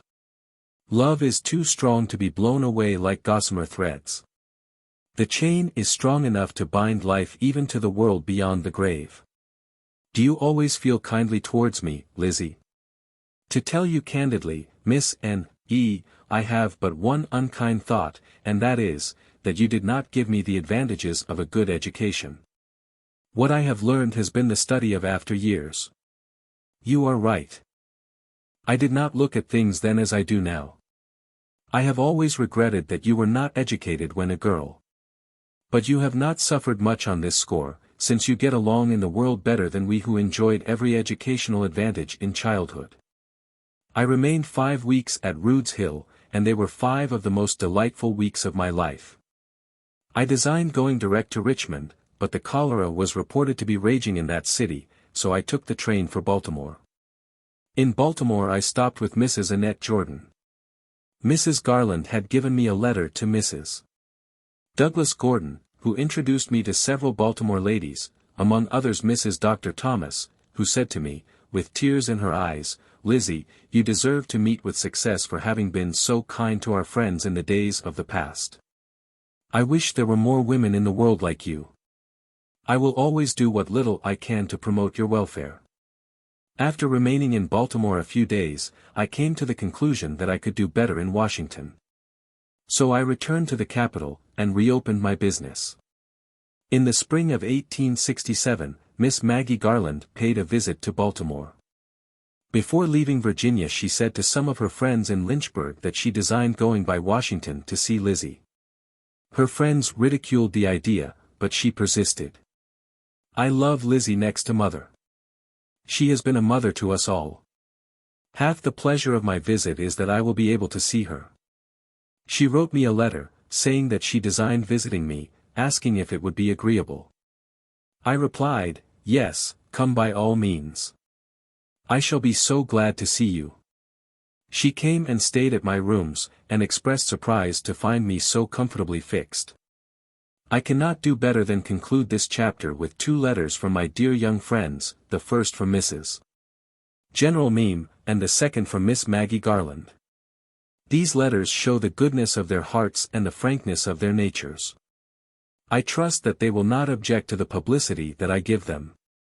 Rude's Hill, September 14, 1867.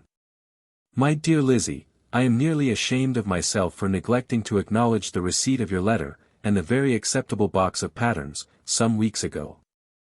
But you will pardon my remissness, I know, for you can imagine what a busy time I've had all summer, with a house full of company most of the time, and with very inefficient servants, and in some departments none at all. So I have had to be at times dining-room servant, housemaid, and the last and most difficult, dairymaid. But I have turned that department over to our gardener, who, though as green at the business as myself, seems willing to learn, and has been doing the milking all summer. These are a few of the reasons why I have not written to you before, for I hope you will always believe that you occupy a large place in my memory and affection, whether I write to you or not. And such a poor correspondent as yourself ought not to complain. Mother, Mag, Uncle John, and Spot are still with us. The former will pass the winter with me, but the others all talk of leaving before long. The approach of winter always scatters our guests, and we have to spend the long, dreary winters alone. But we are to have the railroad to empty Jackson by Christmas, perhaps sooner. And then, if we can raise the wind, we can spend a portion of the winter in the city, and I hope you will find time to come up and spend the day with me, as we will be near neighbors. I so seldom indulge in the pleasant task of writing letters that I scarcely know what will interest my correspondent, but I flatter myself that you will be glad to hear anything and everything about us all, so I'll begin with the children. Hugh has improved a great deal, and is acknowledged to be the smartest child and the finest looking in the state. He talks as plainly as I do, and just as understandingly as a child of 10 years old.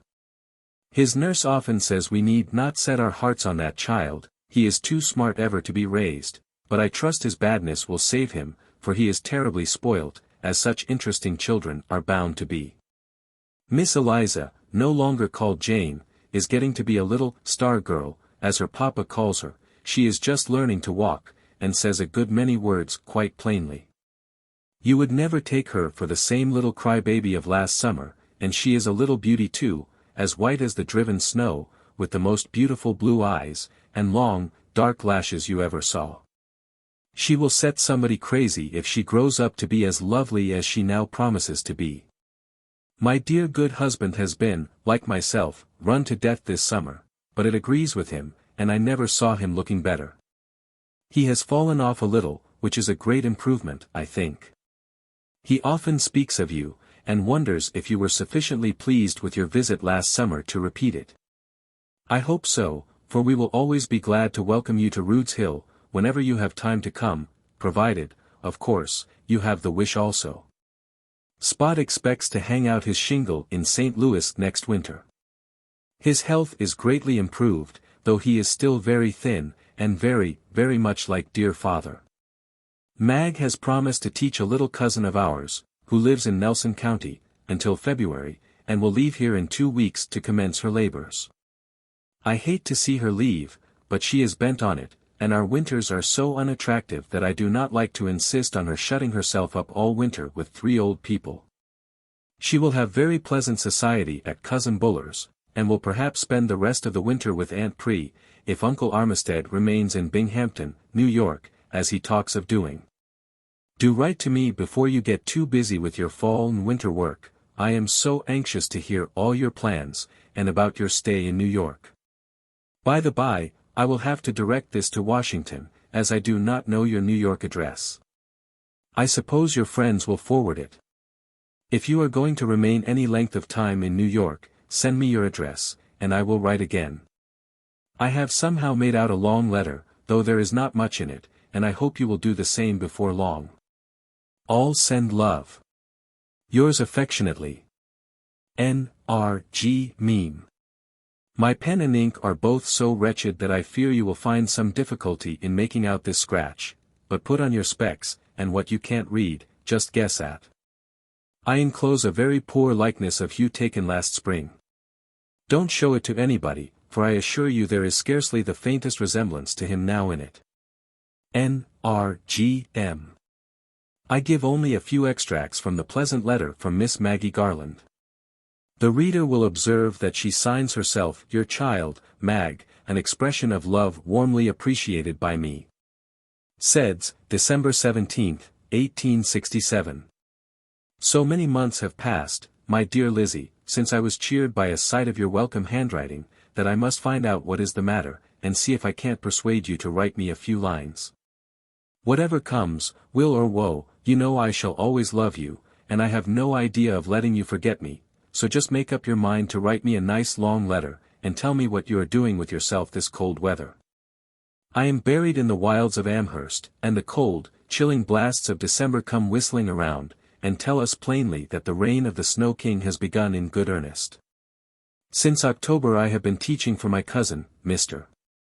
Claiborne, and although I am very happy, and every one is so kind to me, I shall not be sorry when the day comes when I shall shut up schoolbooks forever. None of Miss N. E. S. children were cut out for schoolmarms, were they, Yiddy? I am sure I was only made to ride in my carriage, and play on the piano. Don't you think so?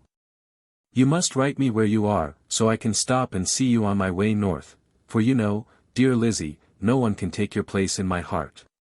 I expect to spend the Christmas holidays in Lynchburg. It will be very gay there, and I will be glad enough to take a good dance. This is a short letter to send you after such a long silence, but 'tis too cold to write. Let me hear from you very soon. Your child Mag. Please write, for I long to hear from you. Chapter 15. The Secret History of Mrs. Lincoln's Wardrobe in New York. In March, 1867, Mrs. Lincoln wrote to me from Chicago that, as her income was insufficient to meet her expenses, she would be obliged to give up her house in the city, and return to boarding. She said that she had struggled long enough to keep up appearances, and that the mask must be thrown aside. I have not the means, she wrote, to meet the expenses of even a first-class boarding house, and must sell out and secure cheap rooms at some place in the country. It will not be startling news to you, my dear Lizzie, to learn that I must sell a portion of my wardrobe to add to my resources, so as to enable me to live decently, for you remember what I told you in Washington. As well as what you understood before you left me here in Chicago. I cannot live on $1,700 a year, and as I have many costly things which I shall never wear, I might as well turn them into money, and thus add to my income, and make my circumstances easier. It is humiliating to be placed in such a position, but, as I am in the position, I must extricate myself as best I can. Now, Lizzie, I want to ask a favor of you. It is imperative that I should do something for my relief, and I want you to meet me in New York, between the 30th of August and the 5th of September next, to assist me in disposing of a portion of my wardrobe. I knew that Mrs. Lincoln's income was small, and also knew that she had many valuable dresses, which could be of no value to her, packed away in boxes and trunks. I was confident that she would never wear the dresses again, and thought that, since her need was urgent, it would be well enough to dispose of them quietly, and believed that New York was the best place to transact a delicate business of the kind. She was the wife of Abraham Lincoln, the man who had done so much for my race, and I could refuse to do nothing for her, calculated to advance her interests. I consented to render Mrs. Lincoln all the assistance in my power, and many letters passed between us in regard to the best way to proceed. It was finally arranged that I should meet her in New York about the middle of September. While thinking over this question, I remembered an incident of the White House. When we were packing up to leave Washington for Chicago, she said to me, one morning, "Lizzie, I may see the day when I shall be obliged to sell a portion of my wardrobe. If Congress does not do something for me, then my dresses some day may have to go to bring food into my mouth, and the mouths of my children." I also remembered of Mrs. L. Having said to me at different times, in the years of 1863 and 4, that her expensive dresses might prove of great assistance to her some day. In what way, Mrs. Lincoln? I do not understand, I ejaculated, the first time she made the remark to me. Very simple to understand. Mr. Lincoln is so generous that he will not save anything from his salary, and I expect that we will leave the White House poorer than when we came into it. And should such be the case, I will have no further need for an expensive wardrobe, and it will be policy to sell it off. I thought at the time that Mrs. Lincoln was borrowing trouble from the future, and little dreamed that the event which she so dimly foreshadowed would ever come to pass. I closed my business about the 10th of September, and made every arrangement to leave Washington on the mission proposed. On the 15th of September I received a letter from Mrs. Lincoln, postmarked Chicago, saying that she should leave the city so as to reach New York on the night of the 17th, and directing me to precede her to the metropolis, and secure rooms for her at the St. Denis Hotel in the name of Mrs. Clark, as her visit was to be incognito. The contents of the letter were startling to me. I had never heard of the St. Denis, and therefore presumed that it could not be a first-class house. And I could not understand why Mrs. Lincoln should travel, without protection, under an assumed name. I knew that it would be impossible for me to engage rooms at a strange hotel for a person whom the proprietors knew nothing about. I could not write to Mrs. Lincoln, since she would be on the road to New York before a letter could possibly reach Chicago. I could not telegraph her, for the business was of too delicate a character to be trusted to the wires that would whisper the secret to every curious operator along the line. In my embarrassment, I caught at a slender thread of hope, and tried to derive consolation from it. I knew Mrs. Lincoln to be indecisive about some things, and I hoped that she might change her mind in regard to the strange program proposed, and at the last moment dispatch me to this effect. The 16th, and then the 17th of September passed, and no dispatch reached me, so on the 18th I made all haste to take the train for New York. After an anxious ride, I reached the city in the evening, and when I stood alone in the streets of the great metropolis, my heart sank within me. I was in an embarrassing situation, and scarcely knew how to act. I did not know where the St. Denis Hotel was, and was not certain that I should find Mrs. Lincoln there after I should go to it. I walked up to Broadway, and got into a stage going uptown, with the intention of keeping a close lookout for the hotel in question. A kind-looking gentleman occupied the seat next to me, and I ventured to inquire of him. "If you please, sir, can you tell me where the St. Denis Hotel is?" "Yes, we ride past it in the stage. I will point it out to you when we come to it." "Thank you, sir." The stage rattled up the street, and after a while the gentleman looked out of the window and said, "This is the St. Denis. Do you wish to get out here?" "Thank you." "Yes, sir." He pulled the strap, and the next minute I was standing on the pavement. I pulled a bell at the ladies' entrance to the hotel, and a boy coming to the door, I asked, "Is a lady by the name of Mrs. Clark stopping here?" "She came last night, I believe." "I do not know. I will ask at the office," and I was left alone. The boy came back and said, "Yes, Mrs. Clark is here. Do you want to see her?" "Yes." "Well, just walk round there. She is down here now." I did not know where "round there" exactly was, but I concluded to go forward. I stopped, however, thinking that the lady might be in the parlor with company, and pulling out a card, asked the boy to take it to her. She heard me talking, and came into the hall to see herself. "My dear Lizzie, I am so glad to see you," she exclaimed, coming forward and giving me her hand. "I have just received your note. I had written her that I should join her on the 18th, and have been trying to get a room for you. Your note has been here all day, but it was never delivered until tonight. Come in here, until I find out about your room," and she led me into the office. The clerk, like all modern hotel clerks, was exquisitely arrayed, highly perfumed, and too self-important to be obliging, or even courteous. "This is the woman I told you about." I want a good room for her, Mrs. Lincoln said to the clerk. We have no room for her, madam, was the pointed rejoinder. But she must have a room. She is a friend of mine, and I want a room for her adjoining mine. We have no room for her on your floor. That is strange, sir. I tell you that she is a friend of mine, and I am sure you could not give a room to a more worthy person.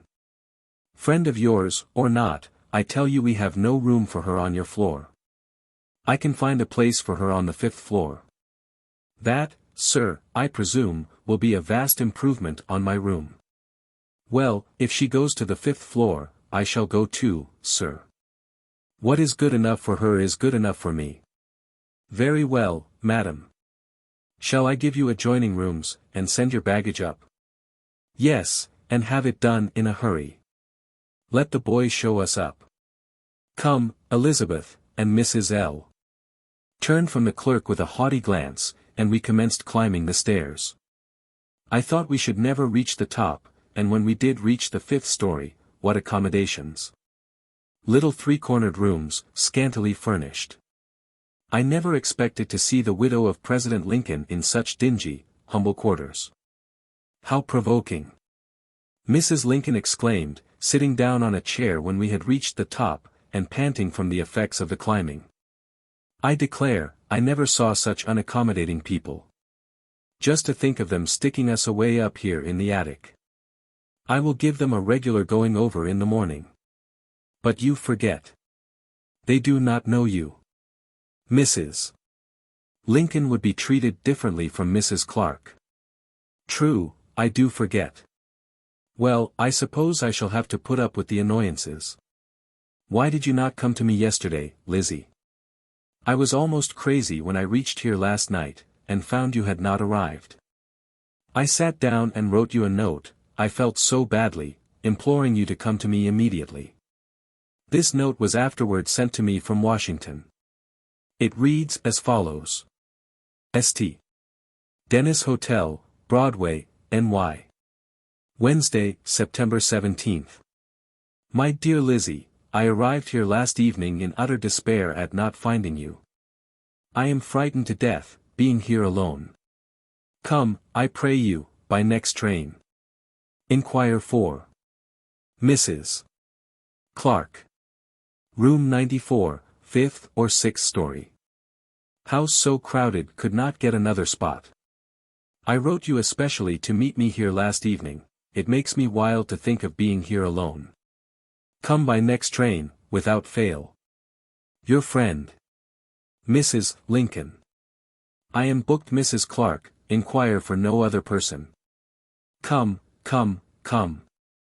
I will pay your expenses when you arrive here.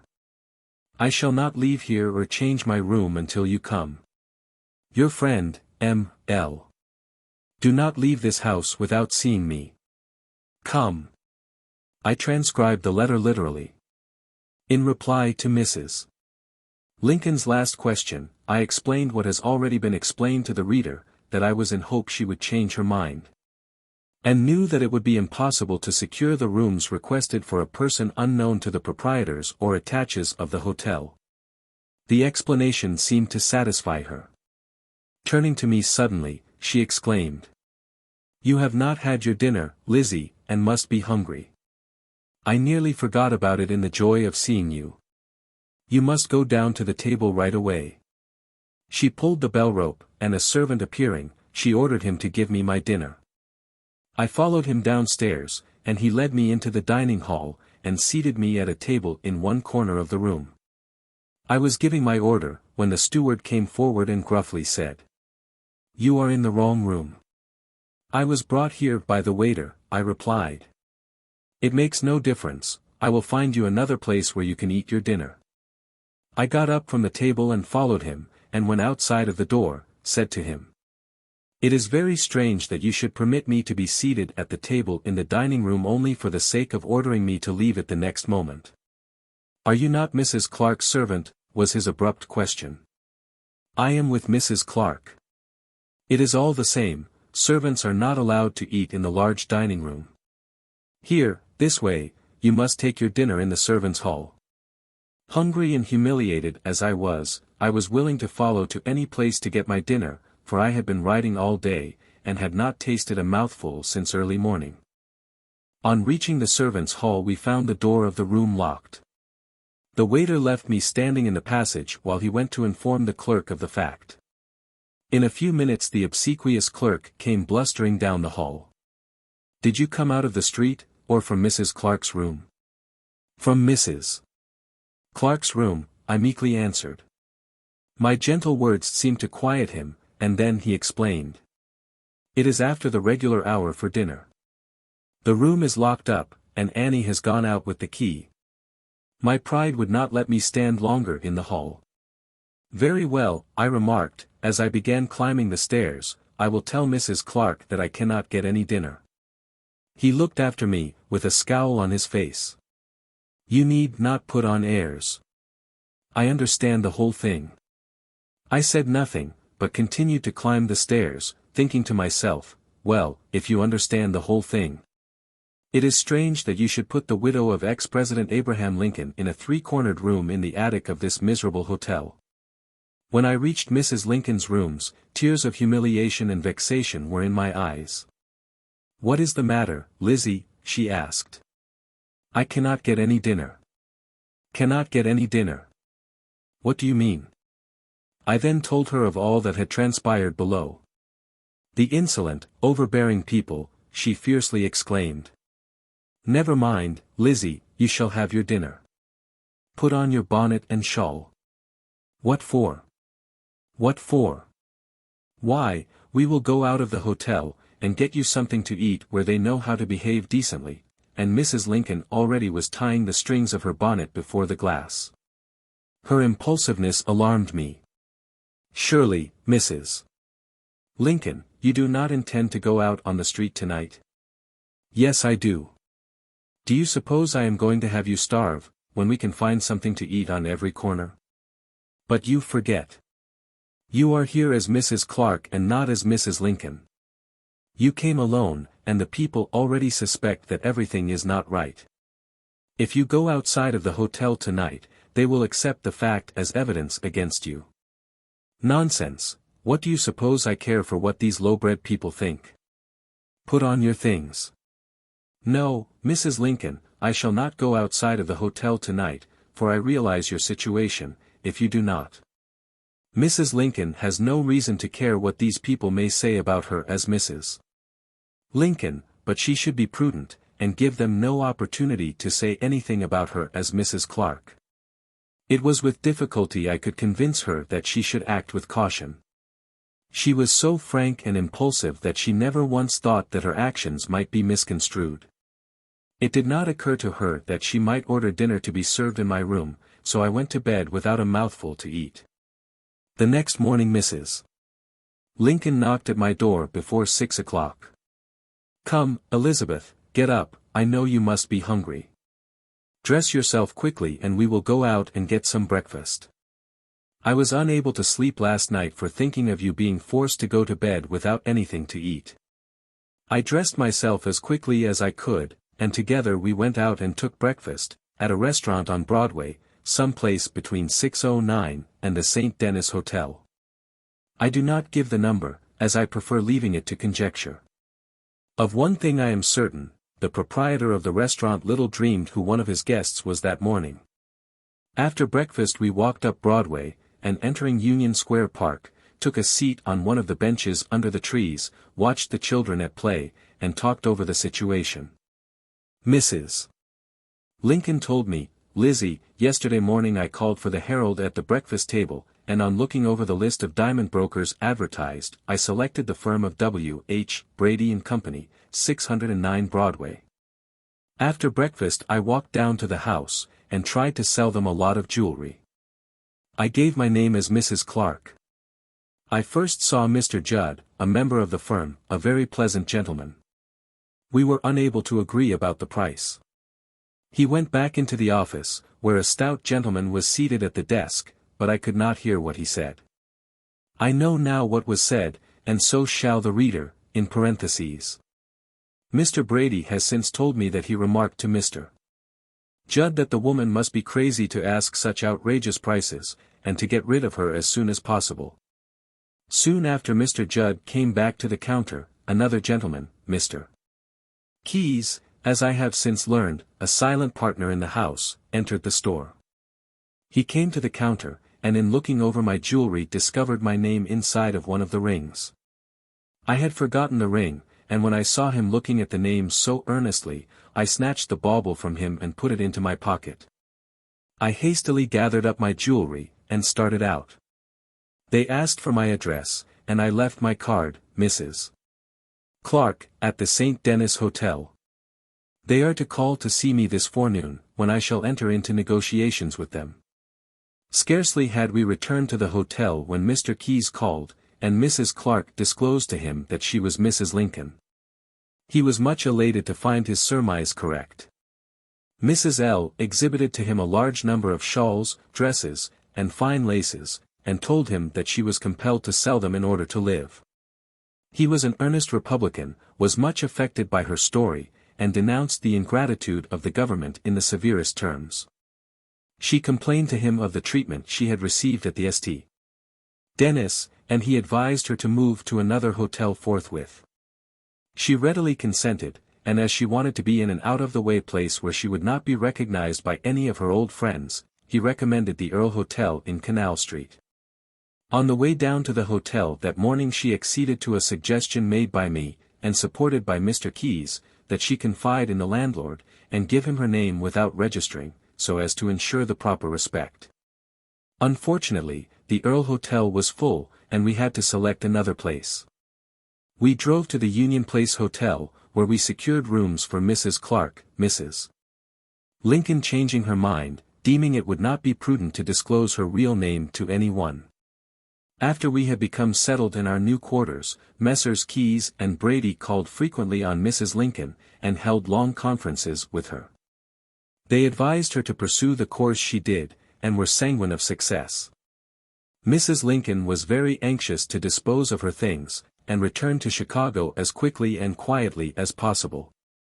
But they presented the case in a different light, and, I regret to say, she was guided by their counsel.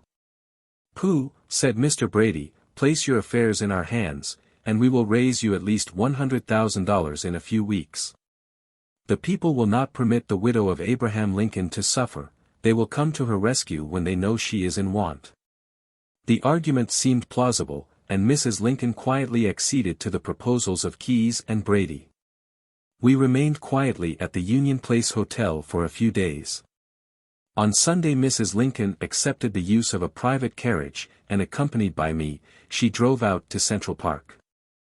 We did not enjoy the ride much, as the carriage was a close one, and we could not throw open the window for fear of being recognized by some one of the many thousands in the park. Mrs. Lincoln wore a heavy veil so as to more effectually conceal her face. We came near being run into, and we had a spasm of alarm, for an accident would have exposed us to public gaze, and of course the masquerade would have been at an end. On Tuesday I hunted up a number of dealers in second-hand clothing, and had them call at the hotel by appointment. Mrs. Lincoln soon discovered that they were hard people to drive a bargain with, so on Thursday we got into a close carriage, taking a bundle of dresses and shawls with us, and drove to a number of stores on 7th Avenue, where an attempt was made to dispose of a portion of the wardrobe. The dealers wanted the goods for little or nothing, and we found it a hard matter to drive a bargain with them. Mrs. Lincoln met the dealers squarely, but all of her tact and shrewdness failed to accomplish much. I do not care to dwell upon this portion of my story. Let it answer to say, that we returned to the hotel more disgusted than ever with the business in which we were engaged. There was much curiosity at the hotel in relation to us, as our movements were watched, and we were regarded with suspicion. Our trunks in the main hall below were examined daily, and curiosity was more keenly excited when the Argus-eyed reporters for the press traced Mrs. Lincoln's name on the cover of one of her trunks. The letters had been rubbed out, but the faint outlines remained, and these outlines only served to stimulate curiosity. Messrs. Keyes and Brady called often, and they made Mrs. Lincoln believed that, if she would write certain letters for them to show to prominent politicians, they could raise a large sum of money for her.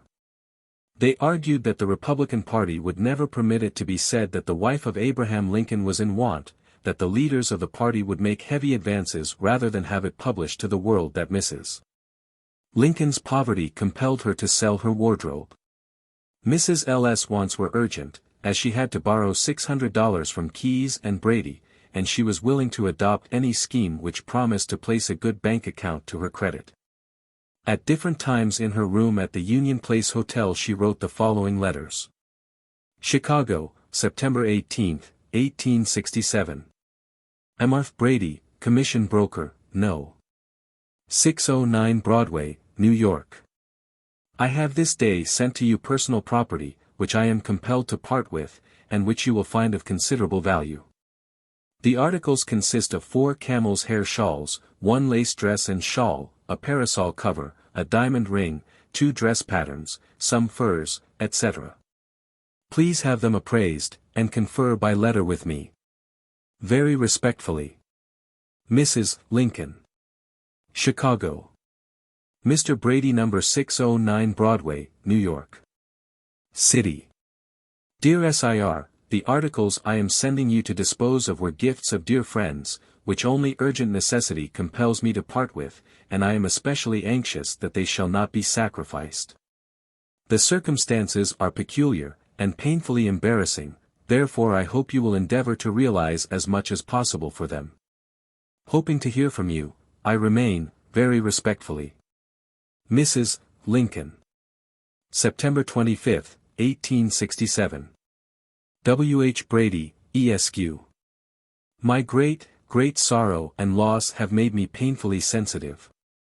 But as my feelings and pecuniary comforts were never regarded or even recognized in the midst of my overwhelming bereavement, now that I am pressed in a most startling manner for means of subsistence, I do not know why I should shrink from an opportunity of improving my trying position. Being assured that all you do will be appropriately executed, and in a manner that will not startle me very greatly, and excite as little comment as possible, again I shall leave all in your hands. I am passing through a very painful ordeal, which the country, in remembrance of my noble and devoted husband, should have spared me.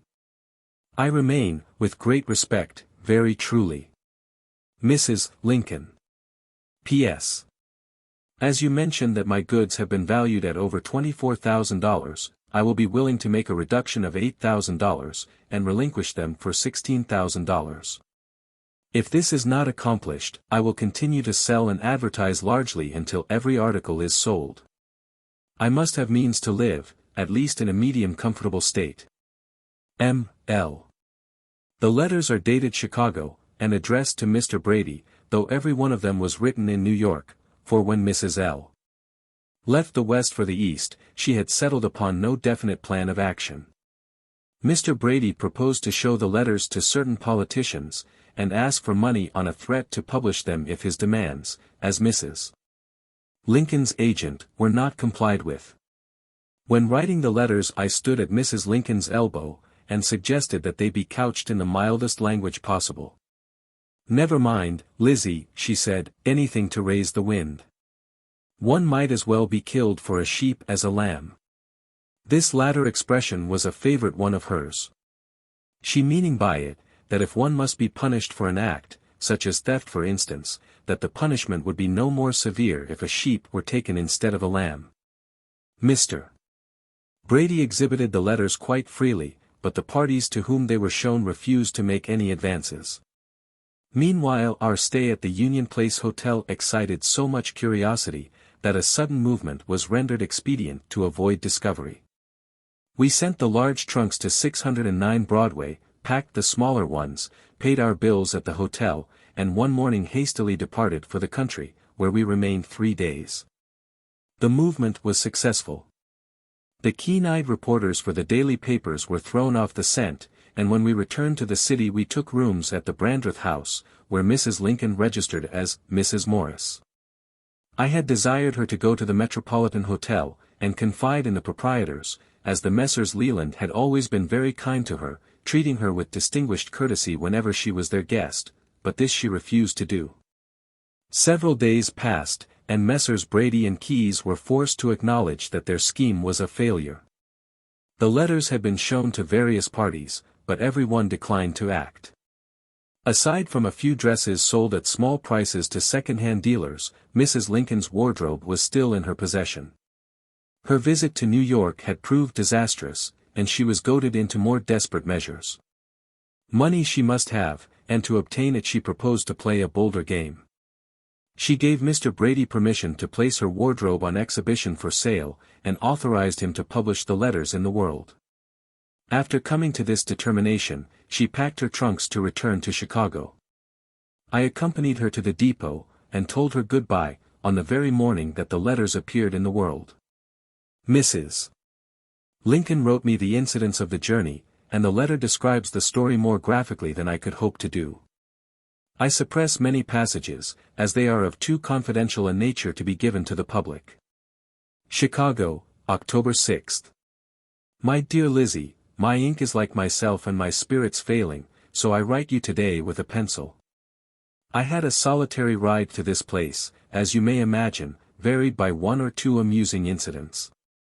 I found, after you left me, I could not continue in the car in which you left me, owing to every seat's berth being engaged, so, being simple Mrs. Clark, I had to eat humble pie in a car less commodious.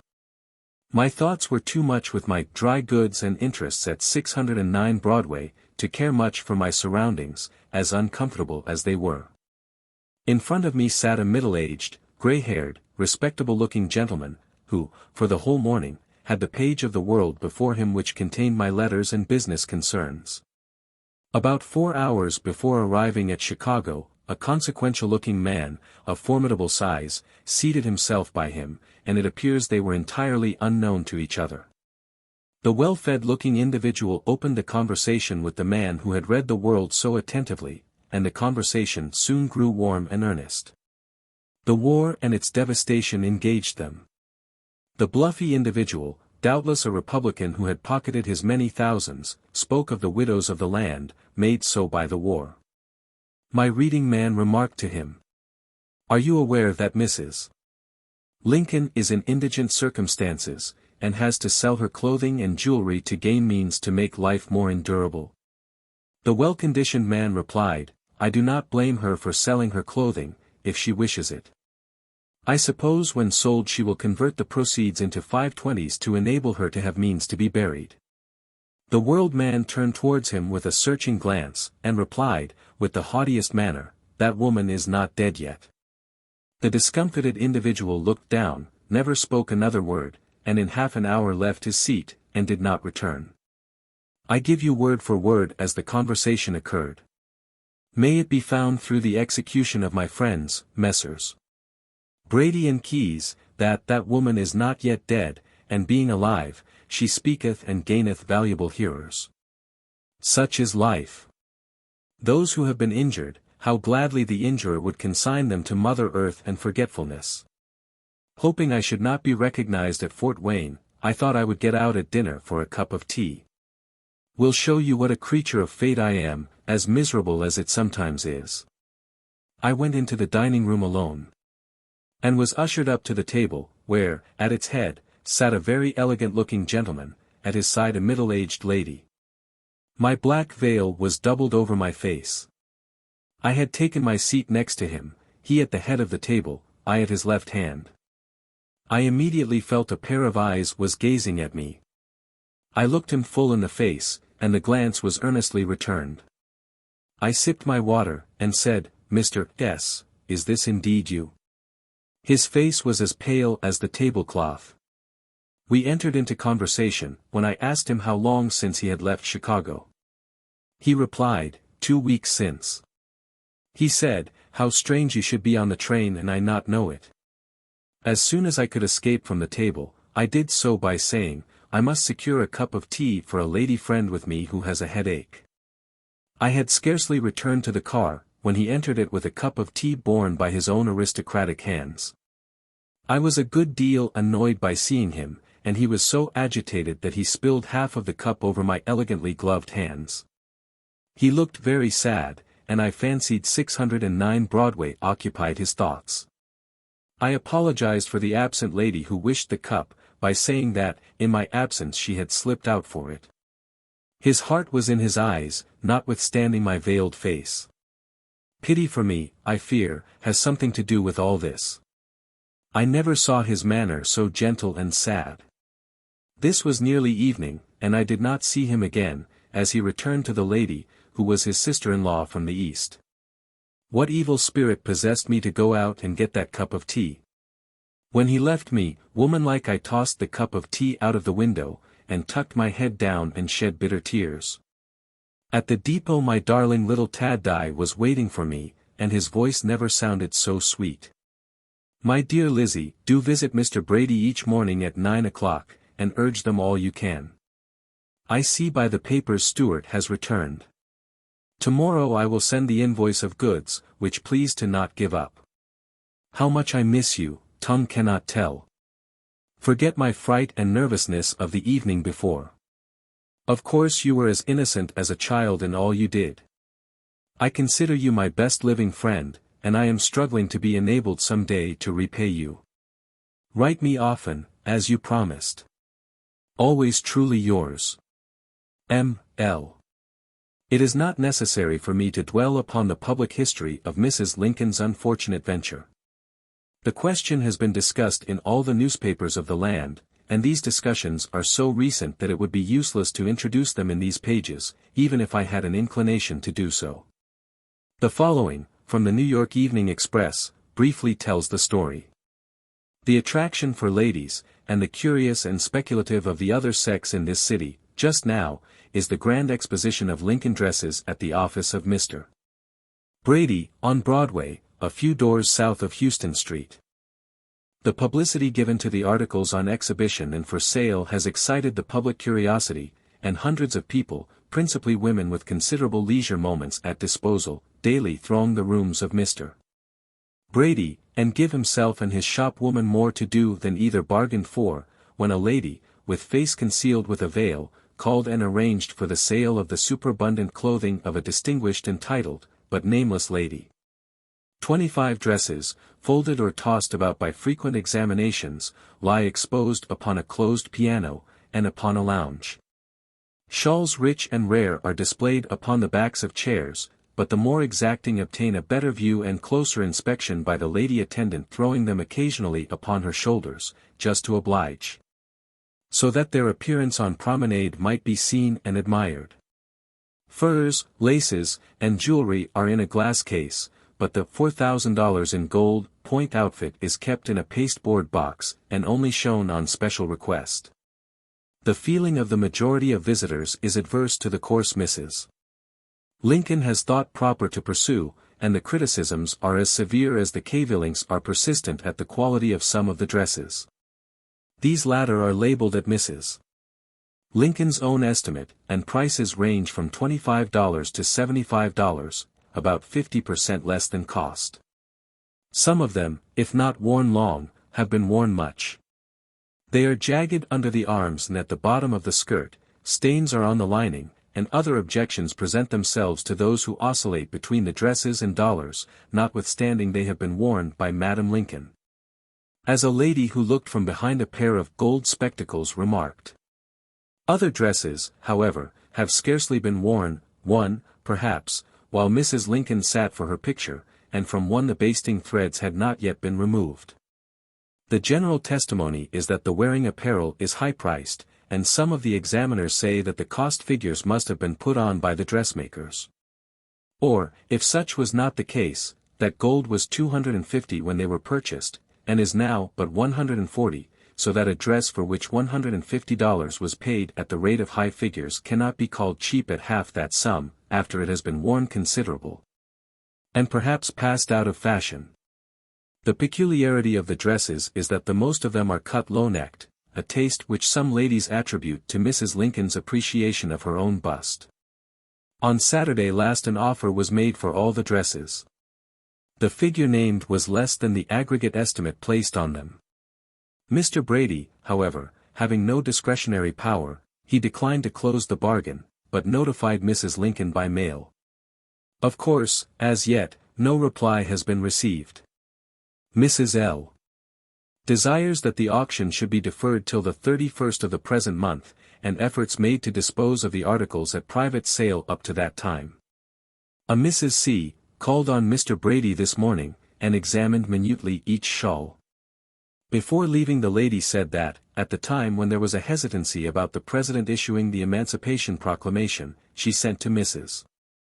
Lincoln an Ashes of Rose shawl, which was manufactured in China, forwarded to France, and thence to Mrs. C., in New York. The shawl, the lady remarked, was a very handsome one, and should it come into the hands of Mr. Brady to be sold, would like to be made aware of the fact, so as to obtain possession again. Mr. Brady promised to acquaint the Ashes of Rose donor, if the prized article should be among the 2 trunks of goods now on the way from Chicago. So many erroneous reports were circulated, that I made a correct statement to one of the editors of the New York Evening News.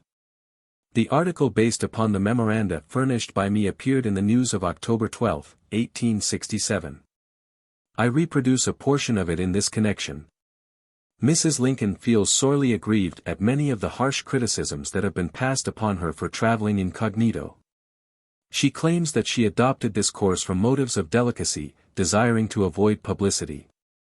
While here, she spoke to but 2 former acquaintances, and these 2 gentlemen whom she met on Broadway. Hundreds passed her who had courted her good graces when she reigned supreme at the White House, but there was no recognition. It was not because she had changed much in personal appearance, but was merely owing to the heavy crape veil that hid her features from view. She seeks to defend her course while in this city, and with much force, too. Adverting to the fact that the Empress of France frequently disposes of her cast-off wardrobe, and publicly too, without being subjected to any unkind remarks regarding its propriety. She claims the same immunity here as is accorded in Paris to Eugenie. As regards her obscurity while in this city, she says that foreigners of note and position frequently come to our stores, and under assumed names travel from point to point throughout our vast domain. To avoid recognition and the inconveniences resulting from being known, though it even be in the form of honors. For herself she regards quiet preferable to ostentatious show, which would have cost her much indirectly, if not directly, and this she felt herself unable to bear, according to the measure of her present state of finances. In a recent letter to her bosom friend, Mrs. Elizabeth Keckley, Mrs. Lincoln pathetically remarks, "Elizabeth, if evil come from this, pray for my deliverance, as I did it for the best." This referred to her action in placing her personal effects before the public for sale, and to the harsh remarks that have been made thereon by some whom she had formerly regarded as her friends. As to the articles which belonged to Mr. Lincoln, they can all be accounted for in a manner satisfactory even to an overcritical public. During the time Mr. Lincoln was in office he was the recipient of several canes. After his death one was given to the Honorable Charles Sumner. Another to Fred Douglass, another to the Reverend H. Garnett of this city, and another to Mr. William Slade, the present steward of the White House, who, in Mr. Lincoln's lifetime, was his messenger. This gentleman also received some of Mr. Lincoln's apparel, among which was his heavy gray shawl. Several other of the messengers employed about the White House came in for a share of the deceased president's effects. The shepherd plaid shawl which Mr. Lincoln wore during the milder weather, and which was rendered somewhat memorable as forming part of his famous disguise, together with the Scotch cap, when he wended his way secretly to the Capitol to be inaugurated as President, was given to Dr. Abbott, of Canada, who had been one of his warmest friends. During the war this gentleman, as a surgeon in the United States Army, was in Washington in charge of a hospital, and thus became acquainted with the head of the nation. His watch, his penknife, his gold pencil, and his glasses are now in possession of his son Robert. Nearly all else than these few things have passed out of the family, as Mrs. Lincoln did not wish to retain them. But all were freely given away, and not an article was parted with for money. The Reverend Dr. Gurley of Washington was the spiritual adviser of the President and his family. They attended his church. When little Willie died, he officiated at the funeral.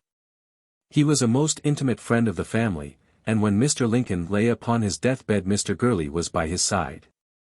He, as his clergyman, performed the funeral rites upon the body of the deceased president, when it lay cold in death at the city of Washington. He received the hat worn last by Mr. Lincoln, as we have before stated, and it is still retained by him. The dress that was worn by Mrs. Lincoln on the night of the assassination was presented to Mrs. William Slade. It is a black silk with a little white stripe. Most of the other articles that adorned Mrs. Lincoln on that fatal night became the property of Mrs. Keckley. She has the most of them carefully stowed away, and intends keeping them during her life as mementos of a mournful event. The principal articles among these are the earrings, the bonnet, and the velvet cloak. The writer of this saw the latter on Thursday.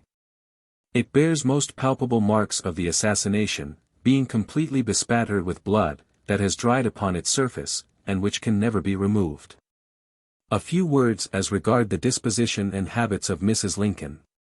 She is no longer the sprightly body she was when her very presence illumined the White House with gaiety. Now she is sad and sedate, seeking seclusion, and maintaining communication merely with her most intimate personal friends. The most of her time she devotes to instructive reading within the walls of her boudoir. Laying her book aside spasmodically, she places her hand upon her forehead, as if ruminating upon something momentous. Then her hand wanders amid her heavy tresses, while she ponders for but a few seconds, then, by a sudden start, she approaches her writing stand, seizes a pen, and indites a few hasty lines to some trusty friend. Upon the troubles that weigh so heavily upon her. Speedily it is sent to the post office, but, hardly has the mail departed from the city before she regrets her hasty letter, and would give much to recall it. But, too late, it is gone, and probably the secrets it contains are not confidentially kept by the party to whom it was addressed, and soon it furnishes inexhaustible material for gossip-loving people. As some citizens have expressed themselves desirous of aiding Mrs. Lincoln, a subscription book was opened at the office of her agent, Mr. Brady, No. 609 Broadway, this morning. There is no limitation as to the amount which may be given, though there was a proposition that $1 should be contributed by each person who came forward to inspect the goods. Had each person who handled these articles given this sum, a handsome amount would already have been realized. The colored people are moving in this matter. They intend to take up collections in their churches for the benefit of Mrs. Lincoln. They are enthusiastic, and a trifle from every African in this city would, in the aggregate, swell into an immense sum, which would be doubly acceptable to Mrs. Lincoln. It would satisfy her that the black people still have the memory of her deceased husband fresh in their minds. The goods still remain exposed to sale, but it is now announced that they will be sold at public auction on the 30th of this month, unless they be disposed of before that at private sale. It is stated in the article that the colored people are moving in this matter. The colored people were surprised to hear of Mrs. Lincoln's poverty, and the news of her distress called forth strong sympathy from their warm, generous hearts. Reverend H. Garnett, of New York City, and Mr. Frederick Douglass, of Rochester, New York, proposed to lecture in behalf of the widow of the lamented president, and schemes were on foot to raise a large sum of money by contribution. The colored people recognized Abraham Lincoln as their great friend, and they were anxious to show their kind interest in the welfare of his family in some way more earnest and substantial than simple words. I wrote Mrs. Lincoln what we proposed to do, and she promptly replied, declining to receive aid from the colored people. I showed her letter to Mr. Garnett and Mr. Douglass, and the whole project was at once abandoned. She afterwards consented to receive contributions from my people, but as the services of Messrs. Douglass, Garnett, and others had been refused when first offered, they declined to take an active part in the scheme, so nothing was ever done. The following letters were written before Mrs. Lincoln declined to receive aid from the colored people. 183, Bleecker Street, New York, October 16, 1867. J. H. Brady, Esq. I have just received your favor, together with the circulars. I will do all that lies in my power, but I fear that will not be as much as you anticipate. I think, however, that a contribution from the colored people of New York will be worth something in a moral point of view, and likely that will be the most that will be accomplished in the undertaking. I am thoroughly with you in the work, although but little may be done. I am truly yours. Henry Highland Garnet. P.S. I think it would be well if you would drop a line to Mr. Frederick Douglass, at Rochester, New York. H.H.G. Rochester, October 18, 1867. My dear Mr. Keckley, you judge me rightly. I am willing to do what I can to place the widow of our martyr president in the affluent position which her relation to that good man and to the country entitles her to. But I doubt the wisdom of getting up a series of lectures for that purpose. That is just the last thing that should be done. Still, if the thing is done, it should be done on a grand scale. The best speakers in the country should be secured for the purpose. You should not place me at the head nor at the foot of the list, but sandwich me between, for thus out of the way, it would not give color to the idea. I am to speak in Newark on Wednesday evening next, and will endeavor to see you on the subject. Of course, if it would not be too much to ask, I would gladly see Mrs. Lincoln, if this could be done in a quiet way without the reporters getting hold of it, and using it in some way to the prejudice of that already much abused lady. As I shall see you soon, there is less reason to write you at length. I am, dear madam, with high respect, very truly yours, Frederick Douglass. Pottsville, October 29, 1867. My dear Mr. Keckley, you know the drift of my views concerning the subscription for Mrs. Lincoln.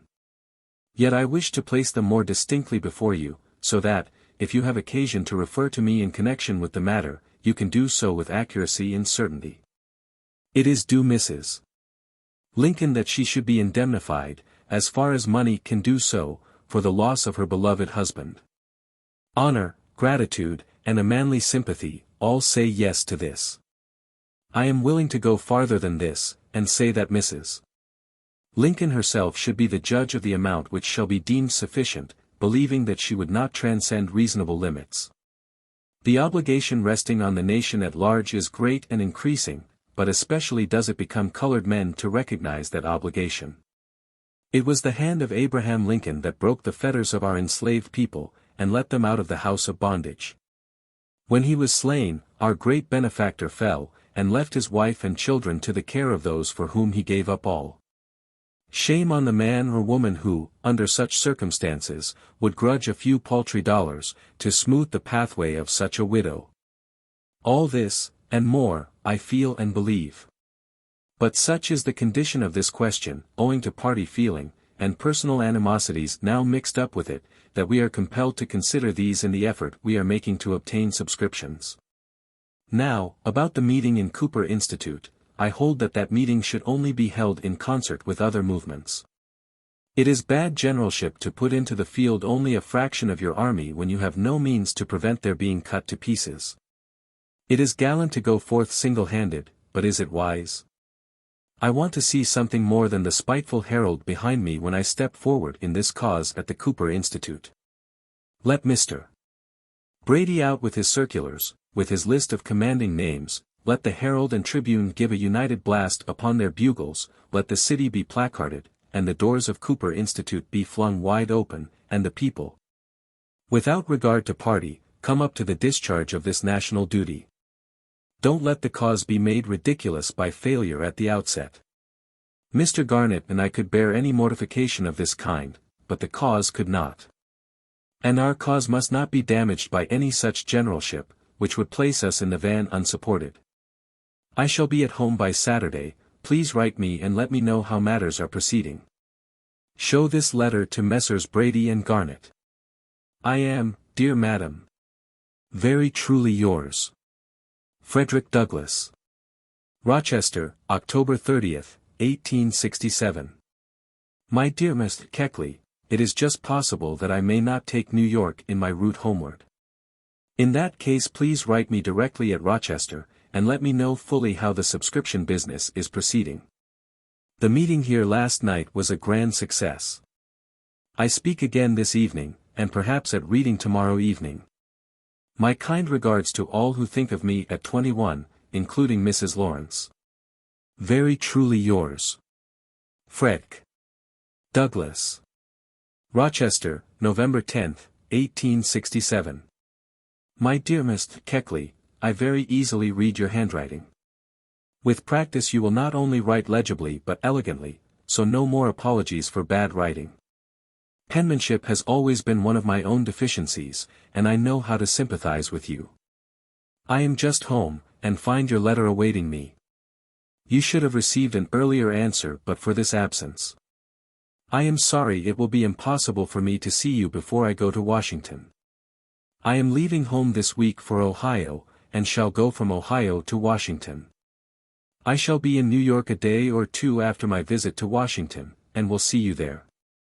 Any public demonstration in which it will be desirable for me to take part, ought to come off the last of this month or the first of next. I thank you sincerely for the note containing a published letter of dear Mrs. Lincoln. Both letters do credit to the excellent lady. I prize her beautiful letter to me very highly. It is the letter of a refined and spirited lady, let the world say what it will of her. I would write her a word of acknowledgment but for fear to burden her with correspondence. I am glad that Mr. Garnet and yourself saw Mr. Greeley, and that he takes the right view of the matter, but we want more than right views, and delay is death to the movement. What you now want is action and cooperation. If Mr. Brady does not for any reason find himself able to move the machinery, somebody else should be found to take his place. He made a good impression on me when I saw him, but I have not seen the promised simultaneous movement of which we spoke when together. This whole thing should be in the hands of some recognized solid man in New York. No man would be better than Mr. Greeley. No man in the state is more laughed at, and yet no man is more respected and trusted. A dollar placed in his hands would be as safe for the purpose as in a burglar-proof safe, and what is better still, everybody believes this. This testimonial must be more than a Negro testimonial. It is a great national duty.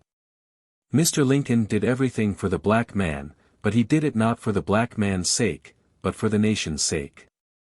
His life was given for the nation. But for being president, Mr. Lincoln would have been alive, and Mrs. Lincoln would have been a wife, and not a widow as now. Do all you can, dear Mrs. Keckley. Nobody can do more than you in removing the mountains of prejudice towards that good lady, and opening the way of success in the plan. I am, dear madam, very truly yours. Frederick Douglass. Many persons called at 609 Broadway to examine Mrs. Lincoln's wardrobe, but as curiosity prompted each visit, but few articles were sold. Messrs. Brady and Keyes were not very energetic, and, as will be seen by the letters of Mrs. Lincoln, published in the appendix, that lady ultimately lost all confidence in them. It was proposed to send circulars, stating Mrs. Lincoln's wants, and appealing to the generosity of the people for aid, broadcast over the country. But the scheme failed. Messrs. Brady and Keyes were unable to obtain the names of prominent men, whom the people had confidence in, for the circular, to give character and responsibility to the movement, so the whole thing was abandoned. With the Rev. Mr. Garnet, I called on Mr. Greeley, at the office of the Tribune, in connection with this scheme. Mr. Greeley received us kindly, and listened patiently to our proposals, then said, I shall take pleasure in rendering you what assistance I can, but the movement must be engineered by responsible parties. Messrs. Brady and Keyes are not the men to be at the head of it. Nobody knows who they are, or what they are. Place the matter in the hands of those that the people know and have some confidence in, and then there will be a chance for success. We thanked Mr. Greeley for his advice, for we believed it to be good advice, and bowed ourselves out of his room. When Messrs. Brady and Keyes were informed of the result of our interview, they became very much excited, and denounced Mr. Greeley as an old fool. This put an end to the circular movement. The enterprise was nipped in the bud, and with the bud withered Mrs. Lincoln's last hope for success. A portion of the wardrobe was then taken to Providence, to be exhibited, but without her consent. Mr.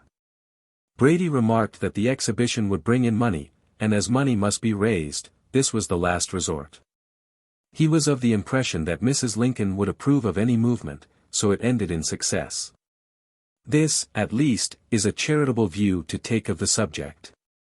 Had the exhibition succeeded in Providence, it is my opinion that the agents of Brady and Keyes would now be traveling over the country, exposing Mrs. Lincoln's wardrobe to the view of the curious, at so much per head. As is well known, the city authorities refused to allow the exhibition to take place in Providence, therefore Mr. Brady returned to New York with the goods, and the traveling show scheme, like the circular scheme, was abandoned. Weeks lengthened into months, and at Mrs. Lincoln's urgent request I remained in New York, to look after her interests. When she left the city I engaged quiet lodgings in a private family, where I remained about 2 months, when I moved to 14, Carroll Place, and became one of the regular boarders of the house. Mrs.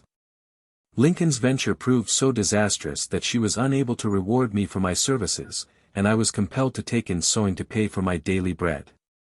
My New York expedition has made me richer in experience, but poorer in purse. During the entire winter I have worked early and late, and practiced the closest economy. Mrs. Lincoln's business demanded much of my time, and it was a constant source of trouble to me. When Mrs. L. left for the West, I expected to be able to return to Washington in 1 week from the day, but unforeseen difficulties arose, and I have been detained in the city for several months. As I am writing the concluding pages of this book, I have succeeded in closing up Mrs. Lincoln's imprudent business arrangement at 609 Broadway. The firm of Brady and Keyes is dissolved, and Mr. Keyes has adjusted the account. The story is told in a few words. On the 4th of March I received the following invoice from Mr. Keyes. March 4th, '68. Invoice of articles sent to Mrs. Lincoln. 1 trunk. 1 lace dress. 1 do. Flounced. 5 lace shawls.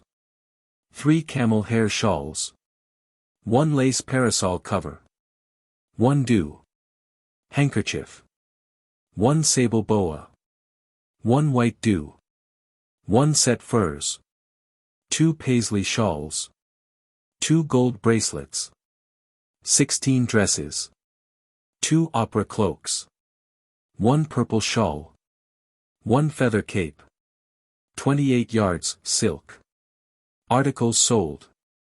1 diamond ring. 3 small do. 1 set furs. 1 camel hair shawl. 1 red do. 2 dresses. 1 child's shawl. 1 lace chantilly shawl. The charges of the firm amounted to $800. Mrs. Lincoln sent me a check for this amount. I handed this check to Mr. Keyes, and he gave me the following receipt.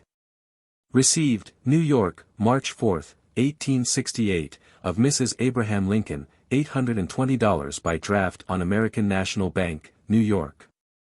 S. C. Keyes. I packed the articles invoiced, and expressed the trunks to Mrs. Lincoln at Chicago. I then demanded and received a receipt worded as follows. Received, New York, March 4, 1868, of Mrs. Abraham Lincoln, $820 in full of all demands of every kind up to date. S. C. Keyes. This closed up the business, and with it I closed the imperfect story of my somewhat romantic life. I have experienced many ups and downs, but still am stout of heart.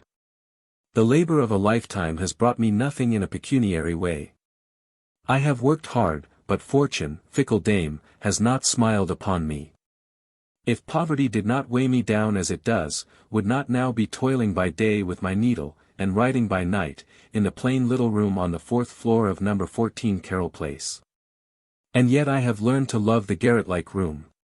Here, with Mrs. Amelia Lancaster as my only companion, I have spent many pleasant hours, as well as sad ones, and every chair looks like an old friend. In memory I have traveled through the shadows and the sunshine of the past, and the bare walls are associated with the visions that have come to me from the long ago. As I love the children of memory, so I love every article in this room, for each has become a part of memory itself. Though poor in worldly goods, I am rich in friendships, and friends are a recompense for all the woes of the darkest pages of life. For sweet friendship's sake, I can bear more burdens than I have borne. The letters appended from Mrs. Lincoln to myself throw a flood of light upon the history of the "old clothes" speculation in New York. Appendix. Letters from Mrs. Lincoln to Mrs. Keckley. Chicago, Sunday morning, October 6. My dear Lizzie, I am writing this morning with a broken heart after a sleepless night of great mental suffering. R. Came up last evening like a maniac, and almost threatening his life, looking like death, because the letters of the world were published in yesterday's paper.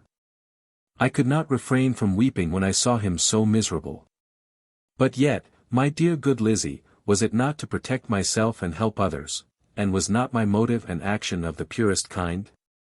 Pray for me that this cup of affliction may pass from me, or be sanctified to me. I weep whilst I am writing.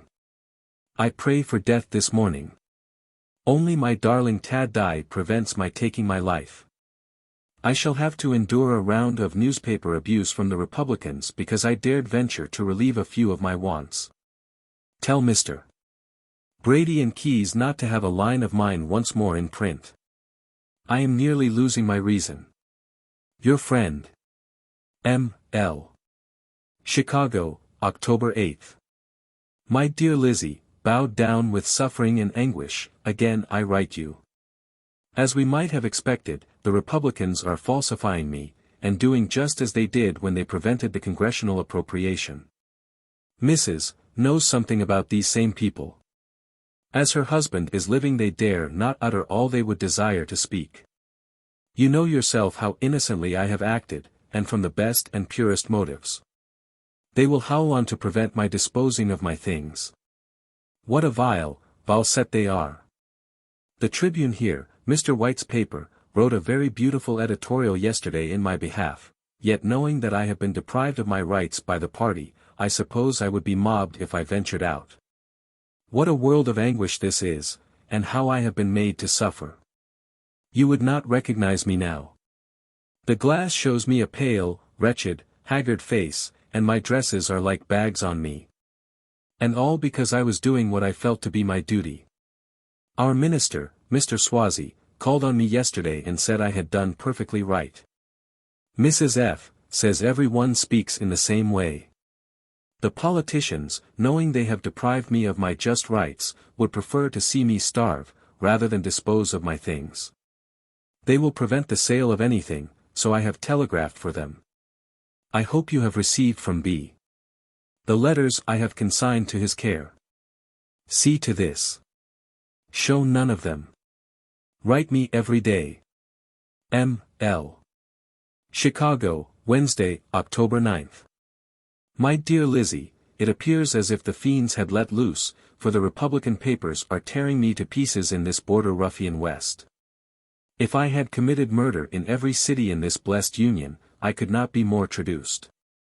And you know how innocent the first have been of the intention of doing wrong. A piece in the Morning Tribune, signed B, pretending to be a lady, says there is no doubt Mrs. L. is deranged, has been for years past, and will end her life in a lunatic asylum. They would doubtless like me to begin it now. Mr. S., a very kind, sympathizing minister, has been with me this morning, and has now gone to see Mr. Medill, of the Tribune, to know if he sanctioned his paper publishing such an article. Pray for me, dear Lizzie, for I am very miserable and broken-hearted. Since writing this, I have just received a letter from Mr. Keyes, begging and pleading with me to allow them to use my name for donations. I think I will consent. Truly yours. M. L. Chicago, Sunday, October 13. My dear Lizzie, I am greatly disappointed, having only received one letter from you since we parted, which was dated the day after.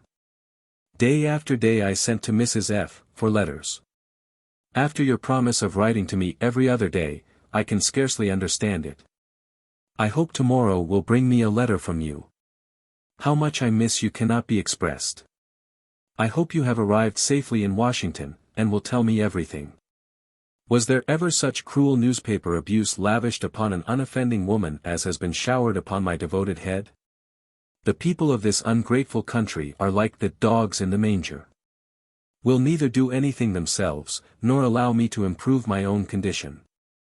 What a government we have! All their abuse lavished upon me only lowers themselves in the estimation of all true-hearted people. The Springfield Journal had an editorial a few days since, with the important information that Mrs. Lincoln had been known to be deranged for years, and should be pitted for all her strange acts. I should have been all right if I had allowed them to take possession of the White House. In the comfortable stealings by contracts from the government, these low creatures are allowed to hurl their malicious wrath at me, with no one to defend me or protect me, if I should starve. These people injure themselves far more than they could do me, by their lies and villainy. Their aim is to prevent my goods being sold, or anything being done for me. In this, I very much fear, they have succeeded. Write me, my dear friend, your candid opinion about everything. I wish to be made better off, quite as much to improve your condition as well as for myself. 2 weeks ago, dear Lizzie, we were in that den of discomfort and dirt. Now we are far asunder. Every other day, for the past week, I have had a chill, brought on by excitement and suffering of mind. In the midst of it I have moved into my winter quarters, and am now very comfortably situated. My parlor and bedroom are very sweetly furnished. I am lodged in a handsome house, a very kind, good, quiet family, and their meals are excellent. I consider myself fortunate in all this. I feel assured that the Republicans, who, to cover up their own perfidy and neglect, have used every villainous falsehood in their power to injure me, I fear they have more than succeeded, but if their day of reckoning does not come in this world, it will surely in the next. Saturday.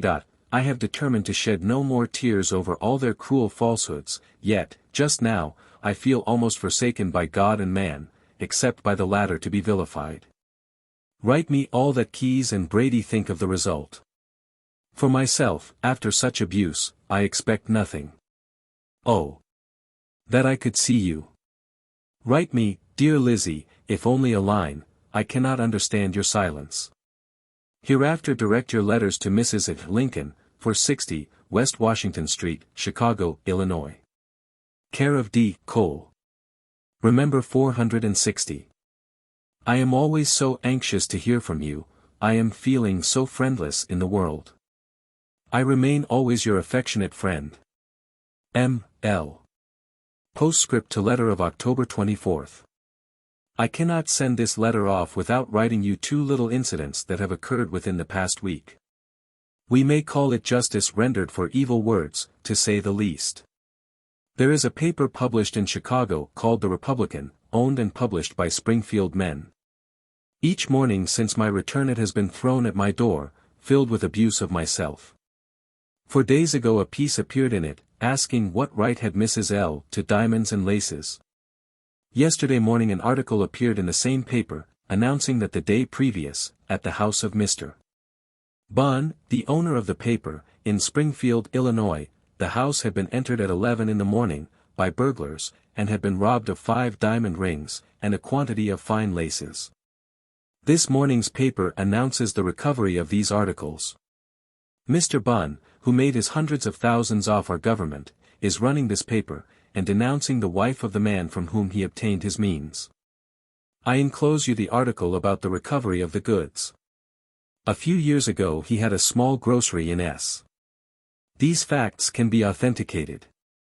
Another case in point, the evening I left my house to come here, the young daughter of one of my neighbors in the same block, was in a house not a square off, and in a childish manner was regretting that I could not retain my house. The man in the house said, "Why waste your tears and regrets on Mrs. Lincoln?" An hour afterward the husband and wife went out to make a call, doubtless to gossip about me. On their return they found their young boy had almost blinded himself with gunpowder. Who will say that the cry of the widow and fatherless is disregarded in his sight?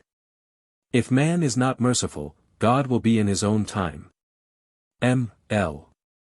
Chicago, October 29th. My dear Lizzie, I received a very pleasant note from Mr. F. Douglas on yesterday. I will reply to it this morning, and enclose it to you to hand or send him immediately. In this morning's Tribune there was a little article evidently designed to make capital against me just now, that 3 of my brothers were in the Southern Army during the war. If they had been friendly with me they might have said they were half-brothers of Mrs. L., whom she had not known since they were infants. And as she left Kentucky at an early age her sympathies were entirely Republican, that her feelings were entirely with the North during the war, and always. I never failed to urge my husband to be an extreme Republican, and now, in the day of my trouble, you see how this very party is trying to work against me. Tell Mr. Douglas, and every one, how deeply my feelings were enlisted in the cause of freedom. Why harp upon these half-brothers, whom I never knew since they were infants, and scarcely then, for my early home was truly at a boarding school. Write to him all this, and talk it to every one else. If we succeed I will soon send you enough for a very large supply of trimming material for the winter. Truly. M. L. Chicago, November 2nd. My dear Lizzie, your letter of last Wednesday is received, and I cannot refrain from expressing my surprise that before now K. and B. did not go out in search of names, and have sent forth all those circulars. Their conduct is becoming mysterious. We have heard enough of their talk, it is time now they should be acting. Their delay, I fear, has ruined the business. The circulars should all have been out before the election. I cannot understand their slowness. As Mr. Greeley's home is in New York, he could certainly have been found had he been sought, and there are plenty of other good men in New York, as well as himself. I venture to say, that before the election not a circular will be sent out. I begin to think they are making a political business of my clothes, and not for my benefit either. Their delay in acting is becoming very suspicious. Their slow, bad management is ruining every prospect of success. I fear you are only losing your time in New York, and that I shall be left in debt for what I am owing the firm. I have written to K. and B., and they do nothing that I request. I want neither Mr. Douglas nor Garnett to lecture in my behalf. The conduct in New York is disgusting me with the whole business. I cannot understand what they have been about. Their delay has only given the enemies time to gather strength. What does it all mean? Of course give the lady at 609 permission to sell the dresses cheaper. I am feeling wretchedly over the slowness and do-nothing style of B. and K. I believe in my heart I am being used as a tool for party purposes. And they do not design sending out a circular. Your friend. M. L. Chicago, November 9, 1867. My dear Lizzie, did you receive a letter a few days since, with one enclosed for F. Douglas? Also a printed letter of mine, which I wished him to read? Do write me every other day at least, I am so nervous and miserable. And Lizzie, dear, I fear we have not the least chance of success. Do remain in New York a little longer, and occupy yourself with the sewing of your friends. Then I shall be able to learn something about my business. In your heart you know there will be no success. Why do you not candidly express yourself to me? Write me, if only a few lines, and that very frequently. R. called up on yesterday, with Judge Davis. R. goes with Judge D. On Tuesday, to settle the estate, which will give us each about $25,000, with the income one told you of, $1,700 a year for each of us. You made a mistake about my house costing $2,700, it was $1,700. The $22,000 Congress gave me I spent for house and furniture, which, owing to the smallness of my income, I was obliged to leave. I mention about the division of the estate to you, dear Lizzie, because when it is done the papers will harp upon it. You can explain everything in New York, please do so to every one. Please see H.G., if it should come out in the papers. I had hoped, if something was gained, to have immediately placed you in more pleasant circumstances. Do urge F.D. to add his name to the circular, also get them to have Beecher's. There must not be an hour's delay in this. R. is very spiteful at present, and I think hurries up the division to cross my purposes. He mentioned yesterday that he was going to the Rocky Mountains so soon as Edgar Wells joined him. He is very deep. Write me, do, when you receive this. Your silence pains me. Truly yours. M. L. Chicago, NOV. 9. My dear Lizzie, I closed and sent off my letter before I had finished all I had to say. Do not hint to K or B, or anyone else, my doubts of them, only watch them. As to S.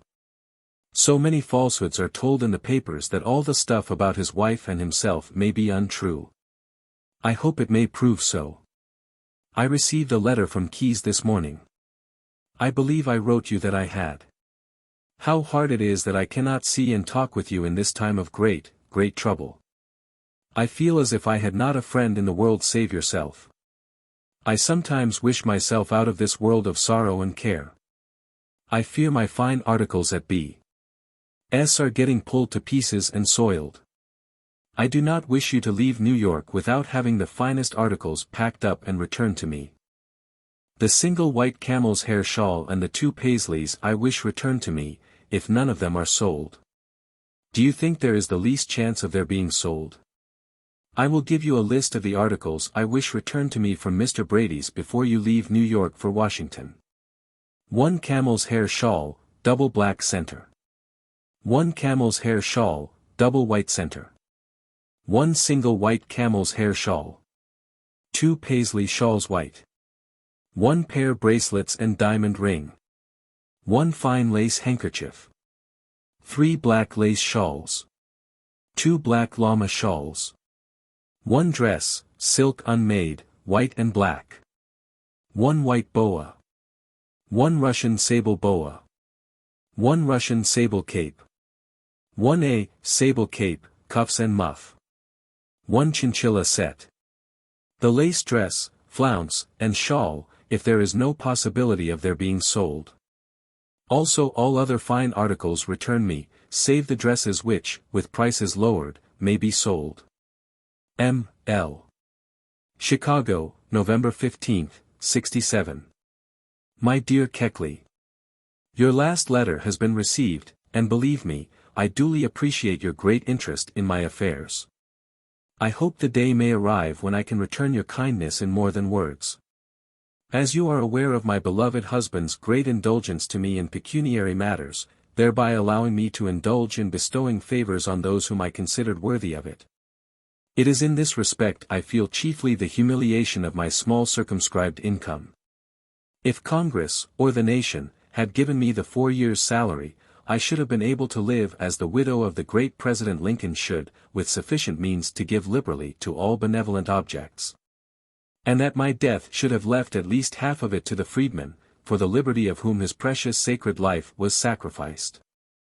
The men who prevented this being done by their villainous and scrupulous falsehoods, are no friends of the colored race, and, as you well know, have led Johnson on in his wicked course.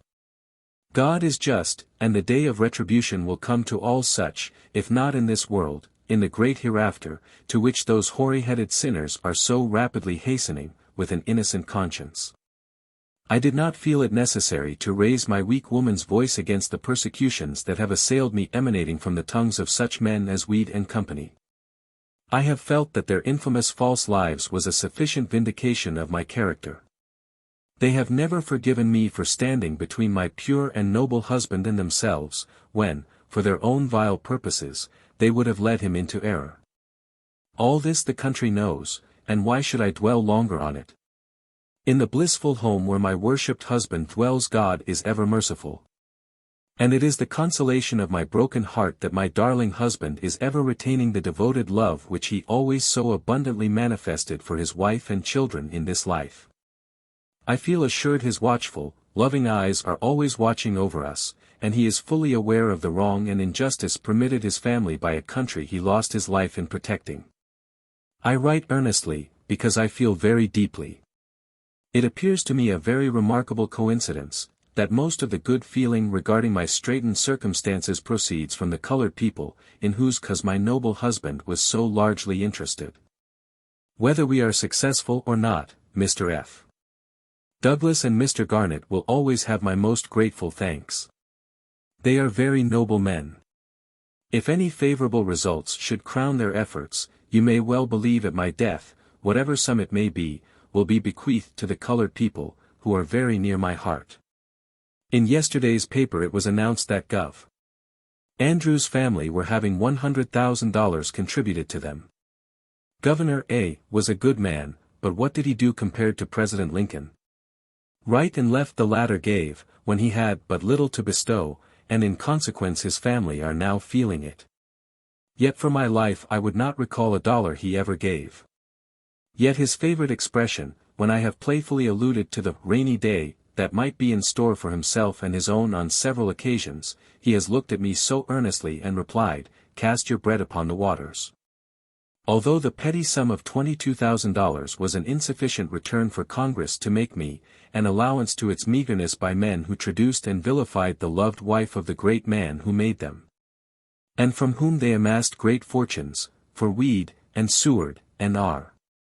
Did this last? And yet, all this was permitted by an American people, who owed their remaining a nation to my husband. I have dwelt too long on this painful subject, but when I have been compelled from a pitiful income to make a boarding house of my home, as I now am doing, think you that it does not rankle in my heart? Fortunately, with my husband's great love for me, the knowledge of this future for his petted and idolized wife was spared him, and yet I feel in my heart he knows it all. Mr. Sumner, the intimate friend of better days, called to see me 2 or 3 weeks since, he who had been an habitué of the White House, both the rooms of the President and my own reception room, in either place he was always sure of a heartfelt welcome. My present situation must have struck a painful chord in his noble, sympathizing heart. And yet, when I endeavored to ameliorate my condition, the cry has been so fearful against me as to cause me to forget my own identity, and suppose I had plundered the nation, indeed, and committed murder. This, certainly, cannot be America, the land of the free, the home of the brave. The evening before Mr. Sumner's last call I had received Mr. Douglas's letter. I mentioned the circumstance to Mr. Sumner, who replied, "Mr. Frederick Douglass is a very noble, talented man, and I know of no one who writes a more beautiful letter. I am sending you a long letter, Lizzie, but I rely a great deal on your indulgence. My fear is that you will not be able to decipher the scrawl written so hastily. I remain, truly yours, Mary Lincoln. Chicago, November 17th. My dear Lizzie, by the time you receive this note, you will doubtless find the papers raving over the large income which we are each said to have. Knowing exactly the amount we each will have, which I have already informed you, I was going to say, I have been shocked at the fabulous sum set down to each, but I have learned not to be surprised at anything. Of course it has gotten up to defeat success. You will now see the necessity for those circulars being issued weeks since. I enclose you a scrap from yesterday's Times of C, marked number 1, also number 2, today's Times. The sum of $11,000 has been subtracted in 24 hours from the same paper. If it continues for a few days longer, it will soon be right. It is a secesh paper, says Congress gave me $25,000 as a present, besides $20,000 of remaining salary. The $25,000 you know to be utterly false. You can show this note to B and K, also the scraps sent. Let no one see them but themselves, and then burn them. It is all just as I expected, that when the division took place, mountain would be made of a molehill. And I fear it will succeed in injuring the premeditated plans. If the war rages, the Evening News might simply say that the sum assigned each was false, that $75,000 was the sum the administrator, Judge Davis, filed his bonds for. But by all means my authority must not be given. And then the Evening News can descant on the $25,000 each, with income of $1,700 each, and Mrs. Lincoln's share, she not being able to touch any of her son's portion. My word or testimony must not appear in the article. Only the paper must speak decidedly. It must be managed very judiciously, and without a day's delay. Yours truly, M. L. November 17th, private for yourself.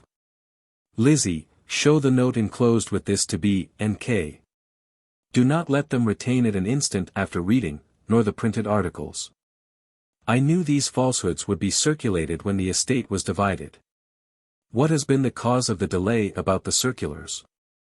I fear, between ourselves, we have reason to distrust those men. Whatever is raised by the colored people, I solemnly give my word, at my death it shall all, every cent, be returned to them. And out of the sum, if it is $50,000, ye shall have $5,000 at my death, and I cannot live long, suffering as I am now doing. If $25,000 is raised by your people, ye shall have the sum at my death. And in either event, the $25,000 raised, or $50,000, I will give you $300 a year, and the promised sum at my death. It will make your life easier. I have more faith in FD's and GS efforts, than in B and K, I assure you. This division has been trumped up just now through spite. I have written to Judge Davis for an exact statement, which I will send to you when received. Write if anything is doing. Truly. M. L. Chicago, November 21st. My dear Lizzie, your letter of Tuesday is just received. I have just written B a note of thanks for his kindness, also requesting the articles of which I gave you a list. Do see Keys about it, K. will have it done. And will you see that they are forwarded to me before you leave New York? K. sent me a telegram on yesterday that 8 names were on the circulars, and that they would be sent out immediately. What success do you think they will have? By all means assure K and B. I have great confidence in them. These circulars must bring some money. Your letter made me quite sad. Talk to K and B of the grateful feelings I express towards them. Do pet up B, and see my things returned to me. Can you not, dear Lizzie, be employed in sewing for some of your lady friends in New York until December 1st? If I ever get any money you will be well remembered, be assured. R. And a party of young men leave for the Rocky Mountains next Monday, to be absent 3 weeks. If the circulars are sent out, of course the blasts will be blown over again. So R is out of the way at the time, and money comes in, I will not care. Write the hour you receive this. I hope they will send out 150,000 circulars. Urge K and B to do this. Your friend. M. L. Saturday morning, November 23 D. My dear Lizzie, although I am suffering with a fearful headache today, yet, as your note of Wednesday is received, I must write. I am grieved to find that you are so wretchedly low-spirited. On Wednesday, the 20th of November, K. sent me the telegram I send you. If he is not in earnest, what does it mean? What is the rate of expenses that B has gone to in my business, that he dares to withhold my immense amount of goods? Do you believe they intend sending out those circulars? Of course you will be well rewarded if we have any success, but as to $500 now, I have it not for myself, or any one else. Pray, what does B propose to charge for his expenses? I pray God there will be some success, although, dear Lizzie, entirely between ourselves, I fear I am in villainous hands. As to money, I haven't it for myself just now, even if nothing comes in. When I get my things back, if ever, I will send you some of those dresses to dispose of at Washington for your own benefit. If we get something, you will find that promises and performance for this life will be forthcoming. It is mysterious why B never writes, and K, once, perhaps, in 3 weeks. All this is very strange. M. L. Chicago, Sunday, November 24th. My dear Lizzie, I wrote you on yesterday and am aware it was not a pleasant letter, although I wrote what I fear will turn out to be truths. It will be 2 weeks tomorrow since the legally attested consent from me was received by B and K. And yet names have not been obtained for it, when last heard from. However, we will soon see for ourselves. If you and I are honest in our motives and intentions, it is no reason all the world is so. If I should gain nothing pecuniarily by the loud cry that has been made over my affairs, it has been a losing game indeed. And the laugh of the world will be against me if it turns out as I now think. There is no doubt it will be all failure. If they had issued those circulars when they should have done, before the election, then it would have been all right. Alas! Alas! What a mistake it has all been. I have thought seriously over the whole business, and know what I am about. I am grateful for the sympathy of Mr. F. Douglas and Mr. Garnett. I see that F.D. is advertised to lecture in Chicago sometime this winter. Tell him, for me, he must call and see me, give him my number. If I had been able to retain a house, I should have offered him apartments when he came to see. As it is, I have to content myself with lodgings. An ungrateful country this. I very much fear the malignity of Seward, Weed, and R. will operate in Congress the coming winter, and that I will be denounced there, with their infamous and villainous falsehoods. The father of wickedness and lies will get those men when they pass away, and such fiends as they are, always linger in this mortal sphere. The agitation of mind has very much impaired my health.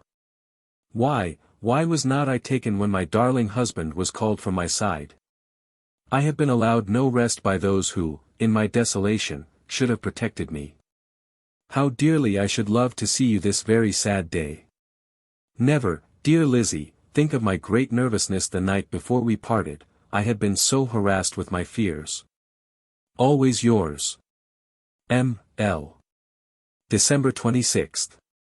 My dear Lizzie, your letters just received. I have just written to K. to withdraw the C. Go to him yourself the moment you receive this. The idea of Congress doing anything is ridiculous. How much could effect if he chose, through others. Go to B and K the moment you receive this. Yours. M. L. Chicago, December 27th. Dear Lizzie, I wrote you a few lines on yesterday. I have twice written to Mr. K to have the C stopped. Go and see him on the subject. I believe any more newspaper attacks would lay me low, as influence has passed away from me with my husband. My slightest act is misinterpreted. Time makes all things right. I am positively suffering for a decent dress. I see Mr. A. and some recent visitors eyeing my clothing askance. Do send my black merino dress to me very soon. I must dress better in the future. I tremble at the bill that B and K may send me. I am so illy prepared to meet any expense. All my articles not sold must be sent to me. I leave this place early in the spring. Had you better not go with me and share my fortunes, for a year or more? Write. Yours, etc. M. L. Clifton House, January 12th. My dear Lizzie, your last letter was received a day or two since. I have moved my quarters to this house, so please direct all your letters here. Why did you not urge them not to take my goods to Providence? For heaven's sake, C.K. and B. when you receive this, and have them immediately returned to me, with their bill. I am so miserable I feel like taking my own life. My darling boy, my Tad die alone, I fully believe, prevents the deed. Your letter announcing that my clothes were to be paraded in Europe, those I gave you, has almost turned me wild. R. would go raving distracted if such a thing was done. If you have the least regard for our reason, pray write to the bishop that it must not be done. How little did I suppose you would do such a thing. You cannot imagine how much my overwhelming sorrows would be increased. May kind heaven turn your heart, and have you write that this exhibition must not be attempted. R. would blast us all if you were to have this project carried out. Do remember us in our unmitigated anguish, and have those clothes, worn on those fearful occasions, recalled. I am positively dying with a broken heart, and the probability is that I shall be living but a very short time. May we all meet in a better world, where such grief is unknown. Write me all about yourself. I should like you to have about 4 black widow's caps, just such as I had made in the fall in New York, sent to me. Of course you would not suppose, if I had you come out here and work for me 6 weeks, I would not pay your expenses and pay you as you made each dress. The probability is that I shall need few more clothes. My rest, I am inclined to believe, is near at hand. Go to B&K, and have my clothes sent me without further publicity. I am feeling too weak to write more today. Why are you so silent? For the sake of humanity, if not me and my children, do not have those black clothes displayed in Europe. The thought has almost whitened every hair of my head. Write when you receive this. Your friend. M.L. The clothes that I have given for the benefit of Wilberforce College. They have been deeded to Bishop Payne, who will do with them as he thinks best, for the cause to which they are dedicated. The letter on page 366 will explain more fully. New York City, January 1, 1868. Bishop Payne, D.D., Dear Sir, allow me to donate certain valuable relics, to be exhibited for the benefit of Wilberforce University, where my son was educated, and whose life was sacrificed for liberty. These sacred relics were presented to me by Mrs. Lincoln, after the assassination of our beloved President. Learning that you were struggling to get means to complete the college that was burned on the day our great emancipator was assassinated, prompted me to donate, in trust to J.P. Ball, agent for Wilberforce College, the identical cloak and bonnet worn by Mrs. Lincoln on that eventful night. On the cloak can be seen the lifeblood of Abraham Lincoln. This cloak could not be purchased from me, though many have been the offers for it. I deemed it too sacred to sell, but donate it for the cause of educating the 4 millions of slaves liberated by our President, whose private character I revere. You well know that I had every chance to learn the true man, being constantly in the White House during his whole administration. I also donate the glove worn on his precious hand at the last inaugural reception. This glove bears the marks of thousands who shook his hand on that last and great occasion. This, and many other relics, I hope you will receive in the name of the Lincoln Fund. I also donate the dress worn by Mrs. Lincoln at the last inaugural address of President Lincoln. Please receive these from your sister in Christ, L. Keckley. I have since concluded to retain the glove as a precious souvenir of our beloved President. Clifton House, Jan. 15, 1868. My dear Lizzie, you will think I am sending you a deluge of letters. I am so very sad today, that I feel that I must write you. I went out last evening with Tad, on a little business, in a street car, heavily veiled, very imprudently having my month's living in my pocketbook, and, on return, found it gone. The loss I deserve for being so careless, but it comes very hard on poor me. Troubles and misfortunes are fast overwhelming me, may the end soon come. I lost $82, and quite a new pocketbook. I am very, very anxious about that bill B&K may bring in. Do go, dear Lizzie, and implore them to be moderate, for I am in a very narrow place. Tell them, I pray you, of this last loss. As they have not been successful, between ourselves, and only given me great sorrow and trouble, I think their demand should be very small. Do not mention this to them. Do, dear Lizzie, go to 609, and talk to them on this subject. Let my things be sent to me immediately, and do see to it, that nothing is left behind. I can afford to lose nothing they have had placed in their hands. I am literally suffering for my black dress. Will you send it to me when you receive this? I am looking very shabby. I hope you have entirely recovered. Write when you receive this. Very truly yours. M.L. Chicago, February 7th.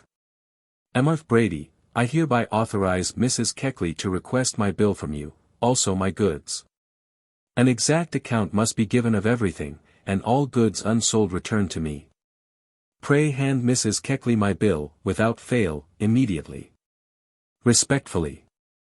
Mrs. Lincoln. Saturday, February 29th. Dear Lizzie, I am only able to sit up long enough to write you a line and enclose this check to Mr. K. Give it to him when he gives you up my goods, and require from him an exact inventory of them. I will write you tomorrow.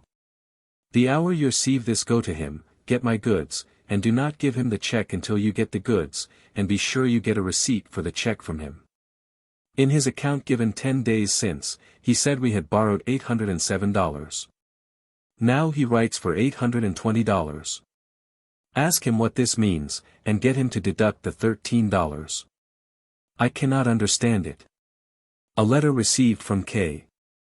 This morning says if the check is not received the first of the week, my goods will be sold, so do delay not an hour to see him. My diamond ring, he writes, has been sold.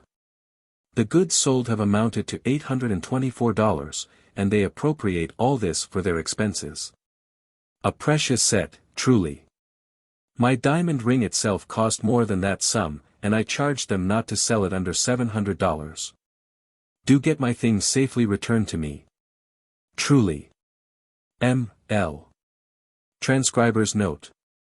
Every effort has been made to replicate this text as faithfully as possible, including obsolete and variant spellings.